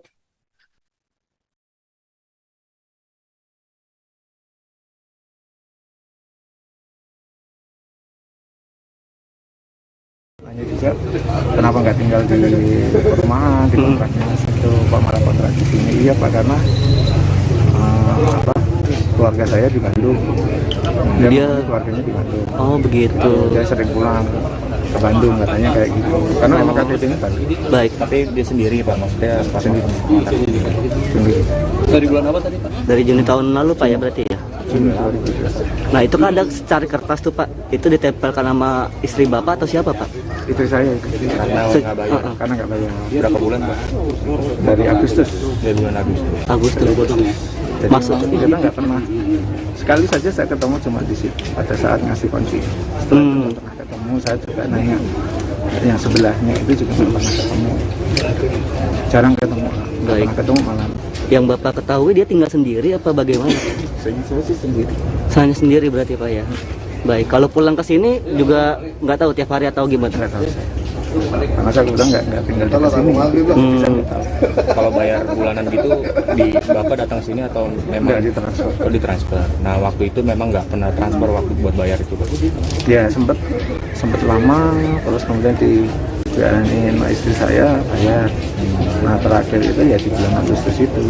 Di WA masih aktif Pak, nomor sudah aktif. Sejak terakhir kalau tidak salah itu sejak dia dikejar pinjol.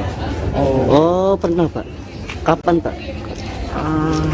Bulan apa ya kalau nggak salah itu bulan September atau Oktober. Tahunnya dari mana? Tahunnya dari mana Pak? Karena pinjolnya telepon ke istri saya. Oh gitu. Karena nomornya di nomor istri saya kan kaget juga loh kalau pinjol gitu. Oh gitu. Nah sejak itu udah dihubungi udah mati. Sampai sekarang juga. Baik. Pak, kalau yang diketahui yang ini penghuninya kerjanya apa Pak? Dari pagi. Yang lain dari waskita. Enggak, yang ini yang penghuni ini Pak. Yang si ini itu kontraktor. Kalau informasi ke saya pertama kali kontraktor perumahan ya. Jadi bangun rumah kecil-kecil lah. Di sini kan kayak developer, karena di sini kan banyak perumahan yang kecil-kecil gitu ya. Jadi dia menginformasikan ke saya seperti itu. Jadi waktu nggak bayar itu sempat datang ke sini, cuman nggak ada ya Pak? Selalu nggak ada. Tahu nggak? Pak, tapi pernah dapat laporan Pak bahwa si ini bawa cewek atau apa? Nggak tahu. Nggak ada. Kalau ada informasi si pelaku ini sempat hilang dicariin keluarganya, Bapak ada tahu juga atau enggak juga ya? Enggak. Kita tahunya baru semalam karena kita dikontak sama polisi, baru kita ke sini. Itu jam berapa Pak dikontak polisi? Jam 7. Jam 7 pagi. Jam 9. Oh, 9 malam kemarin ya. Baik. Tapi paginya istri saya ditelepon cari adiknya. Adiknya nyari di sini. Sempat janjian sama istri saya nanti jam 5 ketemuan gitu mau ke sini. Ternyata nggak datang adiknya. Adiknya itu mau ketemu istri, mau ngapain Pak? Mau ketemu sama adiknya. Karena nyariin juga gitu kali ya. Oh, baik. Karena adiknya. Baik. Gitu sih. Oke. Dengan Pak Syarul. Meski Eki sudah menjadi terduga pelaku dalam kasus penemuan jasad wanita yang dimutilasi di Bekasi, kepolisian masih berusaha mengungkap motif pembunuhan tersebut. Potongan tubuh wanita korban mutilasi itu ditemukan di sebuah kontrakan di Kampung Buaran, Desa Lambang Sari, Kecamatan Tambun Selatan, Kabupaten Bekasi, Jawa Barat. Direktur Reserse Kriminal Umum atau Direskrim Polda Metro Jaya, Kombes Hengki Haryadi mengatakan timnya masih bekerja untuk mengungkap kasus ini. Kombes Hengki Haryadi menambahkan pihaknya akan melibatkan tim laboratorium forensik dalam mengusut kasus tersebut. Tak hanya laboratorium forensik saja, tim psikologi forensik juga akan turut dilibatkan. Diberitakan sebelumnya, Saudara Direktur Reserse Kriminal Umum atau Direskrim Polda Metro Jaya Kombes Hengki Haryadi mengatakan saat ini tim kedokteran forensik tengah melakukan otopsi terhadap jenazah wanita tersebut. Ia mengatakan jasad wanita yang ditemukan tewas dalam kondisi dimutilasi tersebut diduga sudah disimpan pelaku di kontrakan itu dalam waktu yang lama.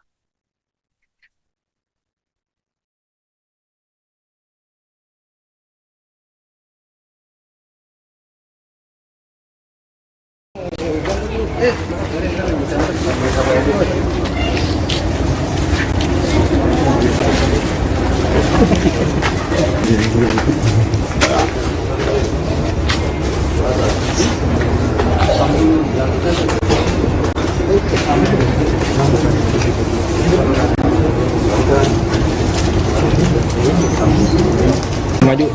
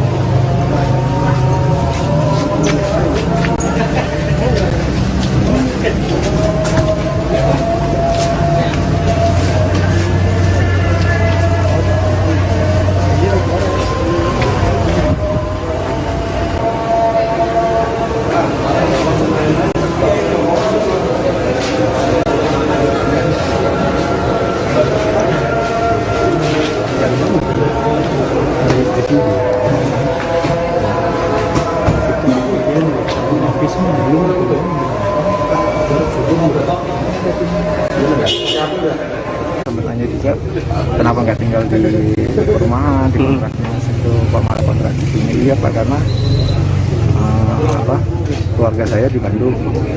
Dia keluarganya di Bandung. Oh begitu. Dia sering pulang ke Bandung katanya kayak gitu. Karena memang KTP-nya kan. Baik. Tapi dia sendiri Pak, maksudnya pas Sendiri. sendiri. Dari bulan apa tadi Pak? Dari Juni tahun lalu Pak ya berarti ya? Juni 2017. Nah itu kan ada secari kertas tuh Pak, itu ditempelkan nama istri Bapak atau siapa Pak? Istri saya itu. Karena nggak bayar. Karena nggak bayar. Berapa bulan Pak? Dari Agustus. Dari bulan Agustus. Agustus. Jadi Maksudnya? kita nggak pernah, sekali saja saya ketemu cuma di situ pada saat ngasih kunci. Setelah itu nggak pernah ketemu, saya juga nanya yang sebelahnya itu juga nggak pernah ketemu, jarang ketemu, nggak pernah ketemu malam. Yang Bapak ketahui dia tinggal sendiri apa bagaimana? Saya sih sendiri. Hanya sendiri berarti Pak ya? Baik, kalau pulang ke sini juga nggak tahu tiap hari atau gimana? Nggak tahu saya. Karena saya udah nggak tinggal di sini. Bisa tahu. Kalau bayar bulanan gitu, di Bapak datang sini atau memang ditransfer? Oh, ditransfer. Nah waktu itu memang nggak pernah transfer waktu buat bayar itu Pak? Ya sempet lama, terus kemudian dianin sama istri saya bayar. Nah terakhir itu ya di bulan Agustus itu.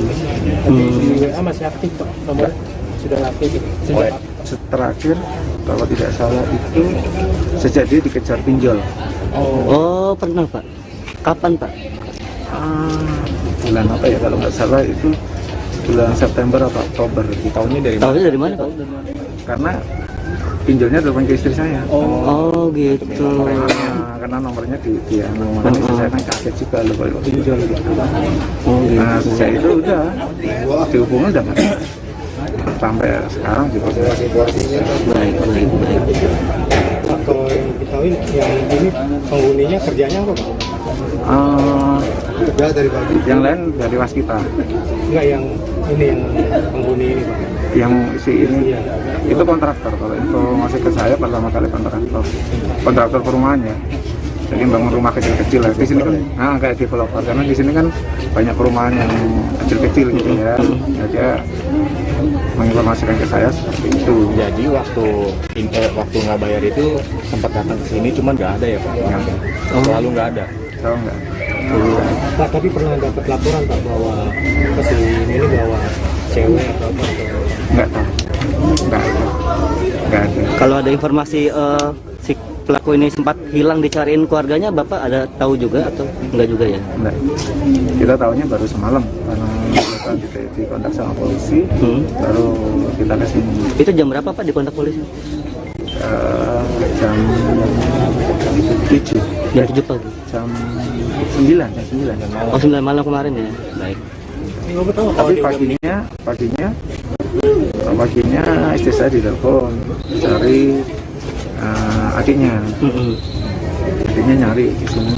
Sempat janjian sama istri saya nanti jam 5 ketemuan itu mau ke sini. Ternyata nggak datang adiknya. Adiknya itu mau ketemu istri mau ngapain Pak? Mau ketemu sama adiknya.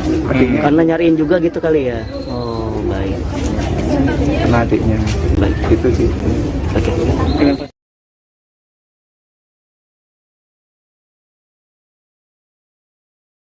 Terkait identitas korban mutilasi yang ditemukan di Bekasi, polisi menemukan identitas seorang wanita di rumah kontrakan pelaku yang diduga merupakan identitas milik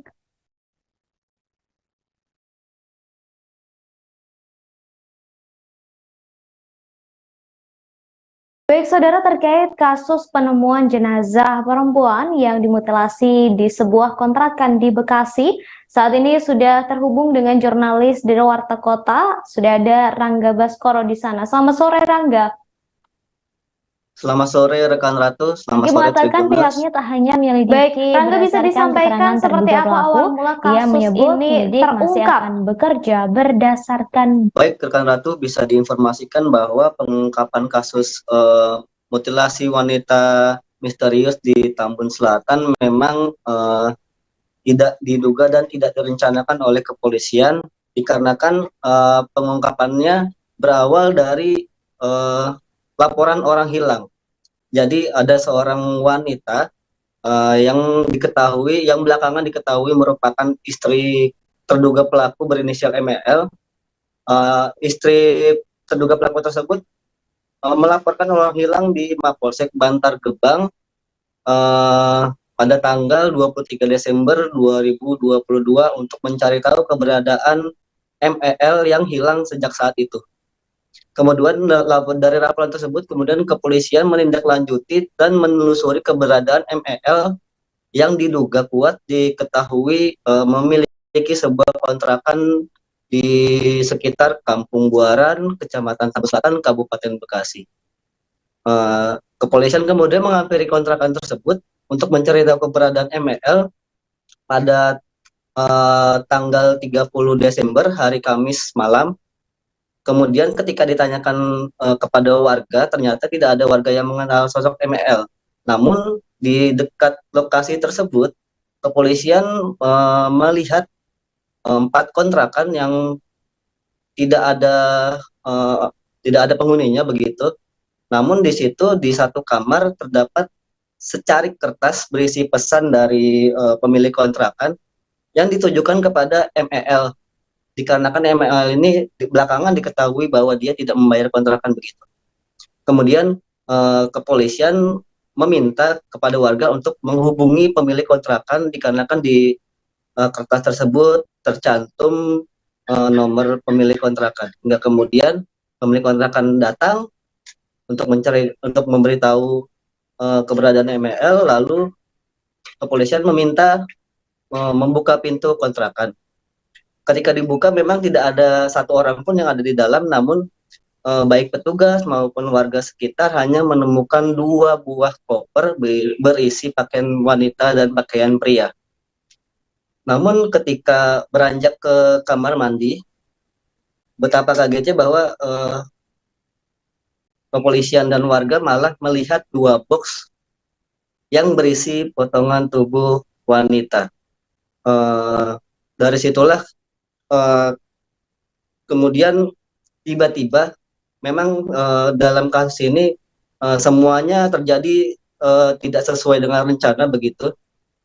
Tiba-tiba setelah polisi menemukan box tersebut, MEL datang menggunakan mobil bersama 1 orang wanita lain ke dalam kontrakan tersebut.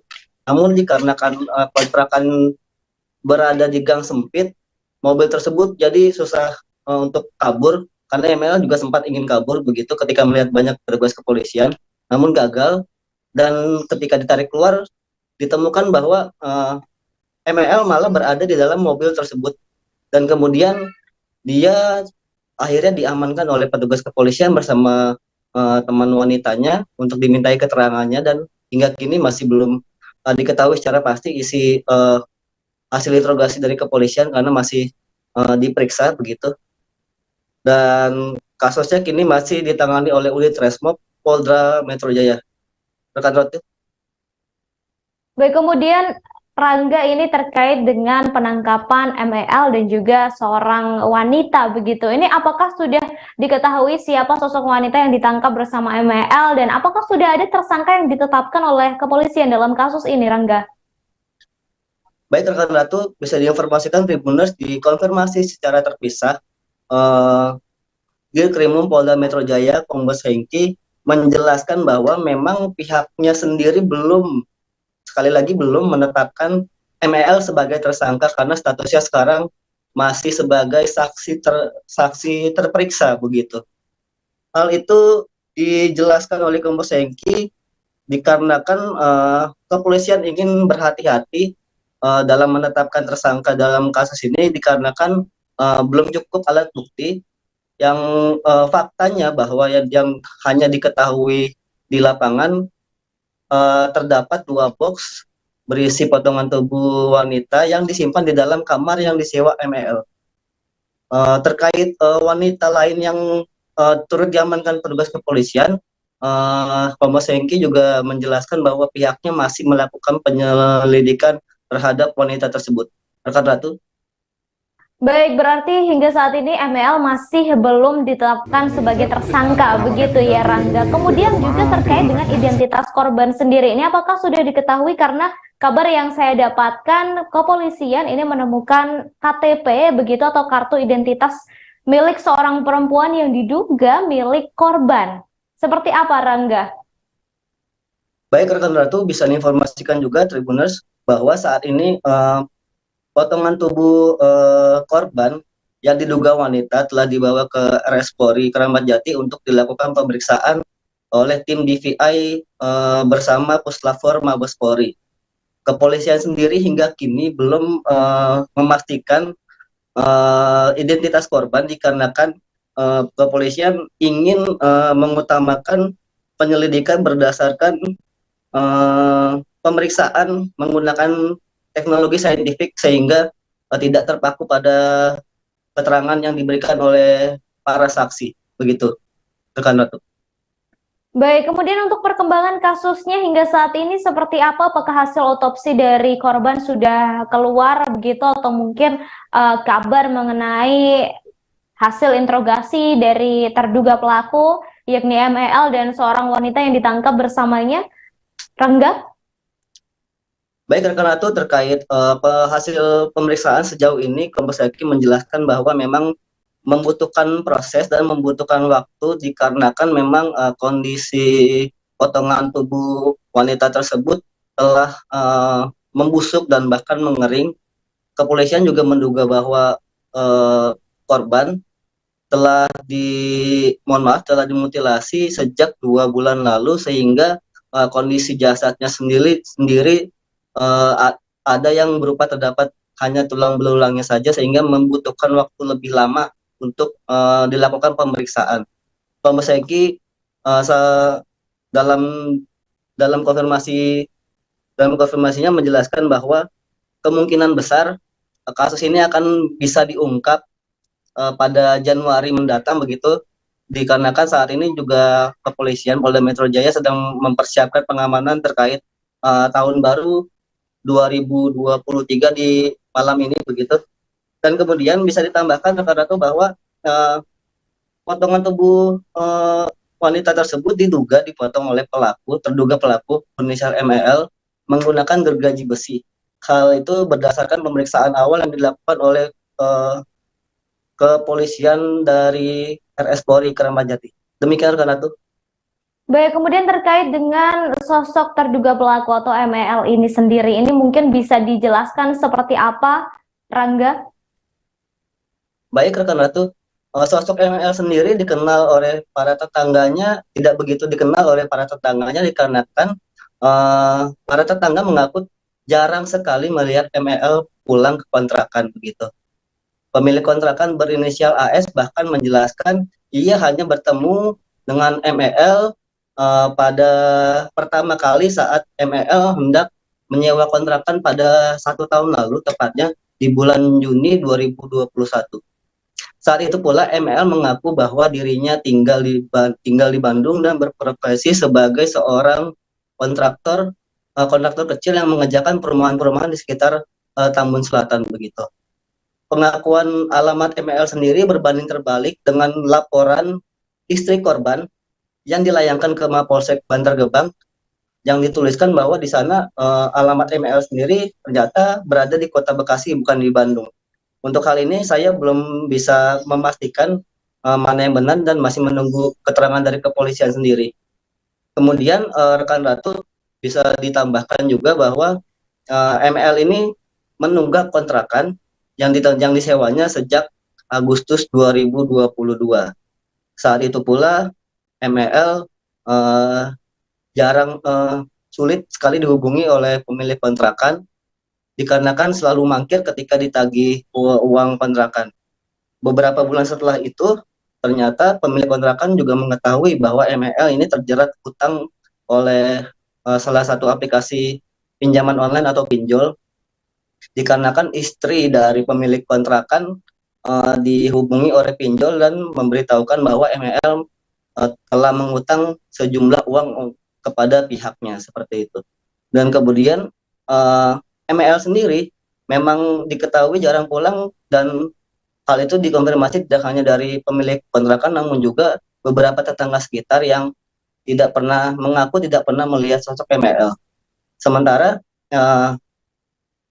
warga sendiri terlihat sangat kaget ketika kepolisian datang dan menemukan jasad potongan tubuh wanita. Demikian rekan Ratu. Baik, terima kasih Rangga atas informasinya. Selamat bertugas kembali. Baik, saudara, kepolisian menemukan jasad wanita dalam keadaan telah dimutilasi pada Jumat 30 Desember 2022 di Desa Lambang Sari, Kecamatan Tambun Selatan, Bekasi. Jasad wanita dimutilasi ini ditemukan oleh kepolisian saat sedang mencari orang hilang bernama Muhammad Eki Listianto atau MEL. Seorang saksi mata bernama Dian Ardiansyah mengatakan awalnya kepolisian mendatanginya dan menanyakan soal kontrakan. Saat itu Dian membawa polisi melihat kontrakannya dan terdapat 4 pintu yang sudah terisi serta 2 pintu yang masih terdapat 4 pintu, 2 pintu sudah terisi dan 2 pintu masih kosong. Saat itulah kepolisian melihat terdapat kertas bertuliskan nama MEL di pintu sehingga polisi meminta Dian untuk menghubungi pemilik kontrakan. Tak lama kemudian pemilik kontrakan datang dan membuka kamar tersebut. Seperti yang sudah disampaikan oleh wartawan kami dari Warta Kota, yakni Rangga, yang menuturkan bahwa setelah kamar dibuka, polisi menemukan sebuah kontainer yang dilakban. Ternyata di dalam kontainer tersebut, polisi menemukan plastik hitam yang berisi potongan jasad tubuh wanita yang masih belum diketahui identitasnya. 2 box kontainer tersebut dilakban rapi dan ditemukan di dalam toilet. Pasca menemukan jasad mutilasi di dalam kontrakan di Bekasi, polisi langsung melakukan olah TKP. Olah TKP dilakukan sekira pukul 15 waktu Indonesia Barat oleh belasan petugas dari Inafis, Resmo Polda Metro Jaya, dan Polres Metro Bekasi. Kepolisian langsung memasang garis polisi di pagar kontrakan. Atas penemuan jasad mutilasi tersebut, kepolisian telah menangkap 2 terduga pelaku, yakni seorang pria dan seorang wanita. Satu pelaku pria merupakan orang hilang yang awalnya dicari oleh polisi, yakni MEL. Kemudian Dian selaku warga setempat mengatakan tak mengetahui sosok 2 orang terduga pelaku tersebut. Namun satu terduga pelaku merupakan penghuni kontrakan yang telah menyewa selama kurang lebih 1 tahun. Kemudian saudara, seperti yang disampaikan oleh wartawan kami, bahwa hingga saat ini masih belum diketahui identitas dari korban meski polisi telah menemukan kartu tanda penduduk atau KTP milik seorang wanita di dalam TKP atau di dalam kontrakan tersebut. Kemudian tadi juga disampaikan bahwa pelaku, yakni terduga pelaku, maksud saya, yakni MEL, dan seorang perempuan yang ditangkap sempat berusaha melarikan diri ketika hendak masuk ke dalam kontrakannya yang berada di Bekasi tersebut. Bertanya juga kenapa nggak tinggal di perumahan, di kontraknya situ, kok malah kontrak di sini? Iya Pak, karena keluarga saya di Bandung.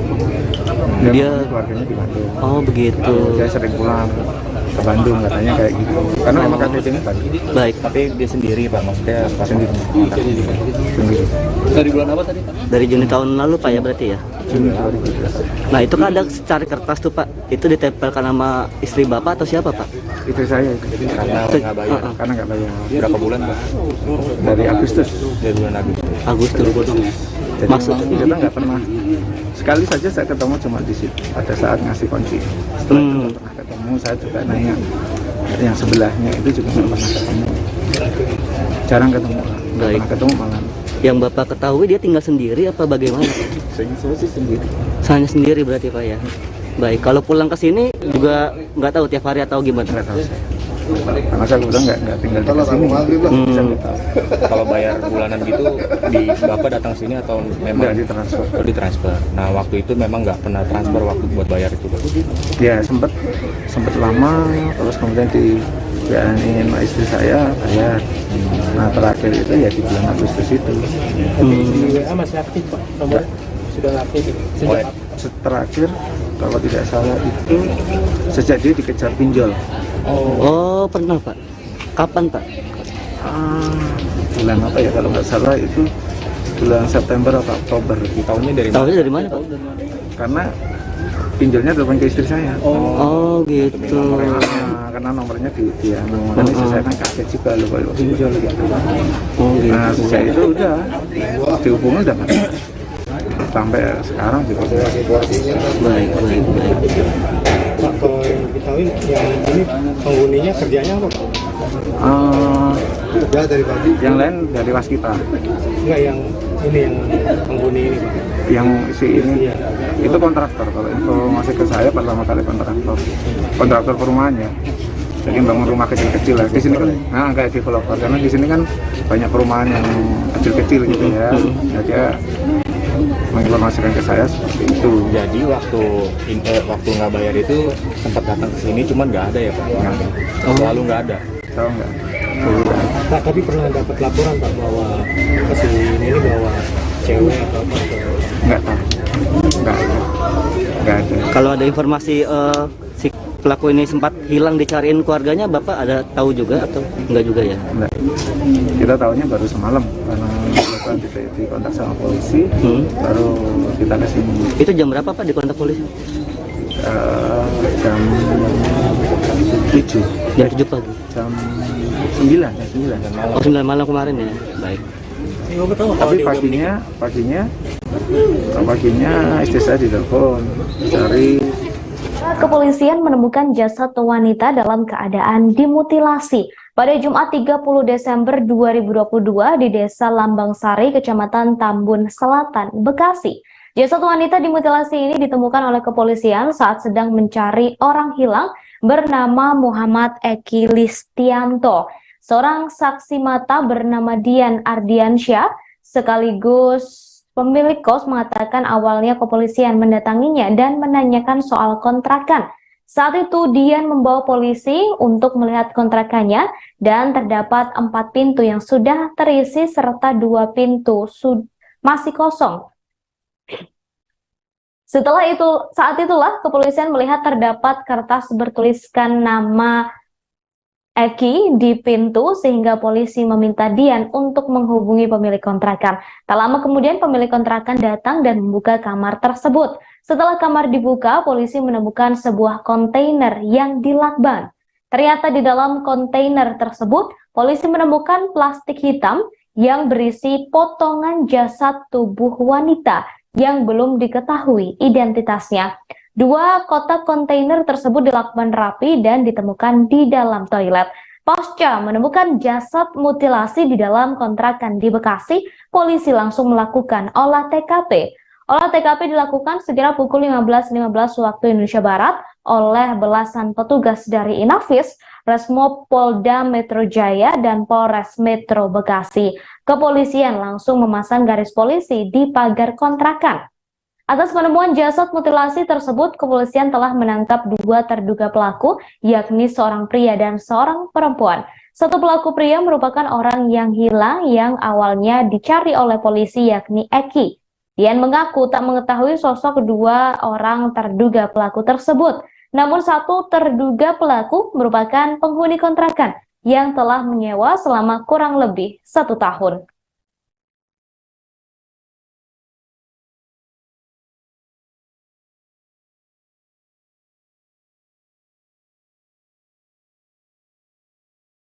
Menemukan jasad wanita dimutilasi di Bekasi, kepolisian langsung membawa jasad tersebut untuk dilakukan otopsi. Direktur Reserse Kriminal Umum Polda Metro Jaya, Kombes Pol Hengki Haryadi mengungkapkan hasil otopsi tersebut. Ia mengatakan jasad wanita itu sudah lama disimpan di dalam kotak di kontrakan tersebut. Diketahui setelah sempat dikabarkan hilang, secara mengejutkan polisi justru mengumumkan Eki sebagai tersangka kasus pembunuhan terhadap seorang wanita. Hal itu disampaikan oleh Kabid Humas Polda Metro Jaya, Kombes Pol Endra Zulpan, pada Jumat 30 Desember 2022. Zulpan menjelaskan awalnya anggota Resmob Unit 4 Polda Metro Jaya menindaklanjuti laporan tentang orang hilang dari Polsek Bantar Gebang. Selanjutnya dilakukan lidik hingga mengarah ke TKP. Sesampainya di TKP, kemudian polisi langsung mengamankan tersangka dan dilakukan penggeledahan. Saat penggeledahan tersebut, polisi menemukan 2 box kontainer yang berisi kantong plastik hitam dan di dalamnya terdapat jasad wanita yang telah dimutilasi.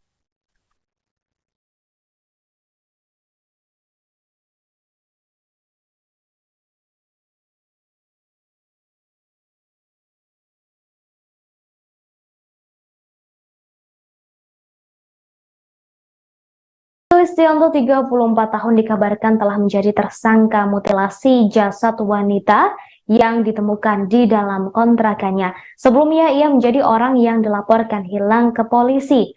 M. Eki Listianto merupakan warga Mustikasari, Bekasi, dan dikabarkan hilang pasca pamit kepada sang istri untuk pergi ke bank pada Jumat 23 Desember 2022. Istri Eki berinisial EZ terus berusaha mencari keberadaan sang suami, namun tak membuahkan hasil.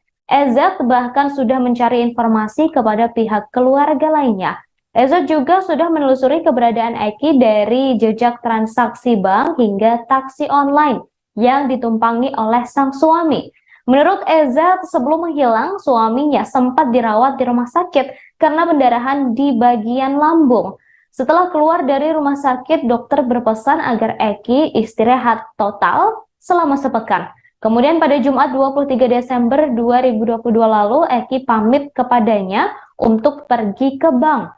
Saat itu sang suami hanya mengirimkan pesan dan menyebut kondisinya sudah mulai membaik. Eki mengaku akan pergi sendiri ke bank dengan menggunakan taksi online. Menurut pengakuan EZ, saat pergi dari rumah, adik dan anaknya yang masih balita sempat melihat Eki. Momen itu menjadi terakhir kalinya Eki terlihat di rumah. Karena khawatir terkait kondisi dan keberadaan sang suami, EZ lalu berupaya mencari bank yang dituju oleh Eki. Berdasarkan catatan transaksi bank, terjadi penarikan tunai sejumlah uang di ATM Bank Mandiri cabang Rawalumbu pada Jumat pukul 16 waktu Indonesia Barat. Karena khawatir dengan kondisi sang suami, EZ akhirnya membuat laporan orang hilang ke kepolisian. EZ juga berusaha mencari tahu keberadaan sang suami ke pihak taksi online untuk menelusuri jejak sang suami saat pertama kali meninggalkan rumah. Namun akun Eki sudah dihapus, padahal pada Jumat 23 Desember akun tersebut masih aktif. EZ juga sudah berusaha mencari tahu kepada pihak keluarga lain, namun tak ada informasi apapun soal Eki. Ia mengaku selama ini hubungan keluarganya baik-baik saja. Namun EZ mendapat informasi dari pihak keluarga yang menelusuri ponsel Eki. Ponsel Eki terdeteksi berada di Kalimalang, Jakarta Timur pada Sabtu 24 Desember 2022 pukul 9 waktu Indonesia Barat. Tetapi mendadak ponsel tersebut mati. EZ mengungkapkan ciri-ciri Eki, yakni berkulit coklat dengan tinggi 170 cm dan berperawakan kurus. Saat hilang, Eki mengenakan baju koko berwarna merah. Selain melaporkan peristiwa ini ke Polsek Bantar Gebang, EZ juga menyebarkan informasi hilangnya sang suami melalui media sosial.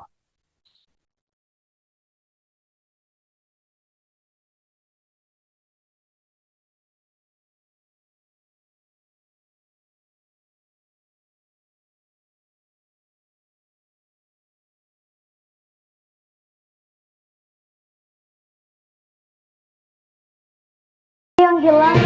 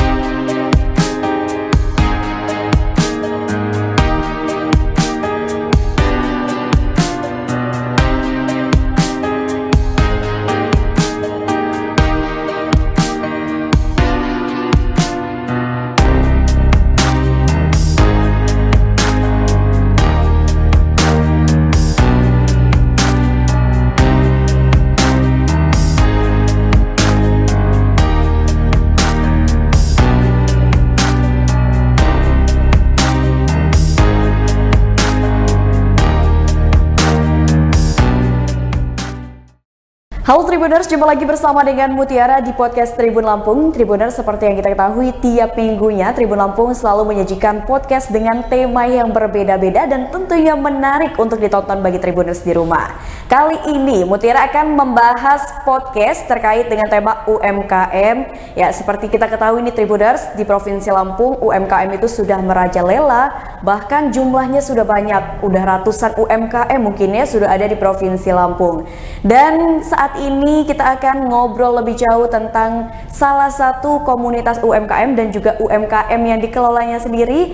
Telah hadir bersama dengan Mutiara di studio Tribun Lampung, yakni Bapak Raden Teddy selaku Ketua Umum Komunitas UMKM Naik Kelas Nasional. Halo Pak, apa kabar nih Pak? Sapa Tribuners mungkin di rumah. Alhamdulillah. Assalamualaikum semua pelaku UMKM seprovinsi Lampung, Kota Bandar Lampung dan kota kabupaten lainnya.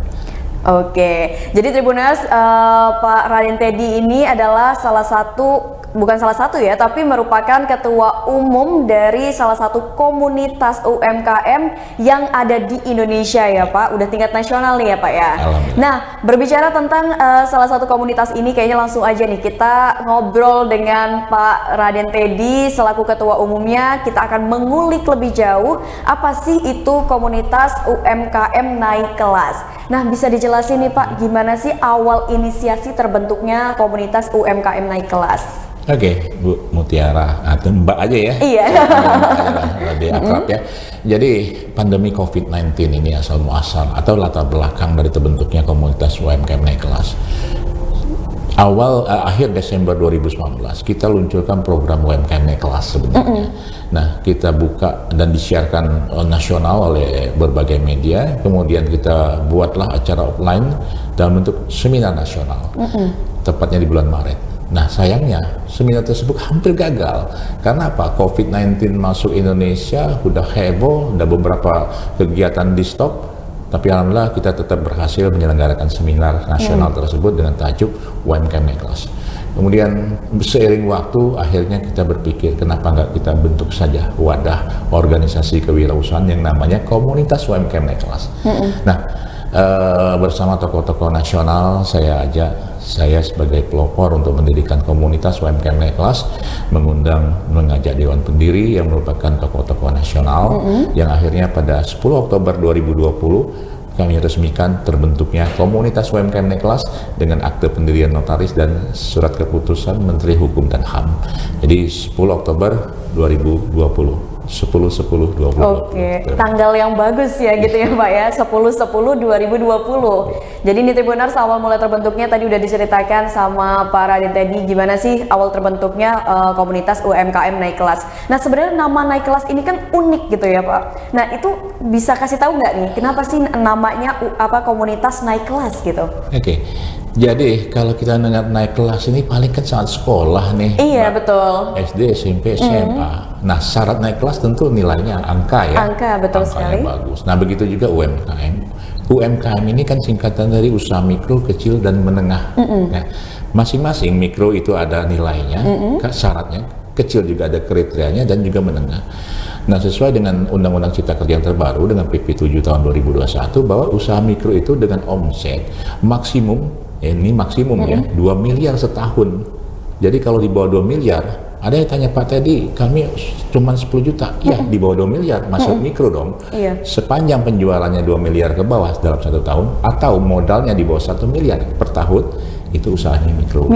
Nah, artinya kalau dia mau naik kelas, penjualannya harus di atas 2 miliar dong. Setiap tahunnya? Ya, artinya naik kelas dari mikro ke usaha kecil. Usaha kecil, syaratnya penjualannya itu maksimum 15 miliar, dari 12 sampai 15 miliar penjualannya setahun, dengan modalnya hanya 5 miliar. Oke. Nah, usaha menengah 15 miliar sampai dengan 50 miliar. Itu kriterianya. Maka dikatakan naik kelas kalau penjualannya meningkat dari kelas mikro ke kelas kecil, dari kelas kecil ke kelas menengah, dan dari kelas menengah ke kelas besar. Oke, luar biasa sekali. Nah, ini kita dapat ilmu baru nih Tribuners di rumah. Mungkin kan Tribuners di rumah juga belum paham nih ya Pak. Ternyata dari mikro, kecil, menengah itu usaha itu ada perbedaannya. Tadi sudah dijelaskan kalau misalkan setahun kurang dari 2 miliar, Mikro ya. itu masih dikatakan usahanya mikro. Kalau misalkan kecil itu udah 5 miliar, betul Pak? 2 sampai 15 miliar. 2 sampai 15 miliar. Wah, luar biasa sekali nih Tribuners. Kita mendapatkan ilmu baru nih ya.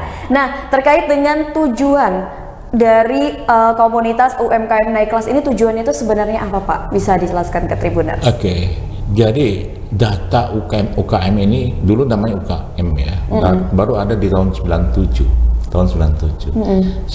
Sampai hari ini tidak ada peningkatan UMKM yang signifikan. Oke.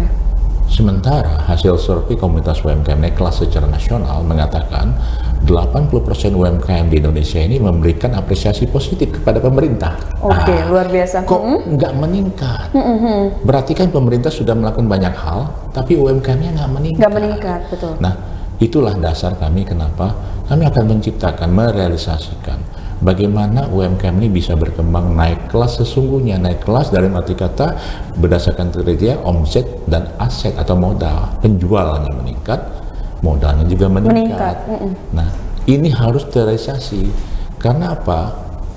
Kami melihat pemerintah sudah melaksanakan berbagai hal, namun tidak berkesinambungan. Artinya tidak bagaimana sih caranya naik kelas. Apalagi Indonesia Emas 2045, beberapa negara maju itu jumlah pengusaha besarnya antara 0,2 sampai 0,4% dari total pengusaha. Indonesia baru 0,01% nasional ya. Jauh berarti. Jauh. Baru ya. Kalau kita mau tahu jumlah pengusaha besar Indonesia itu berapa sih? 5.550 se-Indonesia. Pengusaha besar. Padahal jumlah penduduknya luar biasa banyak gitu ya Pak. Ke depan 2045 supaya Indonesia, ya kan Indonesia diprediksi menjadi 5 besar negara kekuatan ekonomi dunia di 2045. Iya betul. Rata-rata negara maju yang ekonomi kuat itu jumlah pengusahanya tadi 0,2 sampai 0,4. Dengan berbagai perhitungan Indonesia butuh 250.000 pengusaha besar di 2045. Kalau ditarik garis normal nanti 2045 kita baru punya 12.000. Berarti apa? Nggak bisa kerja biasa, harus kerja yang luar biasa. Oke, nggak bisa biasa-biasa aja nih ya, jadi harus ekstra luar biasa tentunya ya Pak. Nah, terkait dengan UMKM naik kelas ini, penasaran sih komunitas ini anggotanya itu siapa aja sih Pak, boleh tahu? Oke, jadi tentu dengan namanya UMKM, berarti kan anggotanya itu adalah pelaku usaha, mikro, kecil, dan menengah. Tadi ya, ada 3 tadi. Boleh nggak pengusaha besar? Sangat boleh, karena kami butuh pengusaha besar sebagai mitra. Oke. Tentu dia bukan anggota biasa, pengusaha besar, anggota luar biasa. Luar biasa. Nah, UMKM butuh pengusaha besar sebagai mitra sesuai dengan arahan pemerintah juga. Nah, ini jadi anggotanya itu adalah anggota biasa adalah pelaku UMKM, anggota luar biasa adalah satu pengusaha besar, kedua bukan pengusaha tapi akademisi yang menjadi pengurus. Nah, jadi pengurus juga ada akademisi, ada dari pemerintahan, dari berbagai lain yang bukan pengusaha yang bisa membantu pelaku UMKM. Intinya semua pihak yang terlibat yang memang bisa memajukan UMKM ya Pak. Benar sekali. Yang tentu di dalam hal ini pengurus, karena kita melihat banyak sekali sih pemerhati UMKM, tapi tidak banyak yang pandai berbahasa UMKM. Ini menarik loh Mbak Mutiara, karena bahasanya UMKM ini berbeda dengan bahasanya bank, bahasanya birokrat, bahasanya macam-macam deh. Oke, kalau boleh tahu bahasanya UMKM itu gimana sih Pak? Ya, jadi ya orang ataupun pihak ataupun siapalah yang ingin menjadi pembina, pemerhati UMKM, ya harus tahu cara penyampaian bahasa itu tidak bisa kita menggunakan bahasa sehari-hari kita. Cara berpikir UMKM pun tidak bisa kita anggap mereka paham saat itu. Contoh saja, saya memberikan suatu pelatihan, wah ngerti semua nih lagu UMKM, tapi besok-besok lupa. Iya, betul. Atau kita sharing sesuatu, Bapak Ibu UMKM nanti lakukan ini, caranya 1, 2, 3, 4, 5 misalnya. Chatting saya, Pak tadi caranya gimana? Itulah yang terjadi UMKM kita. Artinya dengan maaf 64% lebih pelaku UMKM di Indonesia tidak berpendidikan tinggi. Mereka maksimum sebatas SMP loh Mbak Mutiara. Inilah kondisi Indonesia. Kita harus pandai berbahasa UMKM. Gak bisa kita tanya penjualan kamu setahun berapa, nggak paham mereka. Iya betul-betul. Penjualan sehari berapa? Itu bahasa UMKM, lebih sederhana. lebih detail, artinya langsung to the point kalau bahasa Iya, nggak usah berbelat-belit ya. Terus bahasanya pakai bahasa yang biasa gitu ya. Sederhana. Ya sederhana yang mungkin lebih mudah dipahami oleh para pelaku UMKM. Karena kan pelaku UMKM ini dari berbagai pendidikan ya. Benar. Ya, Pak. Nah, berbicara tentang komunitas UMKM dan kan kita ini sekarang berada di era digitalisasi nih Pak. Berbicara tentang era digitalisasi, seberapa penting sih UMKM ini untuk bisa memanfaatkan era digitalisasi ini untuk meningkatkan kualitas dari UMKM itu sendiri? Kalau ditanya seberapa penting, menurut saya wajib loh Mbak. UMKM yang nggak ikut digitalisasi, ya khawatir tergeras. Artinya Anda akan mati.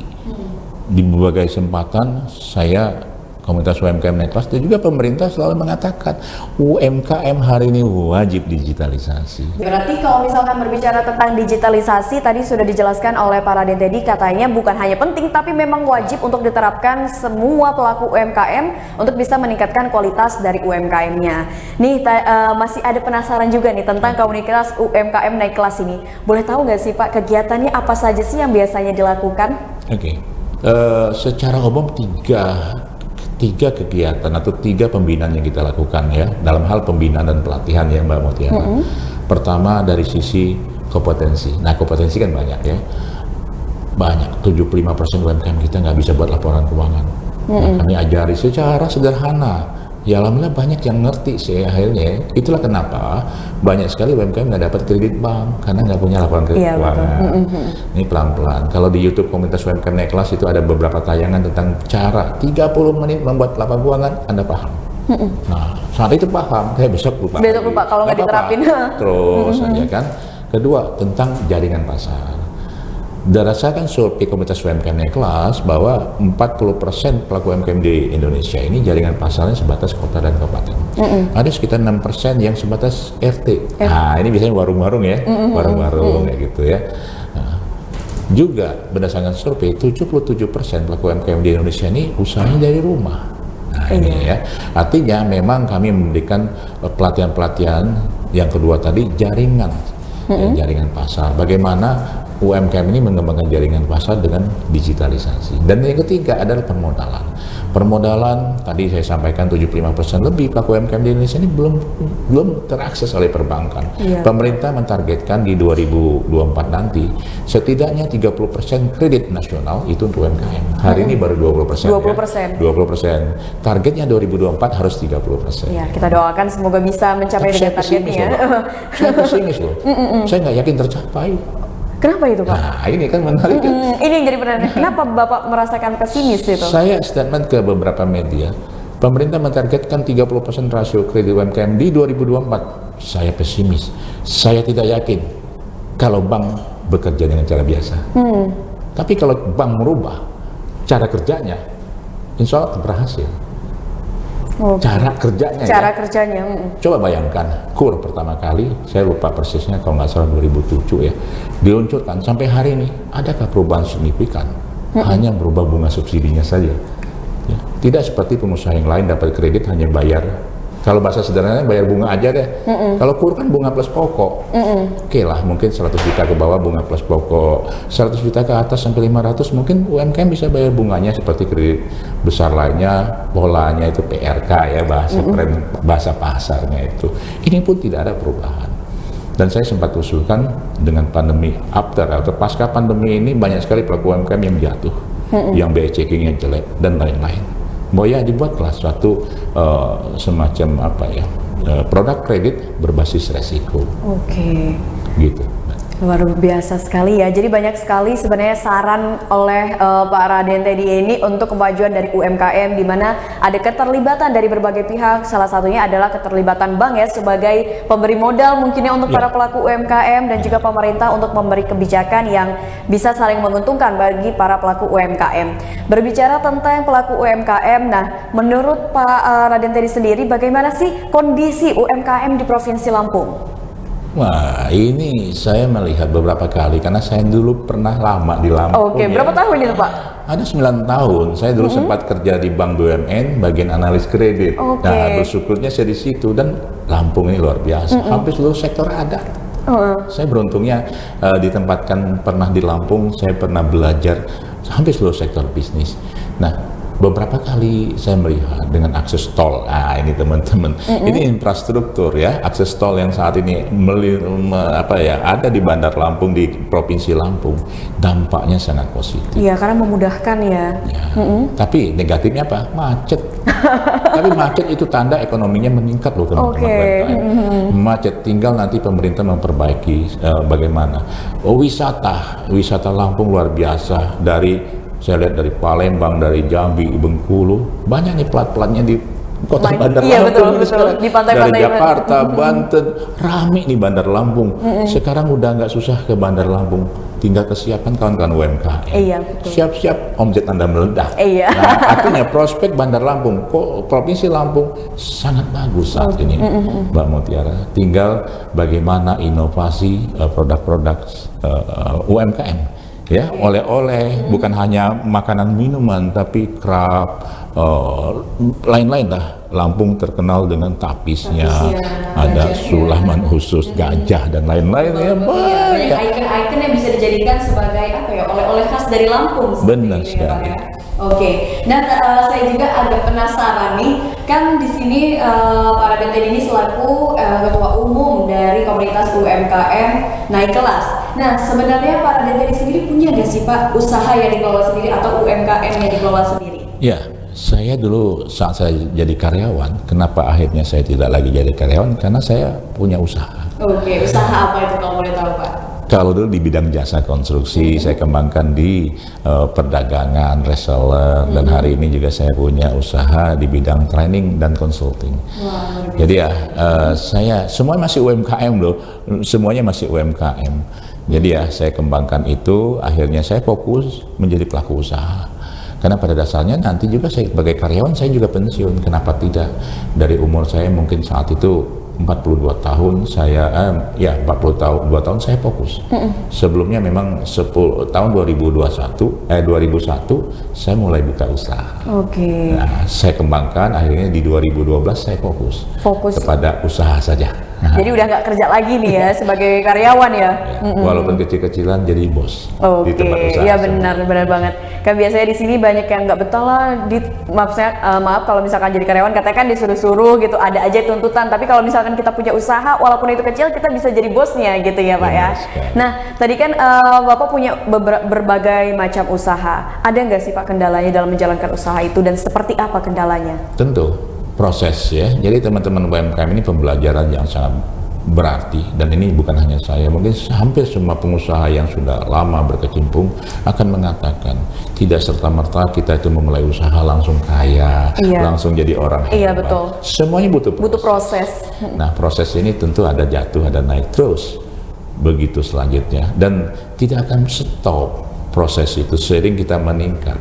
Artinya memang kita harus banyak belajar, mengembangkan wawasan, belajar dari orang lain, belajar dari kejatuhan orang lain, belajar dari kesuksesan orang lain. Tidak harus kita mengalaminya.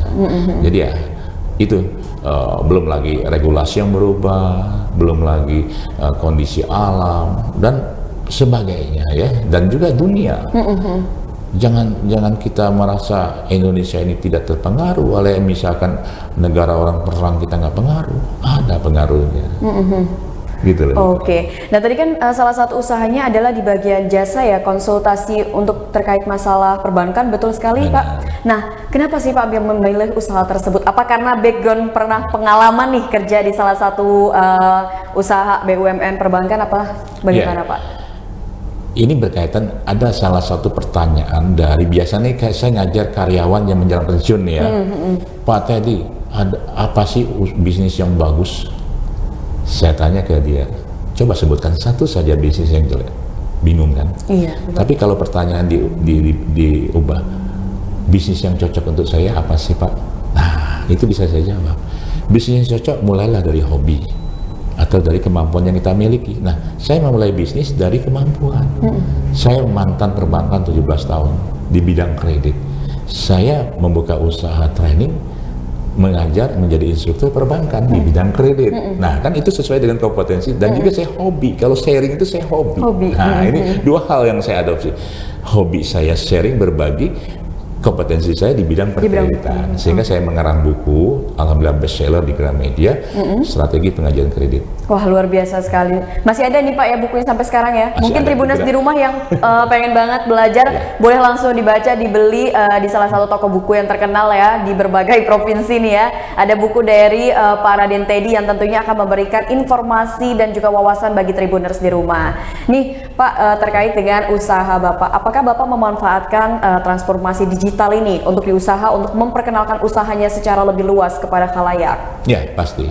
Sehingga bahkan bukan pribadi tapi saya membuat suatu aplikasi untuk penjualan secara digital namanya Indah Market milik komunitas UMKM Neklas yang akhirnya juga saya manfaatkan ya untuk pribadi masing-masing pelaku UMKM ya, termasuk diri saya sendiri untuk mempromosikan produk.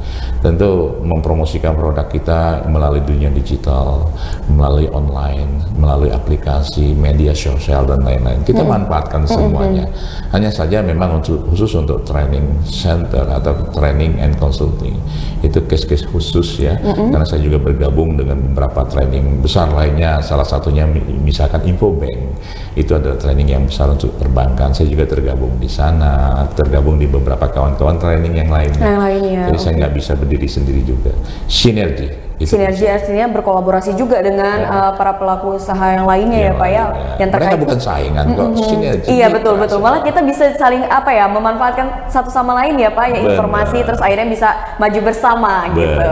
Nah, Tribuners di rumah, tadi kan sudah banyak lagi nih kita ngomong terkait dengan UMKM dan juga komunitas UMKM dari Neklas, dan ini juga Mutiara masih ada nih beberapa pertanyaan lagi untuk Pak Raden Teddy terkait dengan apa sih kira-kira tantangan untuk para pelaku UMKM di masa era digitalisasi ini Pak?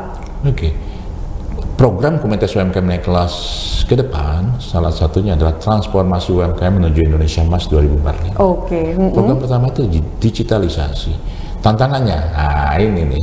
Survei komunitas UMKM Neklas mengatakan bahwa sebenarnya 85% UMKM itu sudah berjualan online. 60% dominan di media sosial. Hanya sedikit yang melalui aplikasi e-commerce ya. Yang diharapkan itu kan di dunia digitalnya ya, digital marketingnya. Misalkan di beberapa all-shop ya, aplikasi yang ini kendalanya. Ada dua hal kendala utama pelaku UMKM Indonesia kenapa tidak berjualan dunia digital. Pertama, sederhananya gagal teknologinya. Maaf ya teman-teman UMKM, tapi inilah kenyataan ya. Gagal teknologi. Teman-teman UMKM dominan tidak mengetahui tata cara untuk berjualan masuk dunia digital ya. Kedua, tidak memiliki sarana prasarana yang menunjang penjualan online. Mereka nggak punya laptop, PC, atau HP atau Android ini terbatas. Satu aja udah habis nih, nggak bisa lagi download yang lain kan. Nah, belum lagi yang ketiga, gangguan internet ya. Tidak semua di kota besar. 61% UMKM Indonesia ini adalah bidang perkebunan dan pertanian yang banyak di desa. Di desa-desa, iya betul. Sehingga mereka kadang-kadang ada sih sinyal, tapi sering gangguan. Iya betul, sulit sinyalnya. Betul banget. Itu tantangan terbesar kita bagaimana? Pertama, mengedukasi kawan-kawan UMKM ini agar melek teknologi. Kedua, merasa sarana prasarana di dalam program komunitas UMKM Neklas yang namanya Digital Marketing Management. Jadi Mbak Mutiara, kami sudah membentuk namanya Digital Marketing Management. Suatu tantangan yang kami sambut dengan caranya membentuk itu. Digital Marketing Management. UMKM yang nggak bisa jual online, kami siapkan yang membantu nih. Tapi syaratnya satu tim kami hanya bisa membantu 20 UMKM. Mereka, tim ini akan mendaftarkan ke semua e-commerce, aplikasi, media sosial. Membantu kawan-kawan UMKM menjual secara online dengan sarana yang kami miliki. Nah, biasanya baru-baru ini kami melibatkan adik-adik mahasiswa, mahasiswa yang magang yang kami libatkan untuk membantu kawan-kawan UMKM, tapi tetap melibatkan UMKM. Misalkan, Anda dapat pesanan nih, tolong kirim dong duitnya nanti ke UMKM. Ini diharap nggak lama, 6 bulan, sambil diajarin di UMKM nih. Setelah 6 bulan, diharapkan sudah bisa jualan secara mandiri, secara online ya. Bahkan nanti ngajarin saudara kita yang lain, UMKM yang lain. Digital marketing management. Yang kedua, di dalam program digital marketing management kita berharap mengusulkan ke pemerintah, pihak lainnya juga, adanya sentra penjualan online di masing-masing daerah. Misalkan Bandar Lampung nih, ada satu tempat, mau ruko atau rumah, ada 10 atau 20 perangkat komputer dengan satu manajemen, nanti UMKM datang untuk numpang jualan online secara gratis. Nah, coba saya menghimbau Pemda, mari kita bantu membuat sentra penjualan online yang kita berikan pasnya gratis kepada UMKM, diatur gilirannya supaya mereka bisa jualan online. Sarana mereka sangat minim sekali. Itu Mbak Mutiara. Jadi kalau di era digital ini memang salah satu hal yang penting itu di sarana dan prasarana yang menunjang, edukasi dan sarananya. Iya, betul sekali. Emang karena memang pelaku UMKM kan tidak hanya usia muda saja ya Pak, tapi juga ada mungkin usia yang udah lanjut tapi masih pengen banget untuk memiliki usaha, namun dia belum bisa untuk mengoperasikan teknologi ya, seperti itu. Itu salah satunya. Tapi yang paling utama, kenapa mereka begitu? Ya harus saya sampaikan hasil survei kami. Ya alhamdulillah survei komunitas UMKM naik kelas ini sudah banyak digunakan oleh berbagai pihak, termasuk media nasional juga mengutip kita ya, salah satunya. Bahwa ini mau nggak mau harus saya sampaikan, 16% lebih pelaku UMKM di Indonesia laba atau keuntungan per bulannya di bawah 500.000. 16% loh. Dan 25% lebih pelaku UMKM di Indonesia laba atau keuntungannya di bawah 1 juta. Kalau berdasarkan batas garis kemiskinan berdasarkan BPS 475.000 per kapita per bulan, dengan asumsi ini survei kami lagi, rata-rata pelaku UMKM anaknya 2. Ya, berarti kan minimal 1.900.000 nih kali-kali 4. Berarti dominan pelaku UMKM di Indonesia 41% masuk dalam kategori miskin. Ini harus kita sikapi. Iya betul sekali. Ya, artinya saya kemarin ikut acara Kementerian UMKM dan Koperasi, Pak Teten menyampaikan 7 program prioritas. Salah satunya pengentasan kemiskinan. Mungkin pemerintah sudah paham, sudah mengetahui hal ini. Nah, sehingga Kemenkop UKM membuat 7 agenda prioritasnya pengentasan kemiskinan. Pengentasan kemiskinan, oke. Nah mungkin ini kita udah berada di sesi terakhir nih ya Pak Raden Teddy. Mutiara ingin sekali nih mendengar harapan dari Pak Raden Teddy tentang UMKM di Lampung, mungkin secara garis besar di Indonesia. Seperti apa harapannya Pak? Baik, Lampung punya potensi yang luar biasa. Lampung ini adalah suatu daerah perlintasan yang harusnya bisa sangat maju, apalagi dengan infrastruktur yang ada sekarang. Nah, disinilah peran UMKM akan diperlihatkan. Artinya, saya yakin Lampung ataupun Kota Bandar Lampung sendiri dengan 168.000 pelaku UMKM-nya, dan saya cukup terkesima juga. Ternyata pengusaha menengah di Lampung ini yang secara nasional ada 50 ribuan, 10%-nya ada di Kota Bandar Lampung. Wah, luar biasa. Luar biasa di Bandar Lampung. Luar biasa sekali memang. 10%-nya di Kota Bandar Lampung. Artinya memang Bandar Lampung atau Lampung secara keseluruhan punya potensi yang sangat luar biasa. Dengan akses infrastruktur yang sangat mendukung. Ada pelabuhan, belum tentu loh setiap kota ada pelabuhan. Iya betul sekali. Ada akses tol, belum tentu semua tempat ada akses tol. Mari kawan-kawan UMKM manfaatkan itu, manfaatkan sebaik-baiknya, buat inovasi, sering ngumpul, sering berteman, banyak teman, bertukar pikiran, menambah wawasan, menambah jaringan. Dengan itu kita bisa berinovasi. Banyak sekali produk yang artinya menciri khas Lampung, Kota Bandar Lampung itu pun ditonjolkan. Wisata lokomotif daripada seluruh pengusaha Lampung punya itu. Ya, rame macet nih, saya kesini macetnya bukan main apa, ada orang banyak yang berwisata di Lampung. Namun secara nasional dengan program transformasi itu bukan perubahan yang biasa, berubah baju hitam menjadi warna merah, tapi transformasi itu berubah dari dalam sampai keluar. Artinya kami melihat banyak sekali cara di dalam etika, sikap perilaku, ya kawan-kawan UMKM masih harus kita ubah. Juga termasuk cara komunikasi. Karena menjual produk yang bagus tergantung etika dan cara komunikasi kita menjualnya. Banyakan kita masih lemah di situ. Kita masih lebih mengetahui tentang orang lain, tapi tentang diri sendiri banyak yang paham. Kita nggak tahu, kawan-kawan UMKM nggak paham apa kekuatan dan kelemahan. Nah itu. Ini yang harus kita rubah. saya mengimbau di akhir sesi ini, mari kita transformasi kawan-kawan UMKM, transformasi yang sesungguhnya dari dalam diri kita sampai kita transformasi perubahan cara-cara dan strategi ke depan. Oke, jadi pertama adalah transformasi diri sendiri dulu, kenali dan pahami potensi diri, kekurangannya apa dan apa yang perlu ditingkatkan, seperti itu ya Pak. Barulah nanti kita bisa meningkatkan atau mengembangkan hal-hal di luar diri kita sendiri. Wah, luar biasa sekali Tribuners obrolan Mutiara dengan Pak Raden Teddy hari ini, dan semoga Tribuners di rumah bisa mendapatkan informasi, wawasan dan juga semangat baru untuk para pelaku UMKM tentunya, dan juga yang Tribuners di rumah yang baru ingin memiliki usaha dan masih ragu mungkin ya Pak ya, langsung aja lakukan usahanya, jangan ragu lagi, karena kalau kita ragu dan nggak mulai-mulai kita nggak akan tahu ya, seperti itu ya Pak ya. Iya. Nah Tribuners, mungkin itu saja obrolan Mutiara di podcast UMKM bersama dengan Pak Raden Teddy hari ini. Semoga tayangan hari ini bisa menambah wawasan Tribuners di rumah, dan sampai jumpa di podcast Tribun Lampung berikutnya.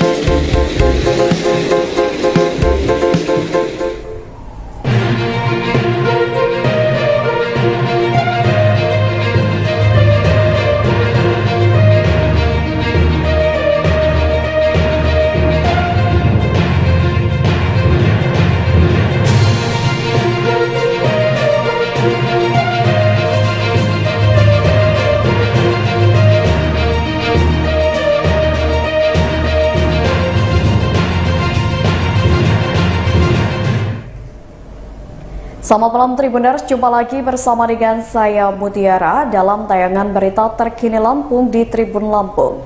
Kami akan menyajikan informasi menarik dan terkini untuk Anda dari berbagai daerah di Provinsi Lampung.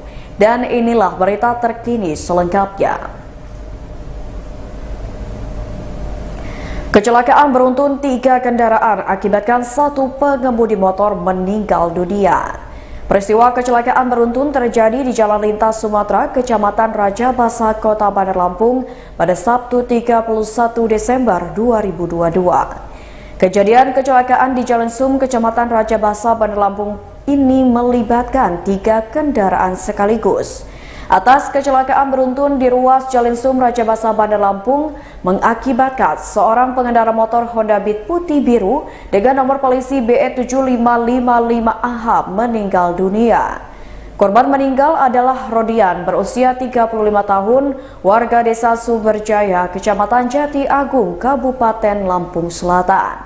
Selain motor, kecelakaan itu melibatkan Daihatsu Grand Max kuning berplat nomor B9018BCZ dan Toyota Kijang Innova hijau berplat nomor BE1358AMA.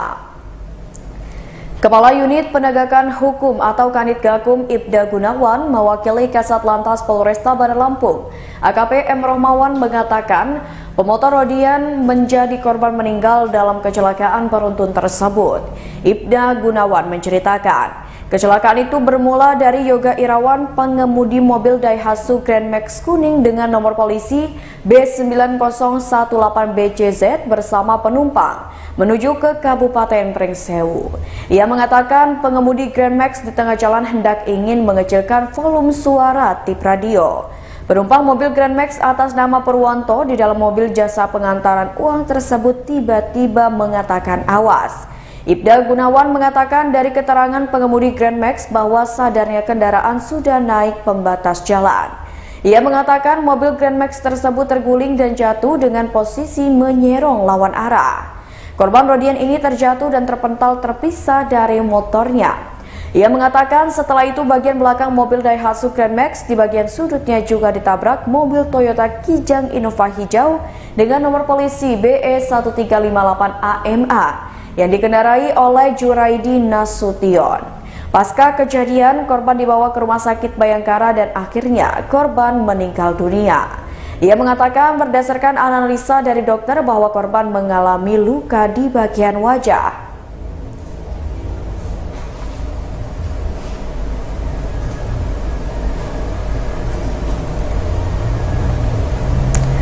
Berita selanjutnya, Polda Lampung terjunkan helikopter pantau kondisi jelang Tahun Baru 2023. Polda Lampung menerjunkan helikopter untuk melakukan pemantauan udara saat pergantian Tahun Baru 2023 pada Sabtu 31 Desember 2022. Kabid Humas Polda Lampung Kombes Pol Zahwani Pandra Arsyad mengatakan, pantauan udara dengan helikopter tersebut merupakan salah satu bagian dari siaga operasi Lilin Krakatau 2022. Adapun helikopter ini diterjunkan untuk melakukan pemantauan di sejumlah titik sentral yang ada di Lampung. Adapun pemantauan helikopter dilakukan di sejumlah titik seperti Tol Trans Sumatera, titik wisata serta Pelabuhan Bakauheni. Menurut Pandra, hal tersebut dilakukan demi memperoleh kecepatan informasi yang membantu mempermudah petugas yang ada di lapangan. Pantauan Tribun Lampung saat mengikuti patroli pantauan udara pada Sabtu 31 Desember 2022 siang. Lalu lintas di Jalan Tol Trans Sumatera di ruas Kota Baru Lampung Selatan relatif ramai lancar. Sementara itu, sejumlah titik lokasi wisata pantai sudah mulai dipadati oleh pengunjung, salah satunya adalah kawasan Pantai Mutun Pesawaran. Lebih lanjut, Pandra mengatakan pihaknya juga mengerahkan ribuan personil untuk melakukan pemantauan dan pengamanan tepat di tanggal 31 Desember hingga malam pergantian tahun. Pihaknya juga telah membentuk pos patroli pengamanan di 234 objek wisata dan pusat perbelanjaan di Lampung. Kendati demikian, Pandra mengimbau agar masyarakat mengikuti imbauan dari BMKG saat akan berkunjung ke lokasi wisata. Mengingat saat ini kondisi cuaca di Lampung sedang mengalami cuaca ekstrim. Lebih lanjut, Pandra mengharapkan pergantian tahun dapat berjalan dengan aman dan lancar. Kendati demikian, Pandra mengatakan agar masyarakat selalu tertib dalam berlalu lintas.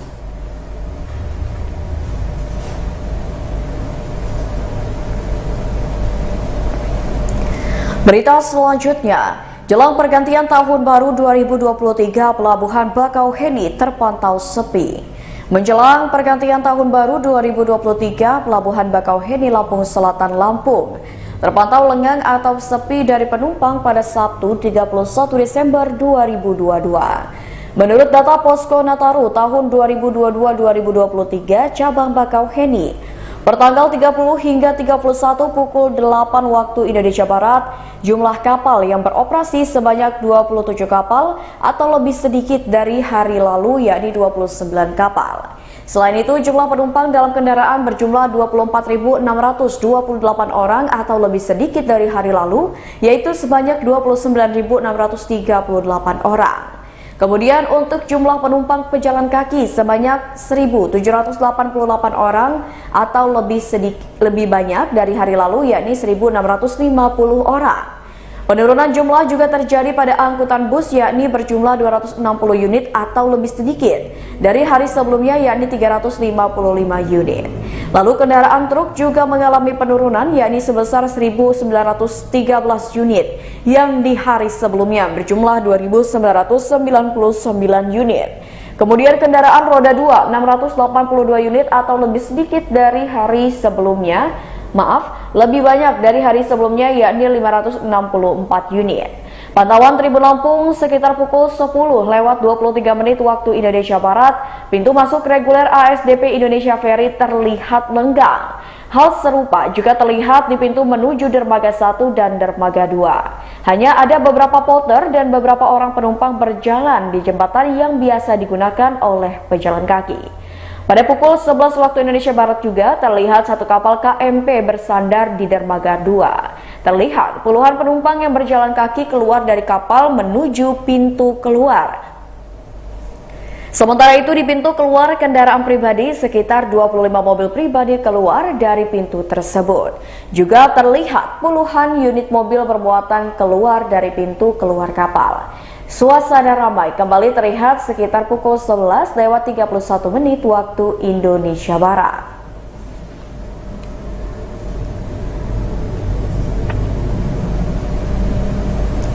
...91 tersangka kasus penyalahgunaan narkoba berhasil diungkap Polres Pringsewu.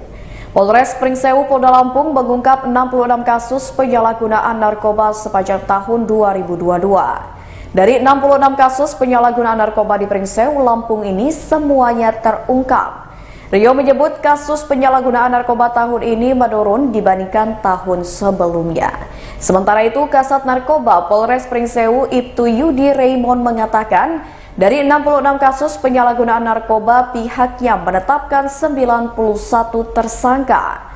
Selain tersangka, lanjut Raymond, pihaknya juga berhasil menyita ribuan obat-obatan terlarang. Tak hanya itu, pihaknya juga berhasil mengamankan uang sebesar Rp11.521.000. Meski kasus penyalahgunaan narkoba di Pringsewu semuanya terungkap, Raymond tetap mengimbau masyarakat di Bumi Jejama Secancanan untuk selalu menjauhi barang haram tersebut. Pasalnya, mengonsumsi narkoba hanya akan merugikan diri sendiri. Ia juga menjelaskan sasaran peredaran narkoba ini memang biasanya adalah anak muda dan pelajar. Sementara itu, kasus kriminal di Pringsewu sepanjang 2022 tercatat kasus curat 60 kasus curas 4 kasus curanmor 26 kasus, perjudian 14 kasus, asusila 22 kasus, dan 86 kasus lainnya.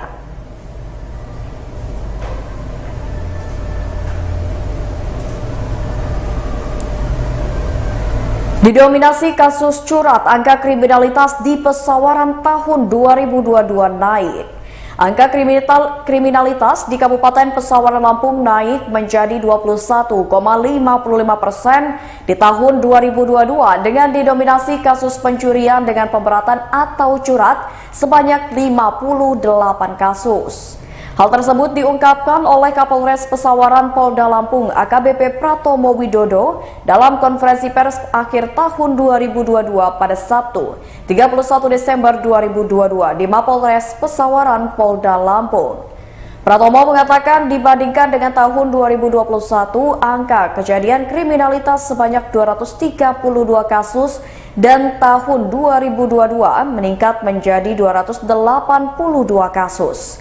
Pratomo menjelaskan bahwa di tahun 2022 ada peningkatan penyelesaian perkara. Pada tahun 2021 penyelesaian perkara hanya 59%, sedangkan penyelesaian perkara tahun 2022 sebesar 72%. Menurut Kapolres, kasus curat menjadi kasus paling banyak di tahun 2022 ini. Lalu kemudian disusul dengan kasus perlindungan anak sebanyak 30 kasus. Pratomo menyebut bahwa kasus perlindungan anak meningkat tajam dengan naik sebanyak 18 kasus atau naik 60% dibandingkan tahun sebelumnya. Dan kasus-kasus lainnya adalah curanmor 29 kasus, penipuan 24 kasus, dan pencurian biasa 18 perkara. Pratomo menjelaskan kasus kriminalitas terbanyak terjadi pada pemukiman warga dan jalanan. Tindak pidana kriminalitas tertinggi terjadi pada bulan Mei, Juli, dan November sebanyak 28 kasus.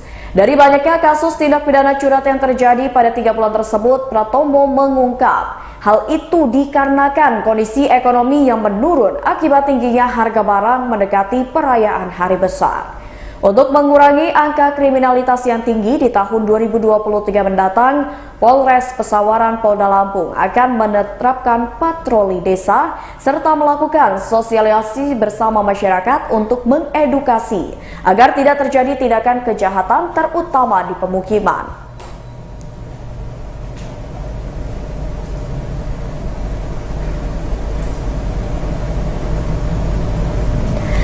Berita terakhir, diskon 20% Tong GT House Lampung City Mall hingga 1 Januari 2023. Tongji Tea House Lampung City Mall di Bandar Lampung, Lampung menggulirkan promo diskon 20% pada tanggal 30 Desember hingga 1 Januari 2023 mendatang.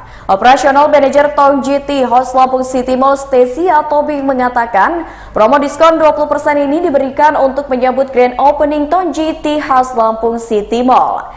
Promo diskon 20% diberikan untuk menu nasi pecel ayam, nasi ayam penyet cabai hijau, soto Betawi, paket ayam goreng serundeng, mie nyemek Jawa, dan nasi goreng kampung. Stasia menuturkan Tongji Tea House Lampung City Mall adalah cabang kedua Tongji Tea House di Lampung. Sebelumnya, Tongji Tea House sudah ada di Mall Bumi Kedaton. Tongji Tea House adalah resto favorit banyak orang karena menu-menu yang ada di Tongji Tea House adalah menu yang cocok untuk lidah kebanyakan orang. Menu makanan di Tongji Tea House lebih dominan ke menu khas tradisional seperti tahu telur, rawon, nasi pecel ayam, mendoan, soto Betawi, dan masih banyak yang lainnya. Untuk menu minuman, Tongji Tea House menyediakan banyak varian dingin dan juga panas. Salah satu menu minuman favorit di Tongji Tea House adalah Jasmine Tea. Selain itu, Tongji Tea House juga belum lama ini membuka Tongji dengan konsep baru New Tea Point yang ada di lantai ground Lampung City Mall. Di Tongji dijual 70 menu minuman. Masuk.